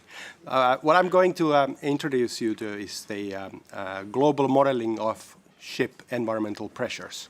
So this is a model which was developed at our institute. So basically it links together ship activity and technical characteristics, and it produces as an output, so description of air emissions, energy consumption, noise emissions, and also ship discharges. So we do this in ship scale, and then we expand it to the whole of the global fleet. So basically the approach is similar to what was used in the third and the fourth greenhouse gas study. So if you're familiar with the methodology of those studies, then you know what I'm talking about. So we model every ship as a unique entity. So we go over the whole global fleet, and in the end, you get an inventory of environmental pressures. So basically, the model includes contributions from ambient conditions. So it considers the weather. So winds, waves, sea ice, sea currents. So these are included in the performance prediction. But what is excluded from the noise studies is, for example, the noise of breaking ice. So you have ice flows, hacking steel hull, so it makes a noise, and that's excluded. So I'm only going to give you one slide with the other, so the air emissions and discharges, but this is just an example that, okay, on the top right corner, we have an air emission map for SOx emissions, and on the bottom right, we have an example of discharges. So this time it's sewage releases in the Baltic Sea. So you may notice that there are a couple of pie charts and bar charts there. So basically we can classify these environmental pressures as we see fit. So if we are interested in a certain ship type or a flag state or these kind of things. So we can do this summation in any way we wish. But I would like to stress that this model is only to describe the emission source. So it doesn't tell you anything about atmospheric dispersion or noise propagation underwater. So these kind of things. That's the next guy who will take up our data and do the modeling for the dispersion studies. Now, the model, as many of the models that we have heard today, So it uses activity data, usually AIS data, but that's not the only source. We can use practically anything that has a timestamp identity associated with a location. So that means LRIT, VMS, harbor arrival, departure times, so all valid data for us. Ambient conditions, Samy already mentioned that Copernicus has extensive data sets on those, so that's what we use. And the technical description comes from S&P Global. And the model itself, it has a kind of a dual output for the noise part. So we are using the Wedekind noise source model. And we can either produce these noise energy maps that have already been introduced, or we can activate an output which tells you the point source descriptions. So if you are doing propagation modeling for based on our data, so then it's usually the point source description that gets that you will get. Now, I'm not expecting you to read all of this, but on the left side is a regional study, and on the right side is an example of a global study. So basically, at the bottom on the left side, we have this 19 years of AIS data modeled as a noise energy. So basically, that tells you what happens in the Baltic Sea in different frequency regions concerning Baltic Sea shipping. And the bar chart on the top left, that's the contributions from different ship types. So you have the curves at the bottom, you have the bar charts at the top, and then it gives you the contribution of different ship types on underwater noise emissions as an energy. On the right side at the bottom, so that's an energy map in a global scale. So basically, Wedekind applied to the whole of the global fleet. So this is what it will look like when you accumulate the noise energy for one full calendar year. And at the top is a kind of a map which tries to tell you that, okay, there are regional differences, so noise emissions from shipping are increasing at different rates in different parts of the world. So when you start looking in a regional scale, so how does noise emissions from shipping evolve over time in different sea regions, then you notice that the different colors, especially the red ones, are the ones that draw your attention. That's the Arctic area. So basically what this map tells you that, okay, the noise emissions from ships increase at a fast rate at high latitudes. So of course it starts from a very low level, and this is only for 5 years of data, pre-COVID. But this is easy to do for a decade of data, for example. So thinking about, for example, noise management and these kind of studies, for example, that we have for the greenhouse gas studies at the IMO, so those are fully feasible also on the noise side. So similar kind of reporting that we have for greenhouse gas studies, we can also do on the noise.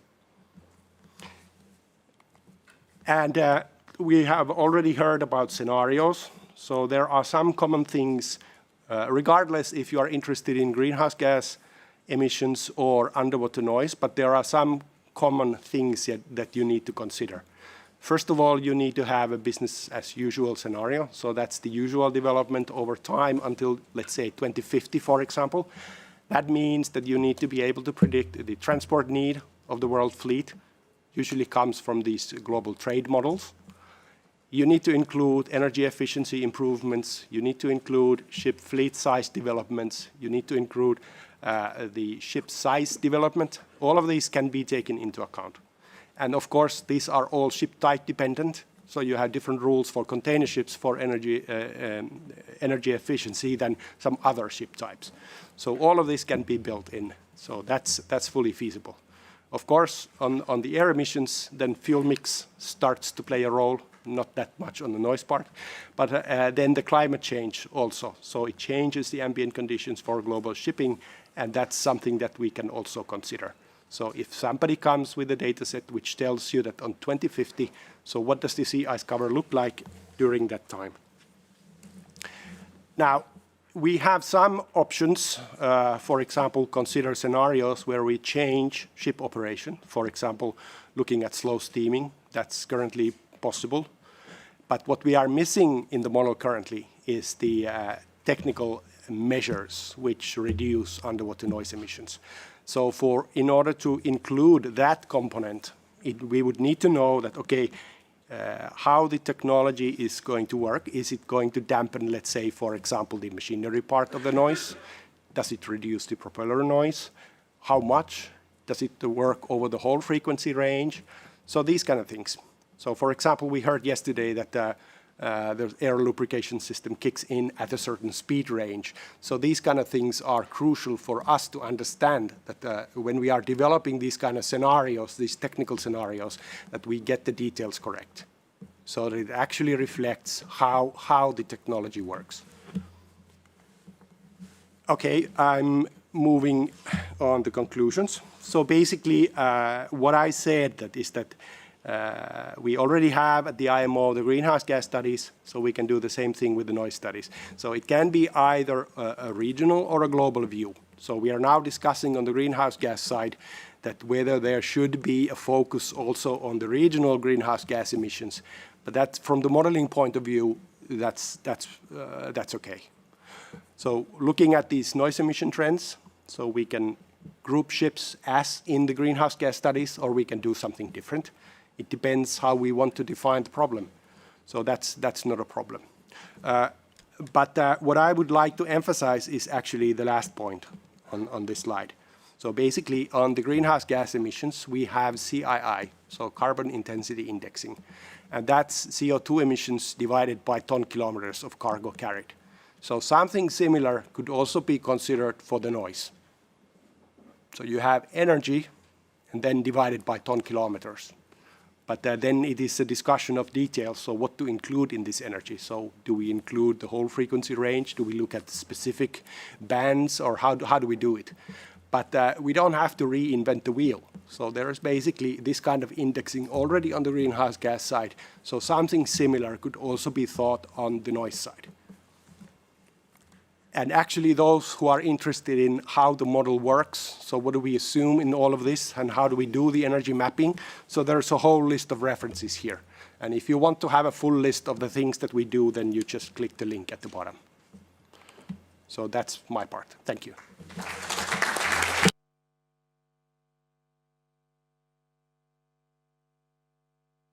Thank you very much. I'd like to open it up for questions now for our three esteemed panelists. Yes, go ahead, Chano. Chano from BC Ferries. Question to Mr. Giucopaco. Yeah. So I'm not a sound specialist. I always say I'm a simple naval architect. So just wondering the question about the noise energy, because I think this is first time to hear noise and energy. We keep talking about the noise decibel level. So as far as I know, the energy contains a time value, right? So then I have a question about have you ever compared between the noise energy versus a sound level from your study? That's my question. So basically, if you take a look at the technical references that I showed you in my last slide, so you will find the answer in the 2018 paper there. So you have the equations, how to go from decibels to joules. So basically doing exactly this. So you have certain intensity of your noise source and then the duration of the signal. So that's how it gets accumulated over time. So just quickly, so that then that trend graph is going to be similar or something different when we compare with the energy and sound decibel? Well, one is a logarithmic unit and the other is a linear. So it's not exactly the same. I would say this is something that is a big topic in our discussion in the URN correspondence group as we've reviewed modeling methods, many of which you've heard discussed recently. And there's some really important differences between how people are looking at aggregation capability over space and time, using energy when they're looking at source aggregation, and then considering that also in propagated noise fields, such as what Navision did when they turned it into a density metric, went even into the sort of three dimensions. And those allow for some computation, some ways of visualizing aggregation of noise that have that they don't quite get at the receiver component in the same way. I might ask Federica to help me refine that, but I think it's a really important thing to have both of those ways of talking about the output. Yes, you raise a good point. So in Navizon, we actually had two different metrics. One is at the source level. So we had defined ERIC source level, so the source level in a specific area. And then we interpreted and did all the other assessments of the results based on the energy density, which we express in joules, and it's not quite the same energy density that is presented in Ukapaka's work. Right. So I know this is also going on at DigiNoise level as a discussion. Yes, I'll go to Japan. Thank you. I have one question for Yuka and another question to Vanessa. And for the first question for the Yuka is I think the noise is different from the carbon dioxide because the noise diminished very soon after shutting down the source. So the noise pollution or noise effect is quite location dependent. So the countermeasure for the noise pollution, maybe I think it's really different from like the GHG. GHG needs to reduce all of the GHG concentration, all the growth. But for the kind of noise, it's needed to some kind of control management with the location by location. And can I say second question? Was there a question there that you wanted us to address to first? The Vanessa. Oh, yes, go ahead. Yeah, that's simply the sound propagation depending on the temperature profile, vertical temperature profile. So the noise map you showed maybe depends on the season, right? Yeah. So how much of the difference of that kind of noise exposure level? Yeah, So that's the second question. Yeah. The noise map Yeah. or the noise map? Sorry. So the noise map seasonality depends on the region you're looking at, obviously. So in the North Sea, there's less of an impact. In the Baltic Sea, it's very relevant, and also for the Mediterranean. I don't remember by heart how much that difference is. I don't know if Samy has more of a insight in that. It's hard to say that one number, but thank you. I wanted to also address something in your previous comment that the propagation of sound is way more complex. So it's not that once you turn off the source, then it disappears. We've seen in these maps that you have these kind of tracks of sound. So the sound emissions you detect for a long period as the vessel approaches, and this is related to the propagation, is related to the speed you're cruising at, is related to the depth of your draft, and so on. So I think it's hard to simplify in this kind of assessments. And Ukapaka, maybe you have something to add.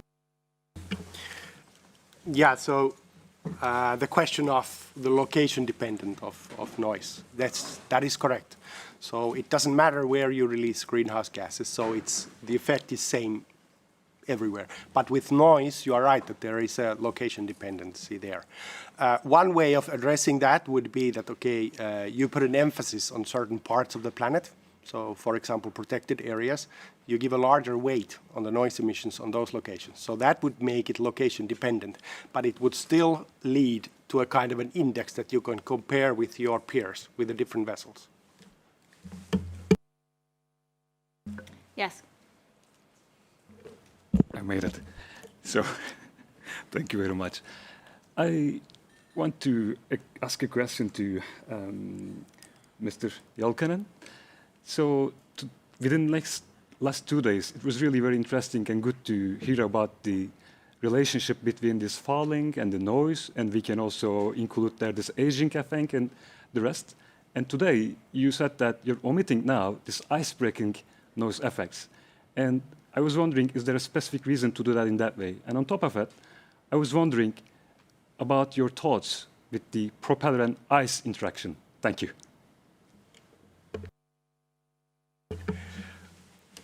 you would do better to direct this to a naval architect. I know we have several here.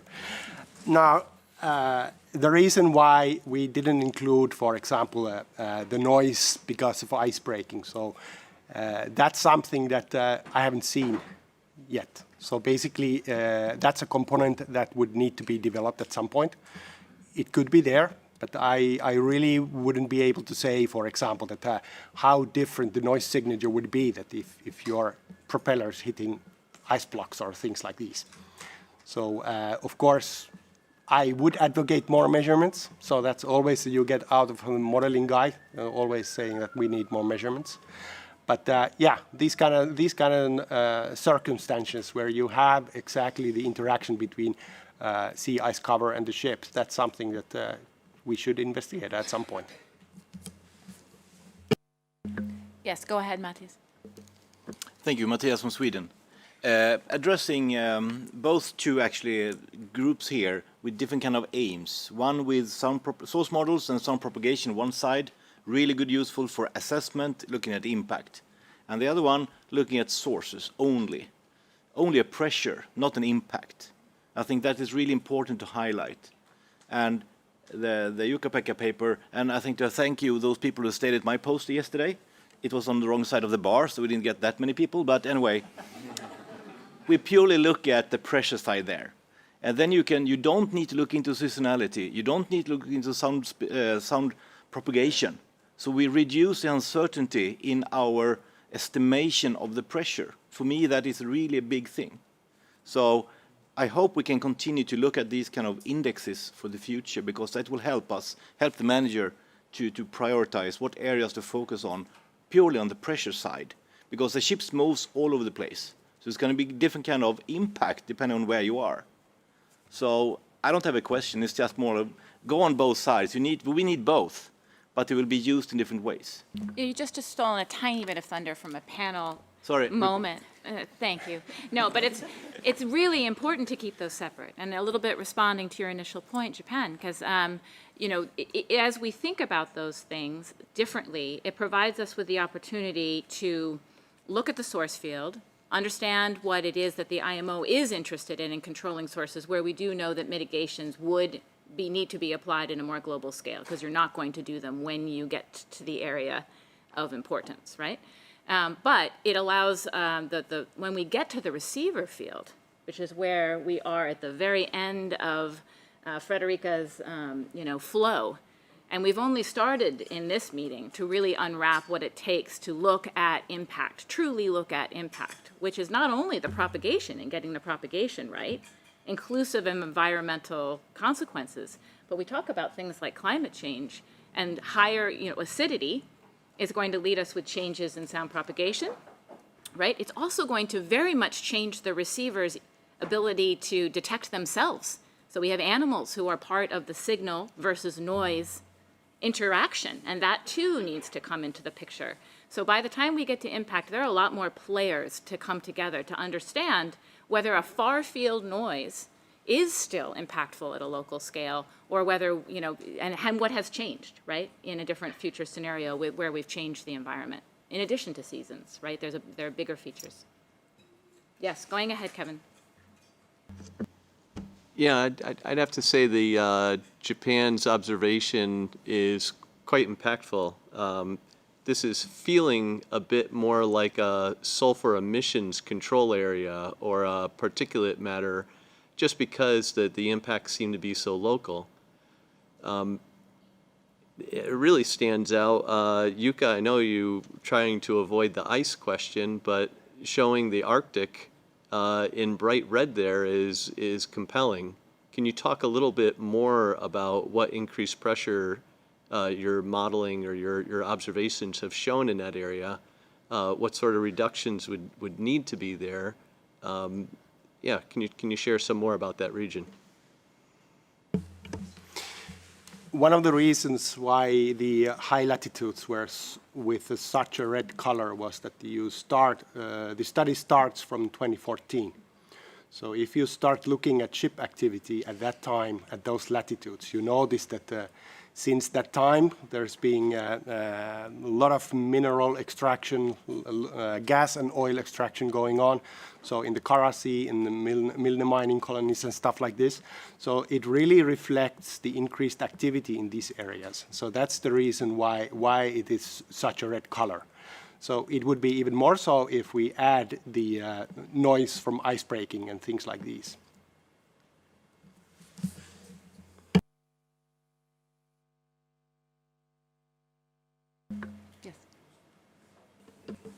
Frederica, I have a question for you about the noise maps.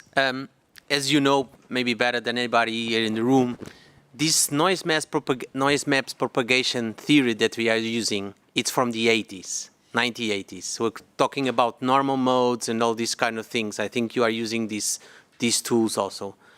Are there not ideas to do something a little bit more modern on that? I mean, I know that data, you have a lot of data, so maybe AI-based models or physics-informed neural networks. I mean, these models are quite old compared with, for instance, the CFD methods that people are using to assess the noise source. I think it's also, maybe people are not aware, something where we should work on to make those things even better, our underwater propagation maps. What do you think about that?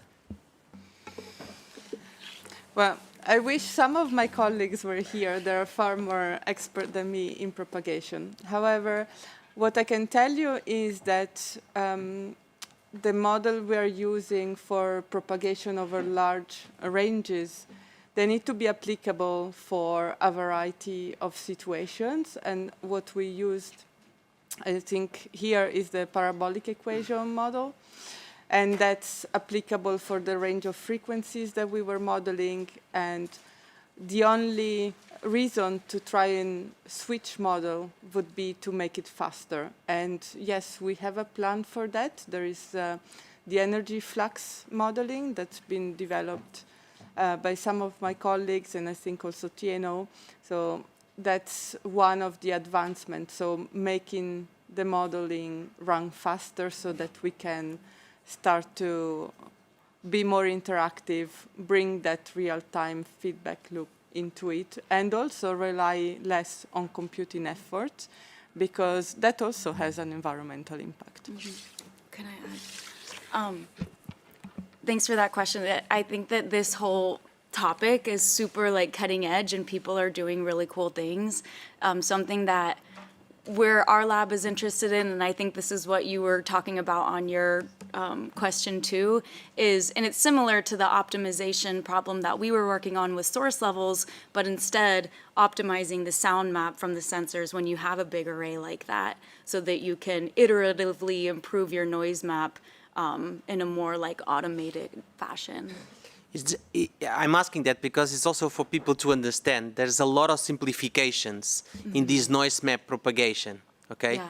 So, and these simplifications means there are also modeling errors. So we cannot take even those values. We have to take those values for grained salt. Yeah. It's like methods from the 80s. There are a lot of simplifications there. And even going off of that too, no matter how much you core the seafloor or get the high resolution bathymetry or get a real-time sound speed profile, we're never gonna have a complete parameterization of the ocean. So getting optimization or, getting physics-informed neural nets and optimizing based on data, I think is gonna be cool.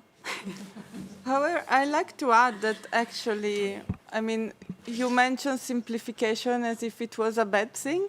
I think that's not the message that we like to bring here.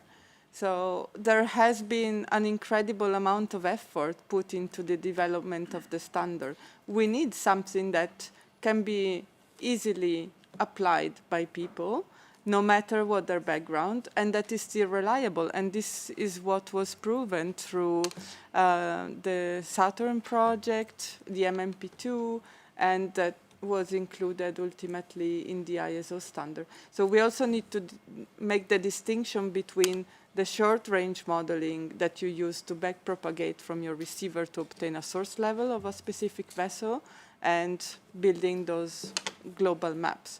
So I think there is more uncertainty in your input data. What does the soil look like throughout the oceans? I think I saw something recently that was saying we've only mapped like 10% of the seabed. Thank you. I think we do have time for just one more. Yeah. I would like to have a question, Mr. Yuka. Because in the map, it's only take into account sealing condition of the shipping, or because due to my experience in our measurements, the operation of the vessels when the vessels are more loading or discharging have a very important impact. So is the question.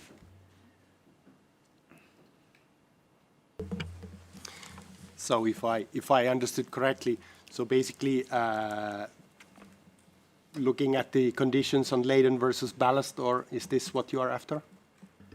No. If you take into account only sailing condition of the shipping, no, when the ships are more in loading or discharging, depending of the vessel, you know, when a tanker is discharging, many equipments are working, the impact is very important. Yeah, I think we are not quite that far yet. Okay. But that's one aspect that we need to consider at some point. Okay. Thank you very much.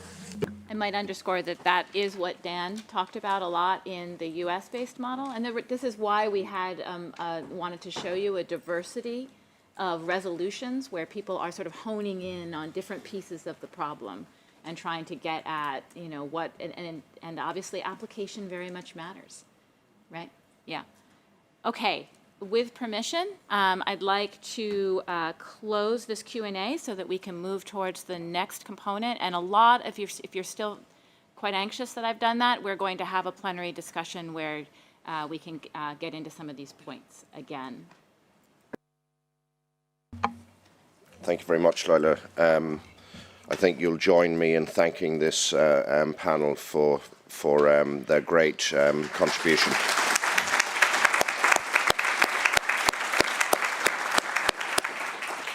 Did I hear Chan Wu from BC Ferries saying that he was just a simple naval architect?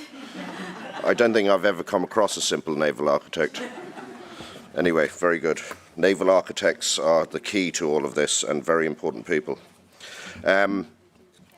So at this stage, as we did yesterday, with the first two themes, we're going to have a plenary discussion for the day two themes. So if the moderators could join us so that we can synthesize our conversations from over the last couple of days. We're going to do a panel discussion for day two first. Oh, okay. Yes.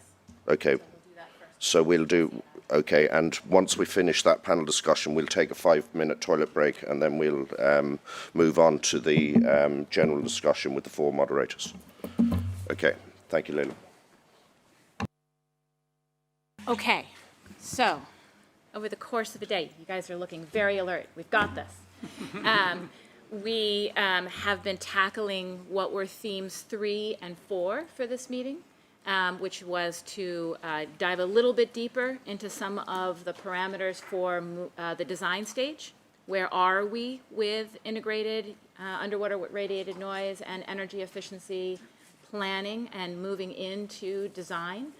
So we're going to now have a little bit of a discussion to kind of capture some of that dialogue, and I'll turn it to Jesse, and then we'll turn back a little bit to this modeling space and digest that a little bit more with you. All right, well, thank you. So I wanted to just start with some summary of some of the things, and it's really difficult actually to summarize everything because there were so many great points, and the discussions as well were very good. But if I could just pick out a few key items, you know, we've definitely seen examples of reduced or designs with reduced underwater noise that I would maybe, for lack of a better term, called accidental, and you know, really leaning on co-benefits, and others that were certainly intentional. These, again, accidental reductions are certainly instructive for future designs. However, I think as implied in several of the presentations, systematic reductions are going to require purposeful investigations into underwater radiated noise. I think it's fair to say we do not have solutions for all vessel types today, or even for somebody's specific vessel. But we certainly can perform investigations to assess practical designs. As we've heard from many of the presenters, or I should say we've seen and heard from many of the presenters, not only specific technologies that can reduce underwater noise, but also the tools that can be used to assess and ultimately help to reduce underwater noise. As shown by Siemens and others, there are various options for assessment, which certainly range in complexity. I think it's fair to point out that some of us may disagree on a technical level about preferred methods or what we can get from certain models. These are good conversations. These discussions really are how we're going to improve our understanding and the tools themselves. I also want to point out that the tools are not necessarily new.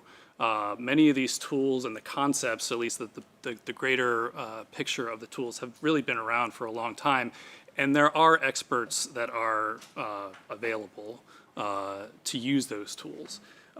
These tools also are not final by any stretch of the imagination. They will continue to grow as we use them for these purposes.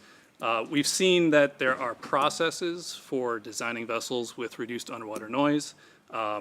These processes can be, and in some cases certainly have been, integrated into standard ship design and build processes. I wanted to, do we have this slide available? If I could get the clicker. While we're maybe pulling this up, I just want to highlight, I sort of am here under two hats. I am the president of Noise Control Engineering, but I'm also the chair of the Society of Naval Architects and Marine Engineers, SNAME, their EC14 working group on underwater noise. And as part of this, we've developed a new technology and research bulletin, which, amongst other things, looked at trying to bridge the ideas put forward in the IMO's underwater noise management plan and standard design and build practices. And so just to quickly review the management plan steps, step one, certainly determine the individual ship underwater noise baseline, set underwater noise targets, select reduction approaches and related actions, and then ultimately evaluate and monitor underwater noise. So again, the question that we were trying to answer is how can we translate this to something that naval architects and shipyards can really understand? Well, certainly what we would call the pre-concept design phase, where we have an idea for a vessel. I need a vessel that does a certain thing. This is when we would do that baselining and understand kind of the landscape of what underwater noise is for related vessels. This would then move into the concept design phase, where we start to put things down on paper, maybe start to sketch out actual vessel designs. And this is really also where we would set the underwater noise targets. And to be clear, this is not necessarily something that is done in a vacuum. Again, certainly informed by the baseline, also informed by the experts that may have done this before. The selection of approaches for reducing underwater noise would really happen in the next design phases called preliminary and contract, as well as the detailed design, and then moving through construction, followed by testing and delivery, where we would perform the initial evaluation comparing against noise requirements, and then certainly in the operation and maintenance phase, we would continue to monitor. I think it's important to point out that in this concept design phase, again, we need to have, in order to really enable this process, we need to have a clear statement of noise requirements in order to enable the designers to move forward and integrate underwater noise into the design of vessels. Again, as I mentioned before, this is part of a SNAME Technical and Research Bulletin 6-3. Unfortunately, it is not free, but it is low cost. So you can contact SNAMI for that. Thank you. I could pull that down. And so to move this into the maybe full discussion phase here, I want to maybe once again point the finger at BC Ferries, but it's a nice finger, don't worry. I would argue the BC Ferries approach that was presented very much fits into this framework. It is really an example of how the design and construction process can be used to yield quieter vessels. I would also actually point out that this process is actually what is currently used today for things like airborne noise. So if you're required or want to have a reduced noise vessel for your crew, whether that's for safety purposes, for communication, or crew retention, this is the process that is already integrated today into the design process. So, so to that point, you know, I think we have to recognize that the specifics of the BC Ferries approach may certainly have some features that are unique to their operations and needs. So I want to ask a question which is maybe similar to the question that was asked yesterday, but slightly more pointed. Is this approach, whether the BC Ferries approach, the more generalized approach I was just showing, is this something that can be adopted by others? Do we feel that that's something that can be implemented, and what would be the challenges to doing that? So with that, I would like to open it up.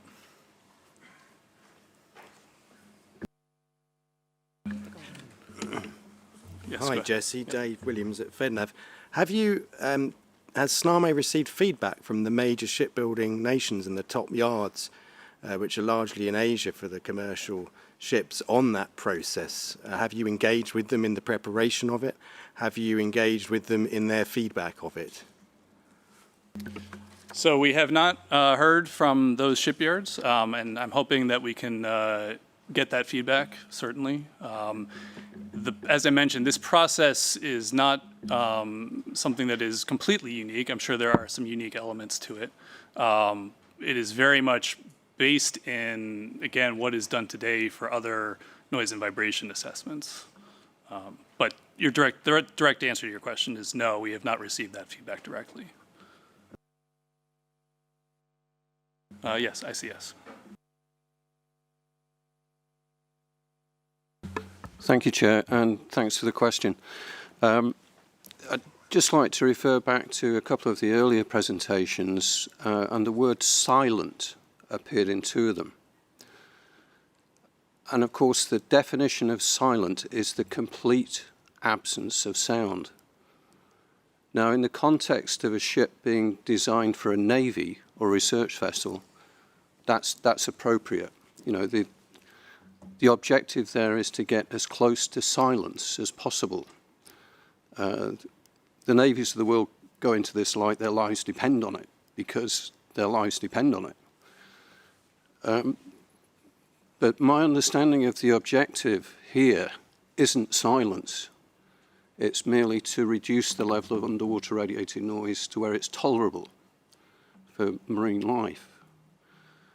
So I think we have to be really careful. You know, if we're going to approach this in a similar way to the navies of the world, it could get really difficult and expensive, and I don't think that's what the objective is. But happy to hear the views of others. Thank you. I will just quickly comment, and I don't want this to be just me up here answering these questions, but I agree. I don't think silence is the target. I think we've seen from DNV and others sort of environmental type limits, which are far from silent, I think. They're not even approaching what you would get for a commercial research vessel. So I think, you know, they are lines in the sand. We can maybe argue they're the correct lines in the sand or not. But I think that we can say that some vessels today will meet those limits and some will not. You know, we can start the conversation there at least and try to refine over time. Yes, please. Thank you very much. And thank you, Chris, for this, because here's a bridge. We've also had some presentations where wind propulsion was mentioned, and some of the presenters said that that could lead to a few percentages less energy use and noise. But there's a ship model on this floor of the Neoliner, which is a French ship that is almost completely wind propelled. So I think the bandwidth of wind propelled ships could really lead to almost silent ships.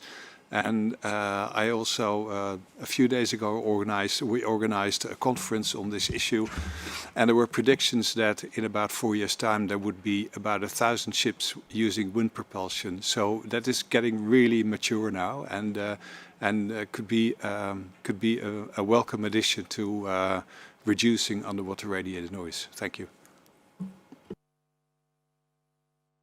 In the back. Kristen Westall with Oceans North. I just wanted to jump back to something that was said earlier about ice breaking. Oceans North works in the Canadian Arctic, and we have a series of 8 permanent moorings in the Arctic currently, where we're collecting long-term data sets. And so we do have icebreakers that have gone through that area in Eclipse Sound, in Milne Inlet, on the north side of Baffin Island.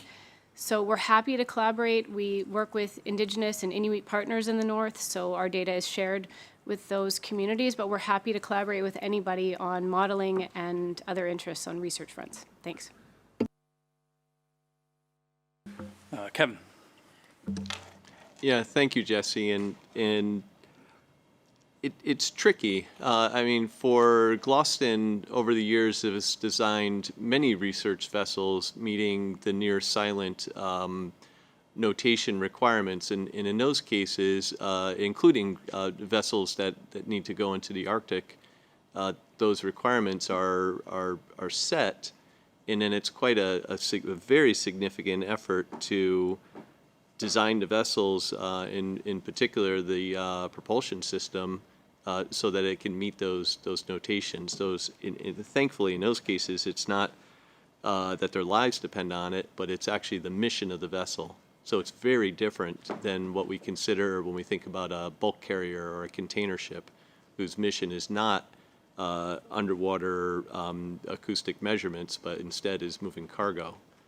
So I think that the outline in the Samy paper presented there is a very fair approach, and I would call that a performance-based approach.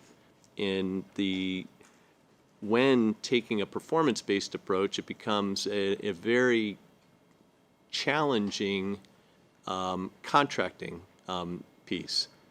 Who bears responsibility for the performance? Is the machinery installed in such a way that you're not short-circuiting resilient mounts, thereby putting noise, vibration into the hull, which then results in a certain signature that exceeds the limits? So the designer might prescribe, might identify this is how you can meet the requirement, but then the actual installation doesn't realize it due to workmanship or attention to detail. Or who knows, maybe the designer didn't meet it and it was installed correctly. So it's a very difficult piece. Sometimes when designing a commercial vessel where noise is not the mission of the vessel, we go to prescriptive requirements. We take a look at various measures that can be taken to reduce noise, and we say this is not performance-based, but just install this particular kit, use Christie and Gray mounts on this machinery, and therefore we're done. So I think, summing up, your approach that you outlined, or Samy has outlined there, is a valid approach on a performance base. The trick is deciding who bears the responsibility of meeting that requirement. It's very helpful and a lot easier when we're able to identify proven technologies that we can simply say, go install this in accordance to the manufacturer, and we'll be satisfied. Thanks. Yeah, I think that's a great point. I will point out the SNAME document actually gets into those nuances. I was trying to give a very high-level version here, but you're absolutely correct. There's a huge question as to, do we put the onus on the shipyard to meet this requirement, which they may have no idea to start with, or do we do the upfront engineering to really make the design enable the underwater noise goal? I would argue that the latter might be a more fruitful method, especially in the short term here with the lack of familiarity of shipyards. I think, Chan-Woo, maybe there was an element of that second approach that you implemented. You mentioned that you provided some information to the shipyard to say, no, you can do this. It wasn't exactly clear to me where that line was, but I don't know if you can comment. Yeah, so again, for this kind of new challenges for the entire marine industry, I think when we don't know, I think the role of the ship owners is very, very important, because basically, as we all understand, shipbuilding business is the customized order base. So ship owners order ship to the shipyard, and shipyard just try to their best to satisfy the owner's requirement, and they deliver the ship. Owner signed it and got the delivery and start operation. So that is the specialty of shipbuilding and the ship operation business. So in that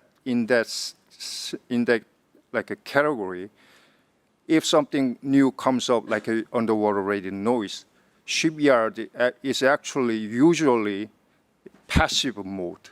Like they do not actively engage to design better or to build better ships. They are ready, but however, they are ready to listen what the owners are saying. So that's why from the owner side, building up all the database and the measurement is very, very important. And luckily, BC Ferry is very close to located into the listening station, which is free. And we can go there, measure whenever we want. And we could build up so many data for each different category of a vessel. And we are ready to share that information with the shipyard. Hey, here is the current situation. I'm sure you can build this.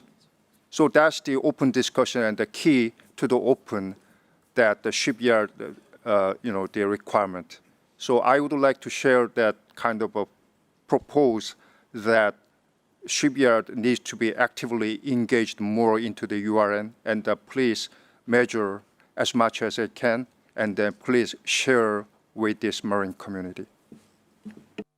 Yeah, great point. I think that also ties into something Kevin had brought up, where the more we do this, the more we will become familiar and better at doing it. I want to get to, I think we actually have somebody online at this point. Yes, all right, good.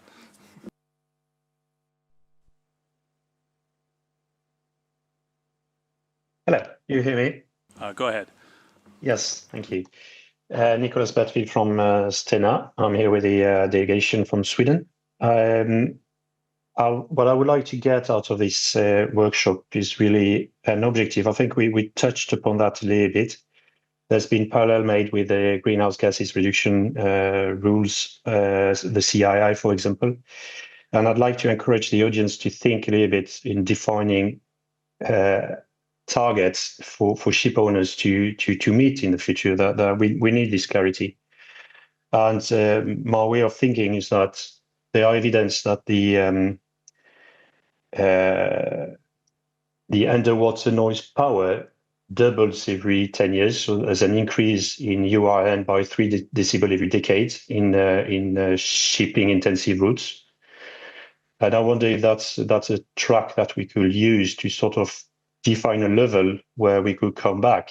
And a bit like for greenhouse gases emission, define a baseline in time and trying to aiming at coming back to this level. I know that there's work ongoing about assessing the acceptable state of our coastal water, and that could be compatible. That was a line of thought and a reaction to the discussion and the comments made on CII and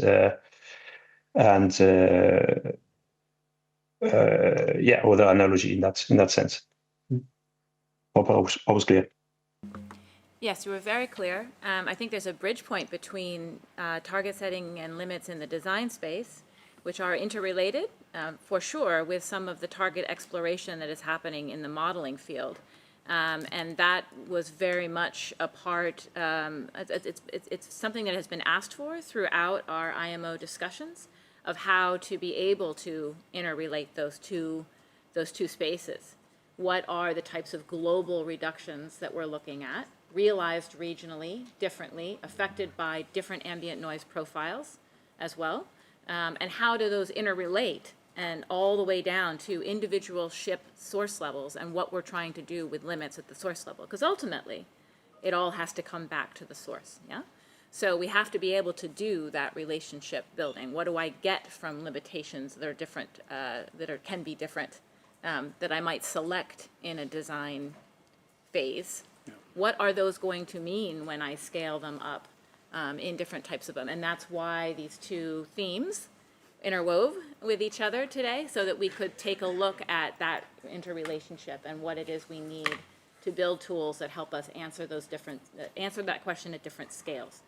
So if there's anybody who'd like to speak in that space, that was going to come up in our collective conversation. Go ahead. Yeah, Michael Jasny, NRDC. I wanted to pick up on one word, I think, in what was just said by the representative from Sweden, and that is clarity. There was a point made in a presentation, maybe it was yesterday, maybe it was today, that we have specifications. Indeed, we have an abundance of specifications. We have the notations from at least, 7 ship classification societies. We have the Canadian grading system. We have the EMSA work, which looks like it might produce perhaps a more technologically prescriptive policy, maybe not, but that's one conclusion you can draw based on what we saw today. You had the proposal in the last panel of producing something comparable to what's done with CII, kind of acoustic energy emitted per ton kilometer index, which is a fascinating idea. Lots of specifications, some of which may very well be taken up in policy under MSFD or other regulatory frameworks in other jurisdictions.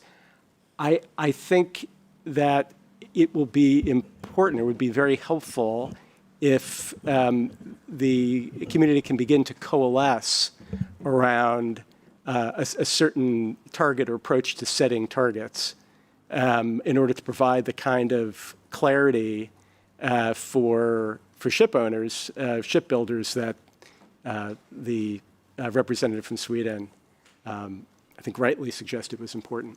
Thanks. Japan, and then we'll go to you, Chris. Yeah, thank you, Chair. So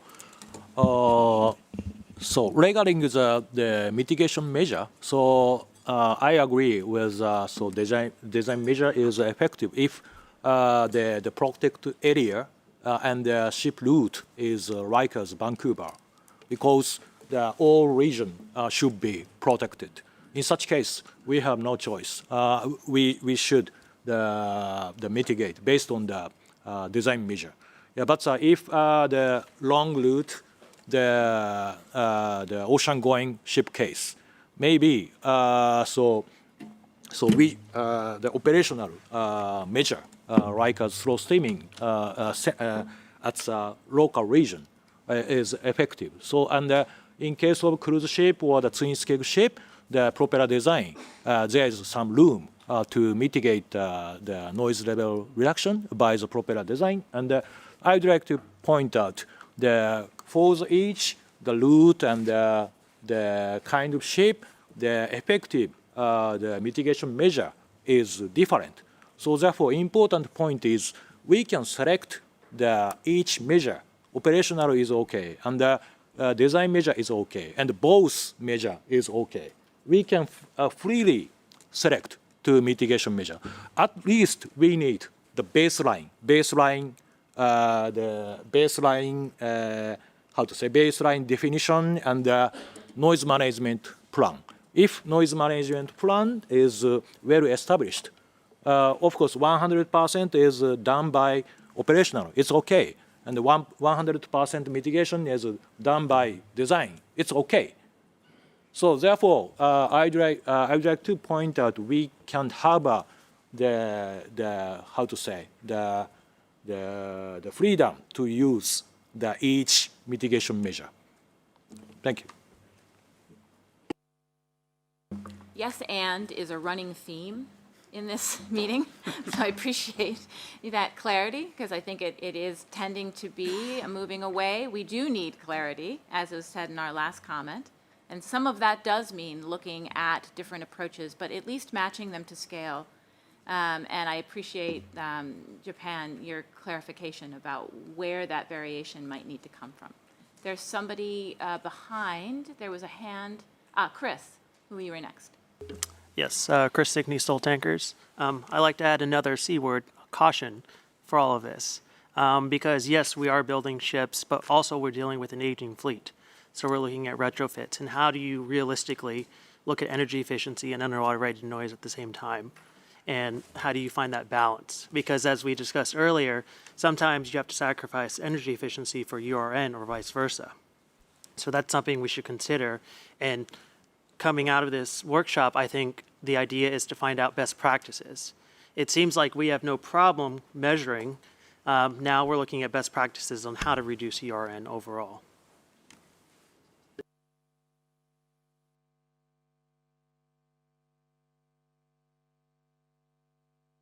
All right, we have maybe one more for the theme 3, and then maybe we'll do the theme 4 summary here. So in the back, yep.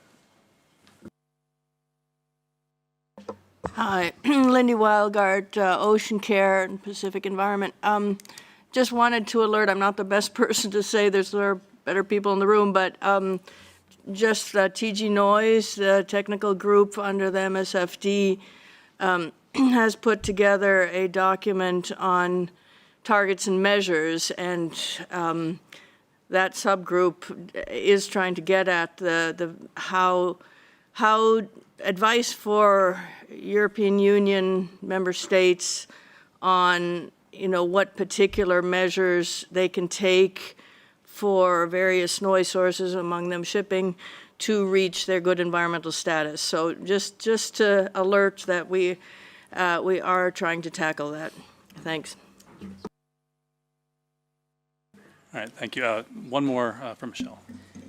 Thanks. And I would just add to that, too, just to Chris's point. I mean, in the revised guidelines, the IMO guidelines, there is a list, and it's beyond. I know we've talked a lot about propellers, but we talk about maintenance, operation, like hull maintenance, like all the different best practices. It includes that in there. It's intended to provide that guidance of what are the different things we can do to address underwater noise, and then recognizing that there are co-benefits with many of these, which is in the VARD report and the various matrices that we've talked about. I think they come out in all the different ones. So there are tools out there. I think part of it is making sure that that information is out there and people are aware of it. But I think there are a lot of places where we've brought together some of the best practices for people to use and test and try on their vessels. Thank you. All right, so I think we'll move to the theme 4. Yes, and I'm going to move it, truly try to move it into a panel. It's a little bit difficult to do a distributed panel, but we're going to try to allow the panelists to answer a few questions, because you really do have a kind of unique opportunity to see a lot of the different modeling practices. And here specifically, because that's obviously more than one fit in this room, but we honed in, because of where we are, on some of the IMO needs expressed in the URN action plan and that have been discussed in the correspondence group, and specifically that larger scale, longer term modeling capacity that is needed to inform target setting, which is quite distinctly what the potential IMO Commission study is trying to get at. It is in support specifically of target setting. And that does not mean exercising all of the results around one target. it means that that's what models are good at, looking at a variety of different target setting exercises, allowing us to hone in on what is performing, what is that balance between simplicity, where is the nexus to some of our other indices at an IMO global scale that makes that type of, that would allow us to look at these things more easily in combination and give us clarity for decision making. So because you've seen that, I wanted to ask those of you who did present some of your modeling work today, and inclusive of Dan Flynn, who's on the line, if he'd like to speak, to talk about the scale at which you have been modeling relative to the needs of the IMO, which have been expressed as global scale, and that have been expressed as needing to be able to look at URN and energy efficiency and greenhouse gas emission goal setting into the future. So if any of you wanted to speak, many notes have already been sort of had about that. But what do you think some of the strengths are of where you've already been in your models? Where do you think some of the clear areas where growth would need to be, and what you've done so far in order to take on that type of work? Anyone? Go ahead, Tomas. Yeah, maybe just one comment on that. I think the shipping characteristics are different. I mean, the features of how shipping is done can be very different from places to places. That's why we experienced when we made our case study in the British Channel, in the Adriatic Sea, or in the Pelagos Sanctuary. So there is no universal and global solution. And I think reasoning regionally is probably the most pragmatic way to go, I would say. Okay, I think Dan would like to provide some remarks.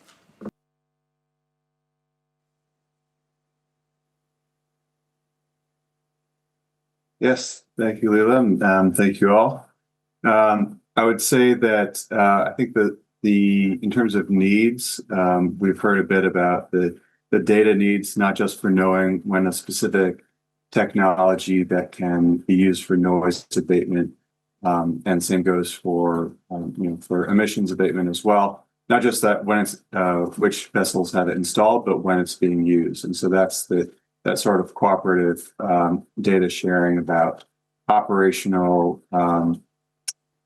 use of these technologies, not just having access to the vessel characteristics databases that we all really need. I'd also say that I think a strength of what we have done, again, using the decades of work that's been done by others there in the room, is to be able to do this sort of the fuel burn and the noise modeling at very detailed scales, but then being able to pair that with the with measurements like the hydrophones that Vanessa was talking about, being able to do the fine tuning for specific regional purposes, so we can see how these general purpose models can be best adapted in our regions. So I think it's the more operational data and comparisons and fine tuning with measurements. Thank you. Thank you very much, Dan. Samy. I'm going to give an alternative answer to what has been said until now. I believe it is very important to be able to compare between regions. So that's why we started our Navison project. It was because we wanted to be able to compare the different basins in the European Union, because we needed to understand at the level of the European Union what was happening. And I think it's time to actually move from regional to global. And I'm not saying that we have to reduce the accuracy of our models. In fact, it's the opposite. I believe our models, if we're able to feed in and assimilate all of the observation data that we know is out there, we are able to gain on accuracy at regional level, but also at global level. Because, if we want to talk eventually about targets, about any policy that we might want to or not want to discuss about, we need to do this at a global level. And therefore, I believe it's very important to be able to compare observations, but compare model results in between regions as well. So I would really advocate, to move to a global level. From a technical perspective, I don't think the models themselves have any issue. The AIS data is available at global level. The ship characteristic data is also available. So, yeah, I would definitely advocate for that. And just in my continuing desire to say yes and, it sounds to me like you actually are agreeing with something that Dan was just saying, which is that in the benefits of the global model, there is still the potential to use particularly measurement data in regional refinement. And that really does, again, get at models need to work for their applications. And we need global applications, is your point. And I firmly agree with you. It does not mean that we wouldn't do other things to refine regional models and that we don't, and that those things do not feed each other, right? So deep desire for yes and. Go ahead, Vanessa. Yes, and I totally agree, Sammy, and with everyone that's talked so far. I think that, if we're working really hard on the Gulf of Mexico and you guys are working really hard on Europe, it's not helpful for anyone if we can't compare those. But if we have to do a more regional setup to refine, I just hope that there can be some consensus on what metric we are comparing so that we can make sure that those, that our metrics are usable. I also, something that I think that why our models so far aren't comparable is because our priorities in these different regions are not always the same. Like for us on the California coast, we have our big baleen whales that are endangered, and the Canadian coast, you have the orcas. So the models are just different based on our different priorities. And I think that's totally valid to have those differences. But if there could also be a comparable version that we work on together, I think that would be helpful. And just to clarify for those of us who aren't, those folks who aren't deeply in these weeds, in a lot of cases, we are converging on modeling a wider range of frequencies than are specific to some of the outputs that are right now not comparable. This does not, in all cases, mean that we need to go back to the drawing books and remodel. It simply means that we need to derive from our output similar statistics, right? So there are differences. Some things truly are not being refined for a similar frequency bandwidth, and there we really do need to go back to basics and ask some questions. But in a lot of cases, we really are talking about derived statistics, which is not a heavy lift. That's conversation. Are there others who want to speak on this point? Yes, go ahead. Thank you. Tomaka Matsuwase University from Japan. And the global targeting is the kind of the great mission for the IMO. I really understand that. But also we are discussing about the some kind of target value, or the global target value is nearly impossible. It is because of the regional difference of that. So I like the grow noise approach. Now, grow noise is to provide some kind of the protocol or like an instruction toolbox, and can use that toolbox for any region, any country. So I think that is also another kind of global approach. So I like that very much. And also for determining the target, even regionally, I needed to emphasize of the distribution of the protected species. Okay, not only for like noise, but also the comes with the distribution of the protected noise and how that the animals may be changed or may be affected by the specific noise exposure level. So that needed to be comes with the consideration. Otherwise, just thinking about the noise, we can reach target. Okay? What for to reduce the noise is to the sustainability of the ocean ecosystem, right? So need to consider about the distribution of the protected animal. Thank you. Yes, fully agree. So what I might push you on, because we had this conversation in the correspondence group quite a bit, is in developing tools that are more common, more centralized. So not everybody is reinventing the wheel in slightly different ways all over the world. We can come up with derivations from the pressure field, which you can then interpret in different ways. Because fundamentally, a lot of that variation you're talking about is interpretation of the pressure field, yeah? So I think we need to continue to, this came up with Matthias as well, separate some of our ideas into the what can we get right and become more efficient about, and what role could the IMO play in helping us define the pressure field such that our regionalization of assessment of impact, which is where additional conversations will take place about targets, is accelerated, fundamentally accelerated, and it allows everybody to come to a place where they have access to that tool base. Yeah? Go ahead, yes, Septa. Just one addition on top of the Japanese delegation's contribution and yours as well. I think it's very important, and I totally appreciate that it's also, like agreed that we have a global approach and the toolkit, and it's really requested. But I also want everyone to share as much as possible the regional perspectives, approaches, and modeling, which are not submitted to the experience building phase as well. Because when we are speaking about the glow noise, and we are also producing a toolkit and also a repository which will include all the best practices inside, it only goes to the member states during the committee meetings. But this platform is very important, I think, that I may be repeating myself again, but it is very important that you submit it either to IMO Secretariat through the workshop, like email, or our consultant and the colleagues here, or to the Glow Noise Partnership, that we bring them together. Because we are discussing all this here, and we will be reporting, of course, that it will be published.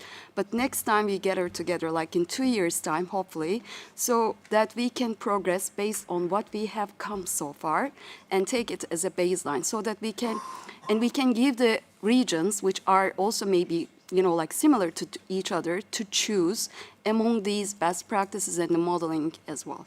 Thank you.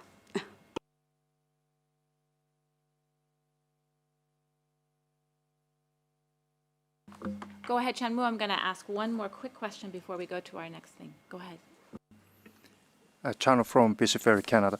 I'm not an expert in modeling, but I just would like to ask to the expert that, because now we are talking about the global and local, and that the reason why there are some differences is that due to the frequency deviation, differences. And from my experience of the old story of the friction coefficient, and it depends on the turbulence and laminar flow. So there are two different curves, and finally we can make the continuous. So can I ask you that we can pick the best model for each frequency and connect it? Please answer. I'm a terrible person for that, but I was thinking about this when Federica was talking about the parabolic equation.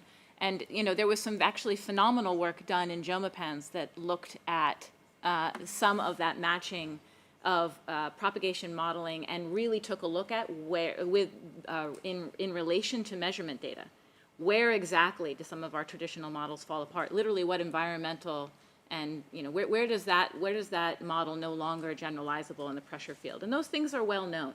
So that as we go at these optimization, the balances between simplicity and pasting things together to get it just right, that we really hit the places where the real weaknesses are, like low frequencies, shallow water, for example. Okay, I know that we are about to move into a more general discussion. I wanted to bring up one more component that was hit on by one of our panelists. Do I have 1 minute? Okay. So one of the components that was brought up on Jukka-Pekka, your final slide, was talking about the derivation of common metrics. We are at IMO. We are interested in some of these common metric applications. And I think by now everyone who's been paying attention can start to see that the derivation of statistics like EEDI, EEXI, and CII rely on a lot of common data resources relative to URN. And that if the pipelines for some of those things, the weaknesses and strengths as well in our data collection and databasing capabilities are being expressed in both directions. When we don't get it quite right for one, we also increasingly don't get it quite right for the other. However, there has been quite a lot of IMO effort on databasing to support EEDI, EEXI, and CII. So Jukapeka, I'm going to pick on you. Can you think of anything you'd like to say about, how we can get to a common use of some of that database and some specificity about where you think that could be?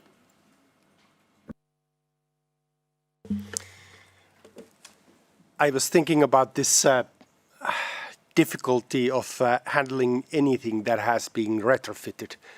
So basically, it's not just about installing a new piece of tech which will reduce emissions or reduce the underwater noise. So basically, I was thinking that, one place that we look for this kind of information is IMO GISs. So that's one way of doing that. But of course, there are some things which are lagging behind, so it's not exactly real-time information, but at least that would be one way of pooling the data there so that it is available for all. I'm sure there are thoughts. Thank you. Anyone care to have an additional thought there?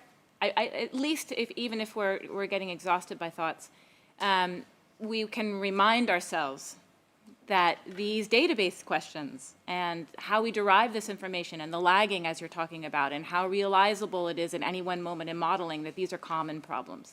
They are not URN problems. They are common problems for how we look at modeling current shipping, period, and future shipping, period.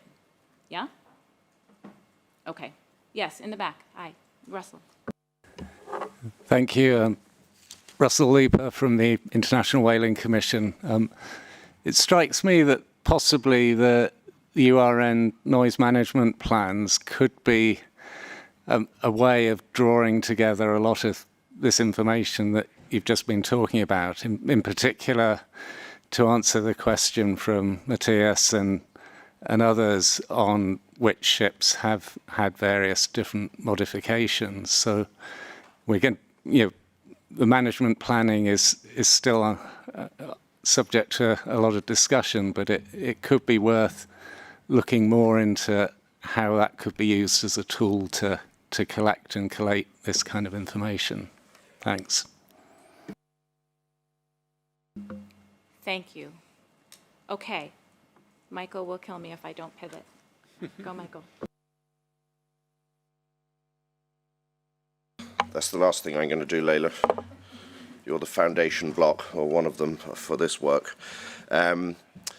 Conscious of the fact that it is, for those who are joining us online, for example, the Swedish colleagues, an hour ahead of us there, and it's Friday evening, and we're a hardy crew, so I think we can drive through. If anyone does need the lavatory, feel free to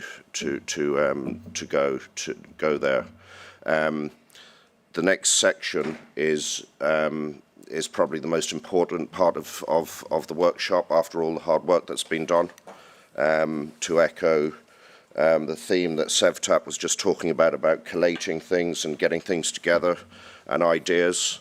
There's been truly remarkable work done in the last few years, and that's quite evident from all of your expertise and everything that's been discussed here.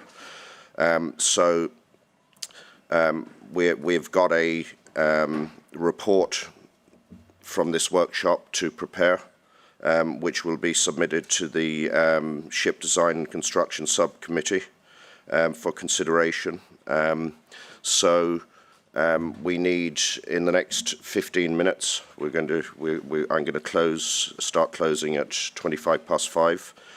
You can help us. So first of all, I'd like to invite Michelle Sanders again and Eric Baudin, back to the podium to help us synthesize our conversations over the last few days, reflecting on key findings relative to the goals that we've had for this meeting and highlighting our next steps. And we had outlined the following objectives for this meeting, which broadly seeks to improve collaboration among industry, ship owners and operators, government, civil society and academia to address the challenges of improving energy efficiency and reducing underwater radiated noise from vessels in tandem. And so the goals were to continue to understand ongoing future trends by the global fleet in energy efficiency and underwater radiated noise technologies, to learn from real-world implementation of energy efficiency and underwater radiated noise management planning, cost benefits and incentivization development, and to consider next steps to advance more integrated energy efficiency and underwater radiated noise design specifications. And the fourth one, to understand past ongoing efforts in forecasting energy efficiency and underwater radiated noise in tandem and identify best practices for further work.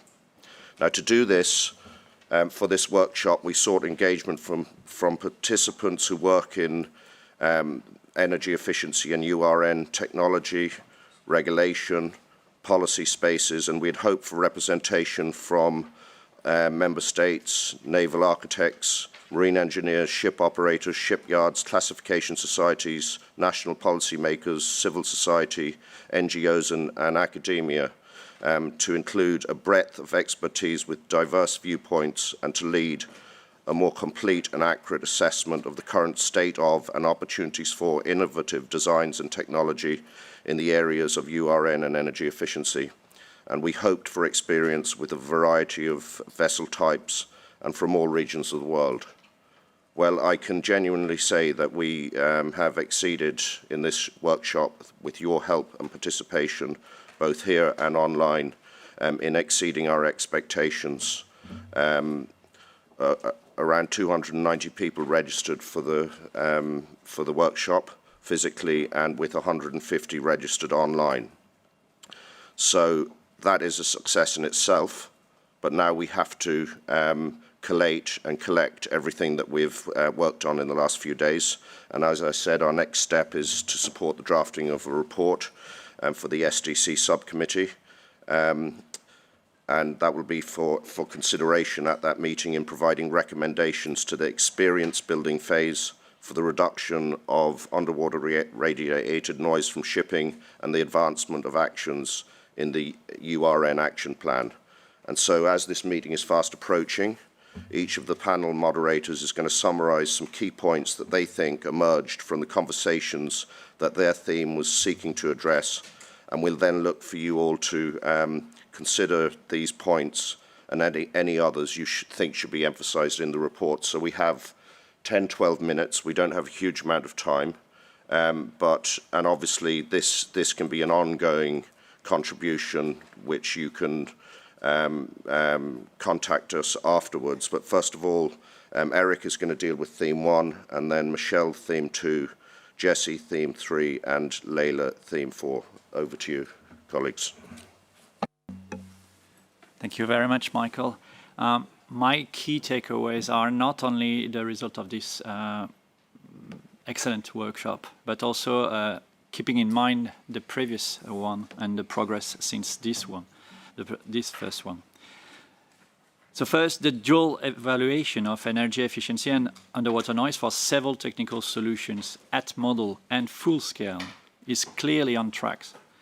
Moving beyond single off-the-shelf solutions to more holistic retrofit and design strategies, many case studies involving not only URN experts, but also designers, ship owners, shipyards and class, covering a wide range of ship types, have opened up broadly a promising future for quiet, efficient ships.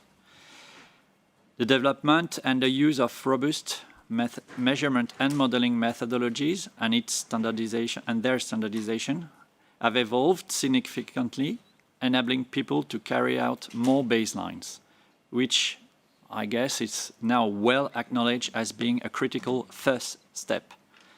Nevertheless, the cost of measurements that have the most rigorous requirements are still a barrier to a more global uptake. Pilots are often seen at single vessel level and not yet at fleet level. Innovative, cost-efficient means and of carrying out the baseline look to be one of the strongest barrier cutter. And so is the increasing focus on making URN reduction financially viable and attractive to ship owners, and largely heard all the claims to multiply the incentives to reward the efforts of implementing those solutions and shorten the return on investment. And on that, I leave the floor to the theme 2 synthesis. Thank you. All right. So on theme 2, looking at investment or incentivization, I think there's a couple of key takeaways that I got out of it and would love to hear feedback on this. But one was the whole question around return on investment, which we can see as an incentive, right? You're getting your money back. However, there was, so implementing the URN management plans or quiet notations that can yield modest financial benefits, especially when they're bundled with the mandated energy efficiency measures. But there was acknowledgement, words are getting hard at the end of the day, that the high cost of sea trials does remain a barrier to widespread adoption. But there is an incentive there in terms of that return on investment, and what is that? Another incentive that kind of came out of that was around the public recognition. So Protecting Blue Whale, Blue Skies program, for example, in California, showed that voluntary vessel speed reductions that led to a 4.1 decibel reduction in URN, significant GHG savings, and that public recognition actually proved more effective than the financial reward that was initially offered and was actually asked for that public recognition. So it's a different kind of incentivization.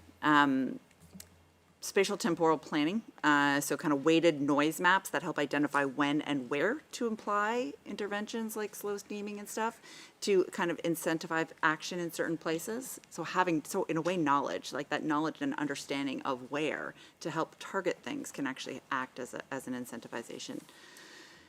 Obviously, growing incentive schemes, so around metrics, so programs like the Environmental Ship Index with the new URN model launching post-January 2027, I believe it is, Green Marine and their performance indicators and management programs, the TNFD guidance for marine transport and cruise sectors. I think these programs are incentivizing actions through requirements for public disclosure, for demonstrating an ability to meet certain performance measurements. And then there's the whole conversation of regulatory alignment. Concerns raised that ongoing need of CII may not fully leverage potential for emission reductions, stronger regulatory pressure that could help unlock URN co-benefits, I think was something else that came up quite a bit in that context. So summary, if we kind of focus in on the incentive types that I think can be further explored coming out of these conversations to help increase the uptake of this URN energy efficiency relationship is, so the return on investment for fuel savings. I think we need to more clearly translate that into business cases. What is that return on investment, and better understanding it?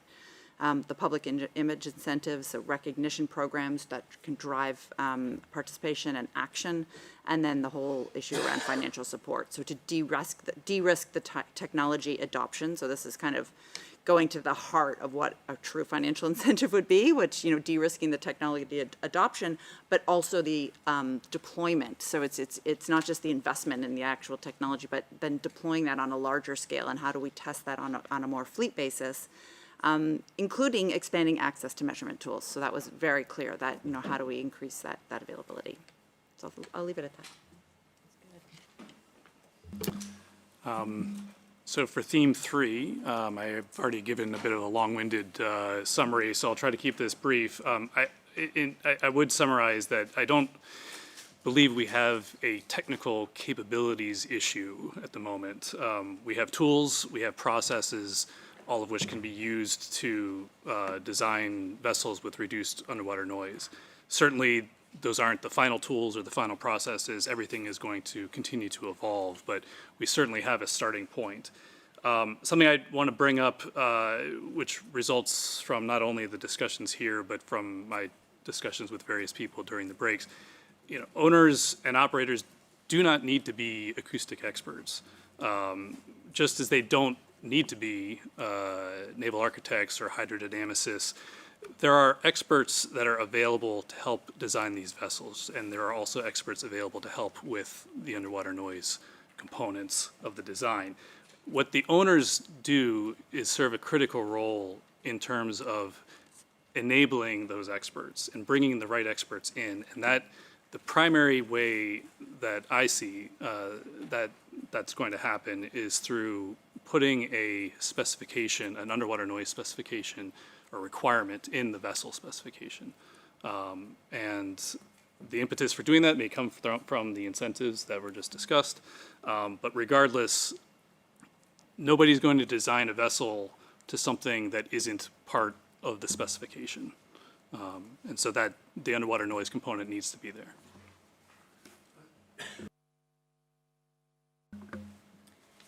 Okay, well, fortunately, I didn't have enough time to become long-winded, so this will be short. I think we heard in several of the different panel places, but definitely in our Theme 4 discussions, that modeling and measurement are deeply interrelated. That when we talk about do we need to do more measurement or no, we need to, this is not an or, this is an and, they are already deeply embedded processes. And that is occurring at all the scales. The scale of the vessel down to the highest resolution things that we saw modeled at an individual vessels, components of vessels, to the holistic vessel model, all the way through to propagated noise fields at the scales of ocean basins. So we are looking at the integrated, that integration. We need to get more smarter and more precise about when and how we need to address uncertainty in our processes for taking measurements into modeling. And we heard that that can look like the comments we heard, like you keep saying simplicity is a bad thing. That is true. There are times when we absolutely need a simple approach that allows us to get at some global truths and helps us drive towards. That's the area, that red area. I want to look more at that in higher resolution. And I'm going to use a different modeling approach, and I'm going to collect different data, and I'm going to go find out more about icebreakers so I can get some of the derived answers I need in the Arctic right. That's a chain of getting to a level of uncertainty and understanding a measurement need, and using models to help you get there, so that you're not in a cloud of I always want to know more, right? We need to do this iteration faster because biodiversity protection demands that we do it faster, right? So we need to get to a place where we are comfortable with the fact everybody in this room is in different seats where you make decisions in the face of uncertainty. That is a reality. We don't wait till we're uncertain, right? So we are accepting uncertainty. Uncertainty is part of what we do. And what we have to start to get clearer about is what are the components of uncertainty that I cannot make a decision until I address that. And that is an evolving conversation with industry. It is very helpful to have this continued conversation with industry so that we see the decision point that is affected by an uncertainty, and we can start to say, oh, that decision point, we can meet that with a specific measurement campaign, or we can meet that with a specific type of sensor, so it doesn't, again, all become one big cloud of we always need more information. So that is the beauty of this dialogue and the continuing dialogue with the people who are making the decisions. Of course, that doesn't happen quickly unless people indeed do make decisions. So the more we can hear about people who, as 2 years hence from the last time we met, there are more people who are sitting with uncertainty and the need to make a call. That was not where we were 2 years ago. We had a lot of arm waving. I guess if I maybe sort of started a noise management plan, then maybe sort of I'd want to know that. Now I did one. I don't know the thing on page 3 and I need to know it. How can I get there? And so that's a much clearer conversation to have about how we need to use a specific model, how we need to derive a modeling campaign or move a measurement forward. And so, yes, there are also synergies at the scale of the IMO and some of these global databases and centralized modeling resources that we need to exploit. I think people are understanding that we need to exploit those synergies, and that there are a lot of people standing ready to do that type of work. That this is work that at those scales there is absolutely an ability in our community to make use of that synergy and to start to derive things that help us have the conversation across the silos of some of the work we do on environmental issues at the IMO. So that would be my summary.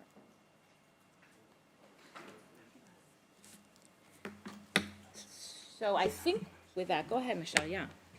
Yeah, I think and I think one overarching thing that came out a lot, and I mean, kind of pick up a little bit on your points, is it's about the purposeful integration into the discussion, right? It's no longer accidental. It's how do we be purposeful about it in the design phase, in the retrofit phase, in the maintenance phase, right? There are different, it's not, as I said earlier, it's not all about propellers. Largely about propellers, but not all about propellers. There are other things we can do, and I think that came out a little bit. There's operational measures, but there are maintenance measures that can be taken. There are other design features around, hulls and bulbous bows and the rest of it. So I think looking at that again holistically, I think is a theme that carries over even from the first workshop that we had on this. But maybe open it to the floor to see have we kind of captured the key takeaways or the key things that you think need to be addressed or acknowledged in the report? Yeah. Yes, Chris. Yeah, thanks, Michelle. Generally, I thought the sum-ups were very good. Just a small suggestion, there was a discussion on the forthcoming biofouling regulations. I don't think we need to do very much there. It's going to happen in time, and there will be a small URN benefit. I remember BCF Ferries at the first workshop, they did a study on their ships, and correct me if I'm wrong, I think they got a figure of about 1.6 decibels reduction between a dirty ship and a clean ship. And possibly that should be something that is included in the model. So remember Samy, he was talking about the penetration rate in the world fleet, the European fleet, for the various energy efficiency measures. So going forward, perhaps it's reasonable for hull cleaning to assume that at some point will become 100% for hull cleaning. Thank you. Yeah, absolutely, and that is even identified in the guidelines as hull cleaning is as one of the maintenance measures. And I know in the proposal for the biofouling regulation, it was identified of the co-benefits that we could have from underwater noise. So there's already a recognition, I think, in that conversation happening on the biofouling regulation that there is this co-benefit. So definitely making those linkages. Thank you, Chris. Actually, that is what I am doing right now. So I can say that my next presentation is about more detail between the fouling and the URN. And just generally, as a naval architect, I would like to point out that I would like to ask how many people here try to read the ship's draft. It is almost impossible to read a very fine, exact draft. Impossible. So, I'm in this industry for almost 30 years. And whenever we try to something more precise, where's there's value? When we read a draft, we cannot read a draft precisely. That is the characteristic of marine industry. So, I don't know, I'm not a modeling specialist, but I think we need to look at a little bit more like a globally or like an entire shipping industry, something like instead of a small rabbit hole. That's my final comment today.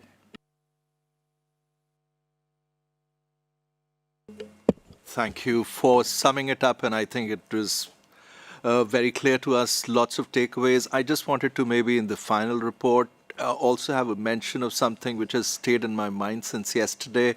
My old colleague, Dr. Lee Kinberg, mentioned about IAPH and the incentives, which in my earlier connects I understood were coming into force from January 2026, which apparently are now coming in force January 2027. This could have been quite crucial for the experience building phase and the acceleration and the momentum that we are all looking forward to from the shipping industry to get those incentives up and running.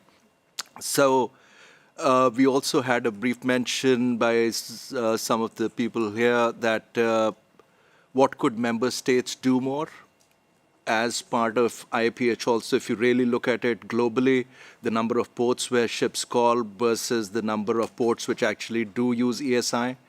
So it could be perhaps worth a mention in the report where we see the need for member states to also take upon either through ESI or Green Marine or some of those initiatives which provide some sort of incentives to bridge the gap, because we're talking about it cannot be BC Ferries or Maersk or one or the other. So I think we still have a lot of room to cover when it comes to that.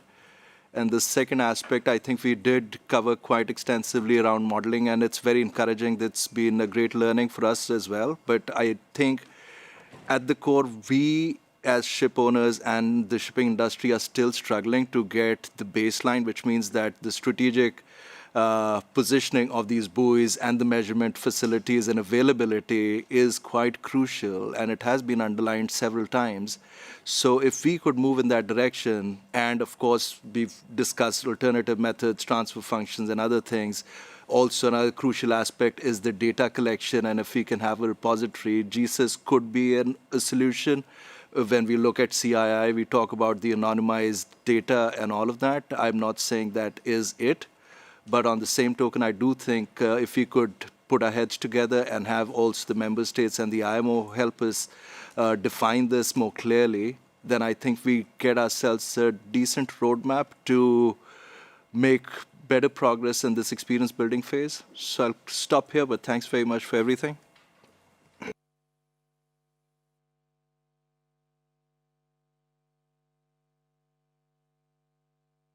Amy.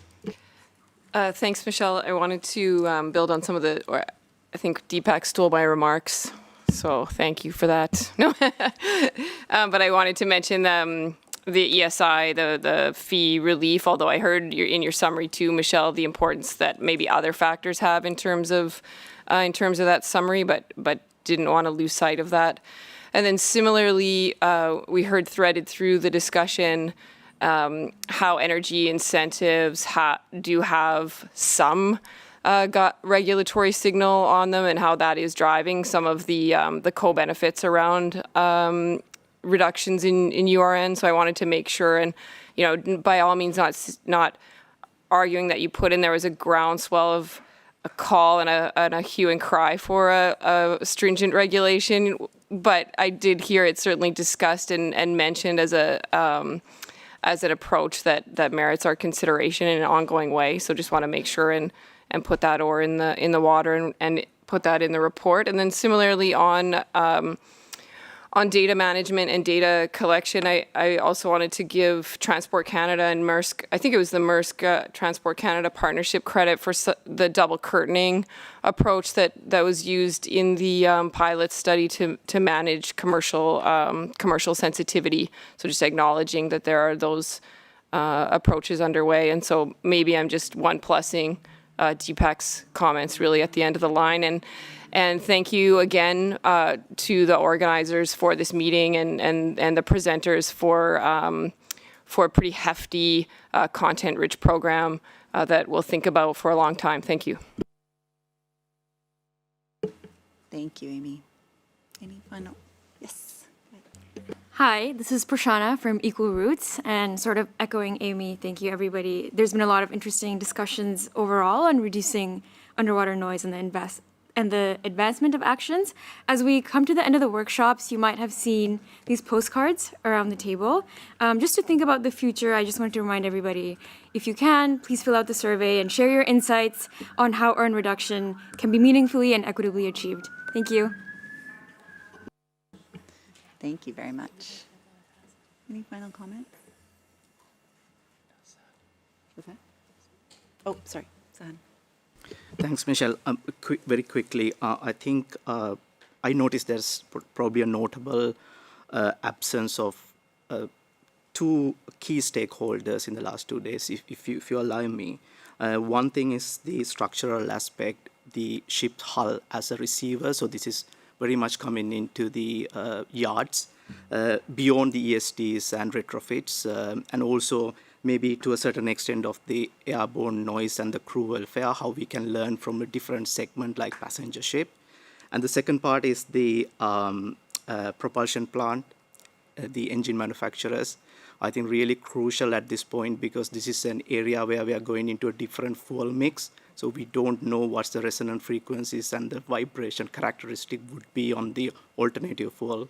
So if we can get them back into the discussion in the future session, I think that would be really useful. And thank you for the opportunity and thank you for organizing this marvelous 2 days. It's a masterclass of underwater radiated noise. Thank you. Thank you very much. I think you just signaled to everybody in the room what they need to be working on next. I know we're closing up. I do want to just take a moment. You know, it's interesting, just the whole conversation about regulation versus incentives. I do see you. We'll take you as our last comment. And I do want to do a call out, and obviously I appreciate all the compliments to Canada, but I think we need to, like, the work in Europe. I mean, it's so many presenters from Europe, but I don't think it was fully acknowledged why there's so much happening in Europe. And I think it's a really important point is, I mean, the European Management Framework, if I get that right, the name of it right? Like, there's a requirement to actually address noise, to study noise, and now to take action on noise. And that is really spurring so much action. And it's really great to see the number of presenters and work that's coming out of Europe. And I think it's really important to acknowledge the work of the European Union in that regard and the European Commission. So just wanted to kind of throw that out there. Like, you kind of see there's two sides to, the incentivization versus the regulation. I think there's obviously a co-work there. Can we take one more comment before we wrap, Michael? Sure. Okay. Sorry, thank you very much. I'm Johnny Egro. I'm chair of SSC subcommittee. Sorry, I'm not chair of SDC subcommittee. First of all, thank you very much for organizing this workshop, and it was a very, very beneficial discussion, and it would be promote our IMO discussion, and I'm really relieved that URN is not agenda item in SSC subcommittee. I'm really relieved, comfortable. And I can understand a lot of issue, and we can get a lot of insight from presenters and participants, and we see a lot of co-benefit between energy efficiency and the URN. And but comparing with the discussion, my subcommittee usually have very simple discussion. Usually, we discuss ships should have some equipment, the number of the equipment, location of the equipment, size of equipment. Comparing with that, this discussion is very, very complex, complicated. So it is very difficult to limit or decide specific technology should be applied to reduction of the URN. So maybe we should follow some technical neutral or more performance-based approach in the technical future. And in the regulatory point of view, comparing with other IMO regulation, we need more innovative and new protocol to gather the global cooperation. So we need global cooperation. We need regional characteristics data, and we need the participant of the many region to set to make a efficient framework. So it is very innovative for us. Usually, we set some simple regulation in our convention, IMO convention, but this in this area, URN issue, we need to consider more out of aspect to implement globally. So I hope we can reach some goal and we can reach some new field and new to save the sea animal and make a global framework on this issue. So we need more effort. But anyway, I'm very appreciate. I would like to express appreciation to all organizers and presenters and participants to organize very, very good workshop. Thank you very much.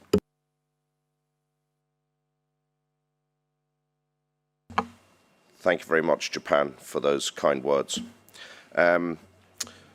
Thank you to Eric and Michelle, Lila and Jesse for your masterful work. And I think we should give them a big round of applause.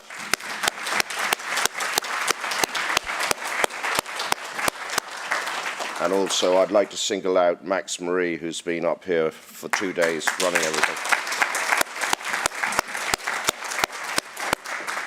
So, ladies and gentlemen, on behalf of the International Maritime Organization, it's been an honor for IMO to host this workshop with the great co-sponsorship of the Glow Noise Partnership.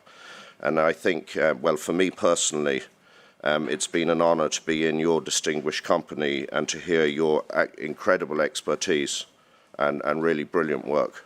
And I think we can all agree that this has been a very interesting and insightful workshop regarding the relationship between ship energy efficiency and underwater radiated noise.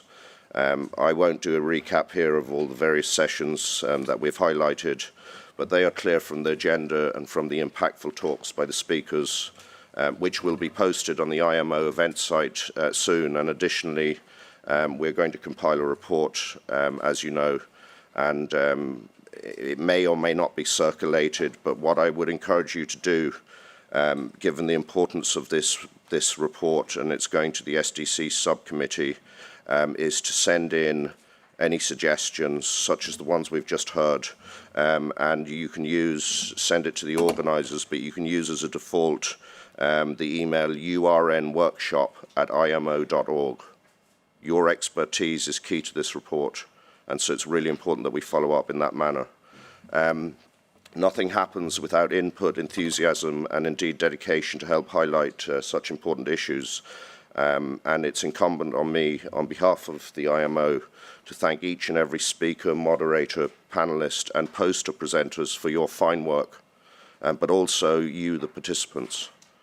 You've traveled from all over the world to lend your support and expert input, and this workshop has been truly interactive, and that is thanks to all of you, both here in Committee Room 9 in person and those who have joined online, with masterful direction by our moderators, Mr. Eric Baudin, Ms. Lila Hatch, Ms. Michelle Saunders, and Mr. Jesse Spence.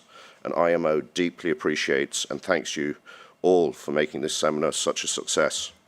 And this seminar, as we've said, is not a fireside chat about what might or might not be a good idea and then do nothing.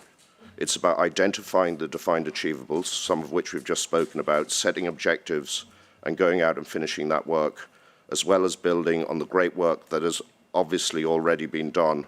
And you've heard where you can help, how to be involved. And so our work together at this 2025 workshop will continue as those defined achievables are realized, in order that we continue to strive to achieve the 17 Sustainable Development Goals of the United Nations. IMO and I would like to sincerely thank key external members of the Organising Committee, Ms. Aurélie Kosandi-Godin of Transport Canada, and Ms. Leila Hatch of the Natural Resources Defence Council for their tireless work in helping to bring this workshop together.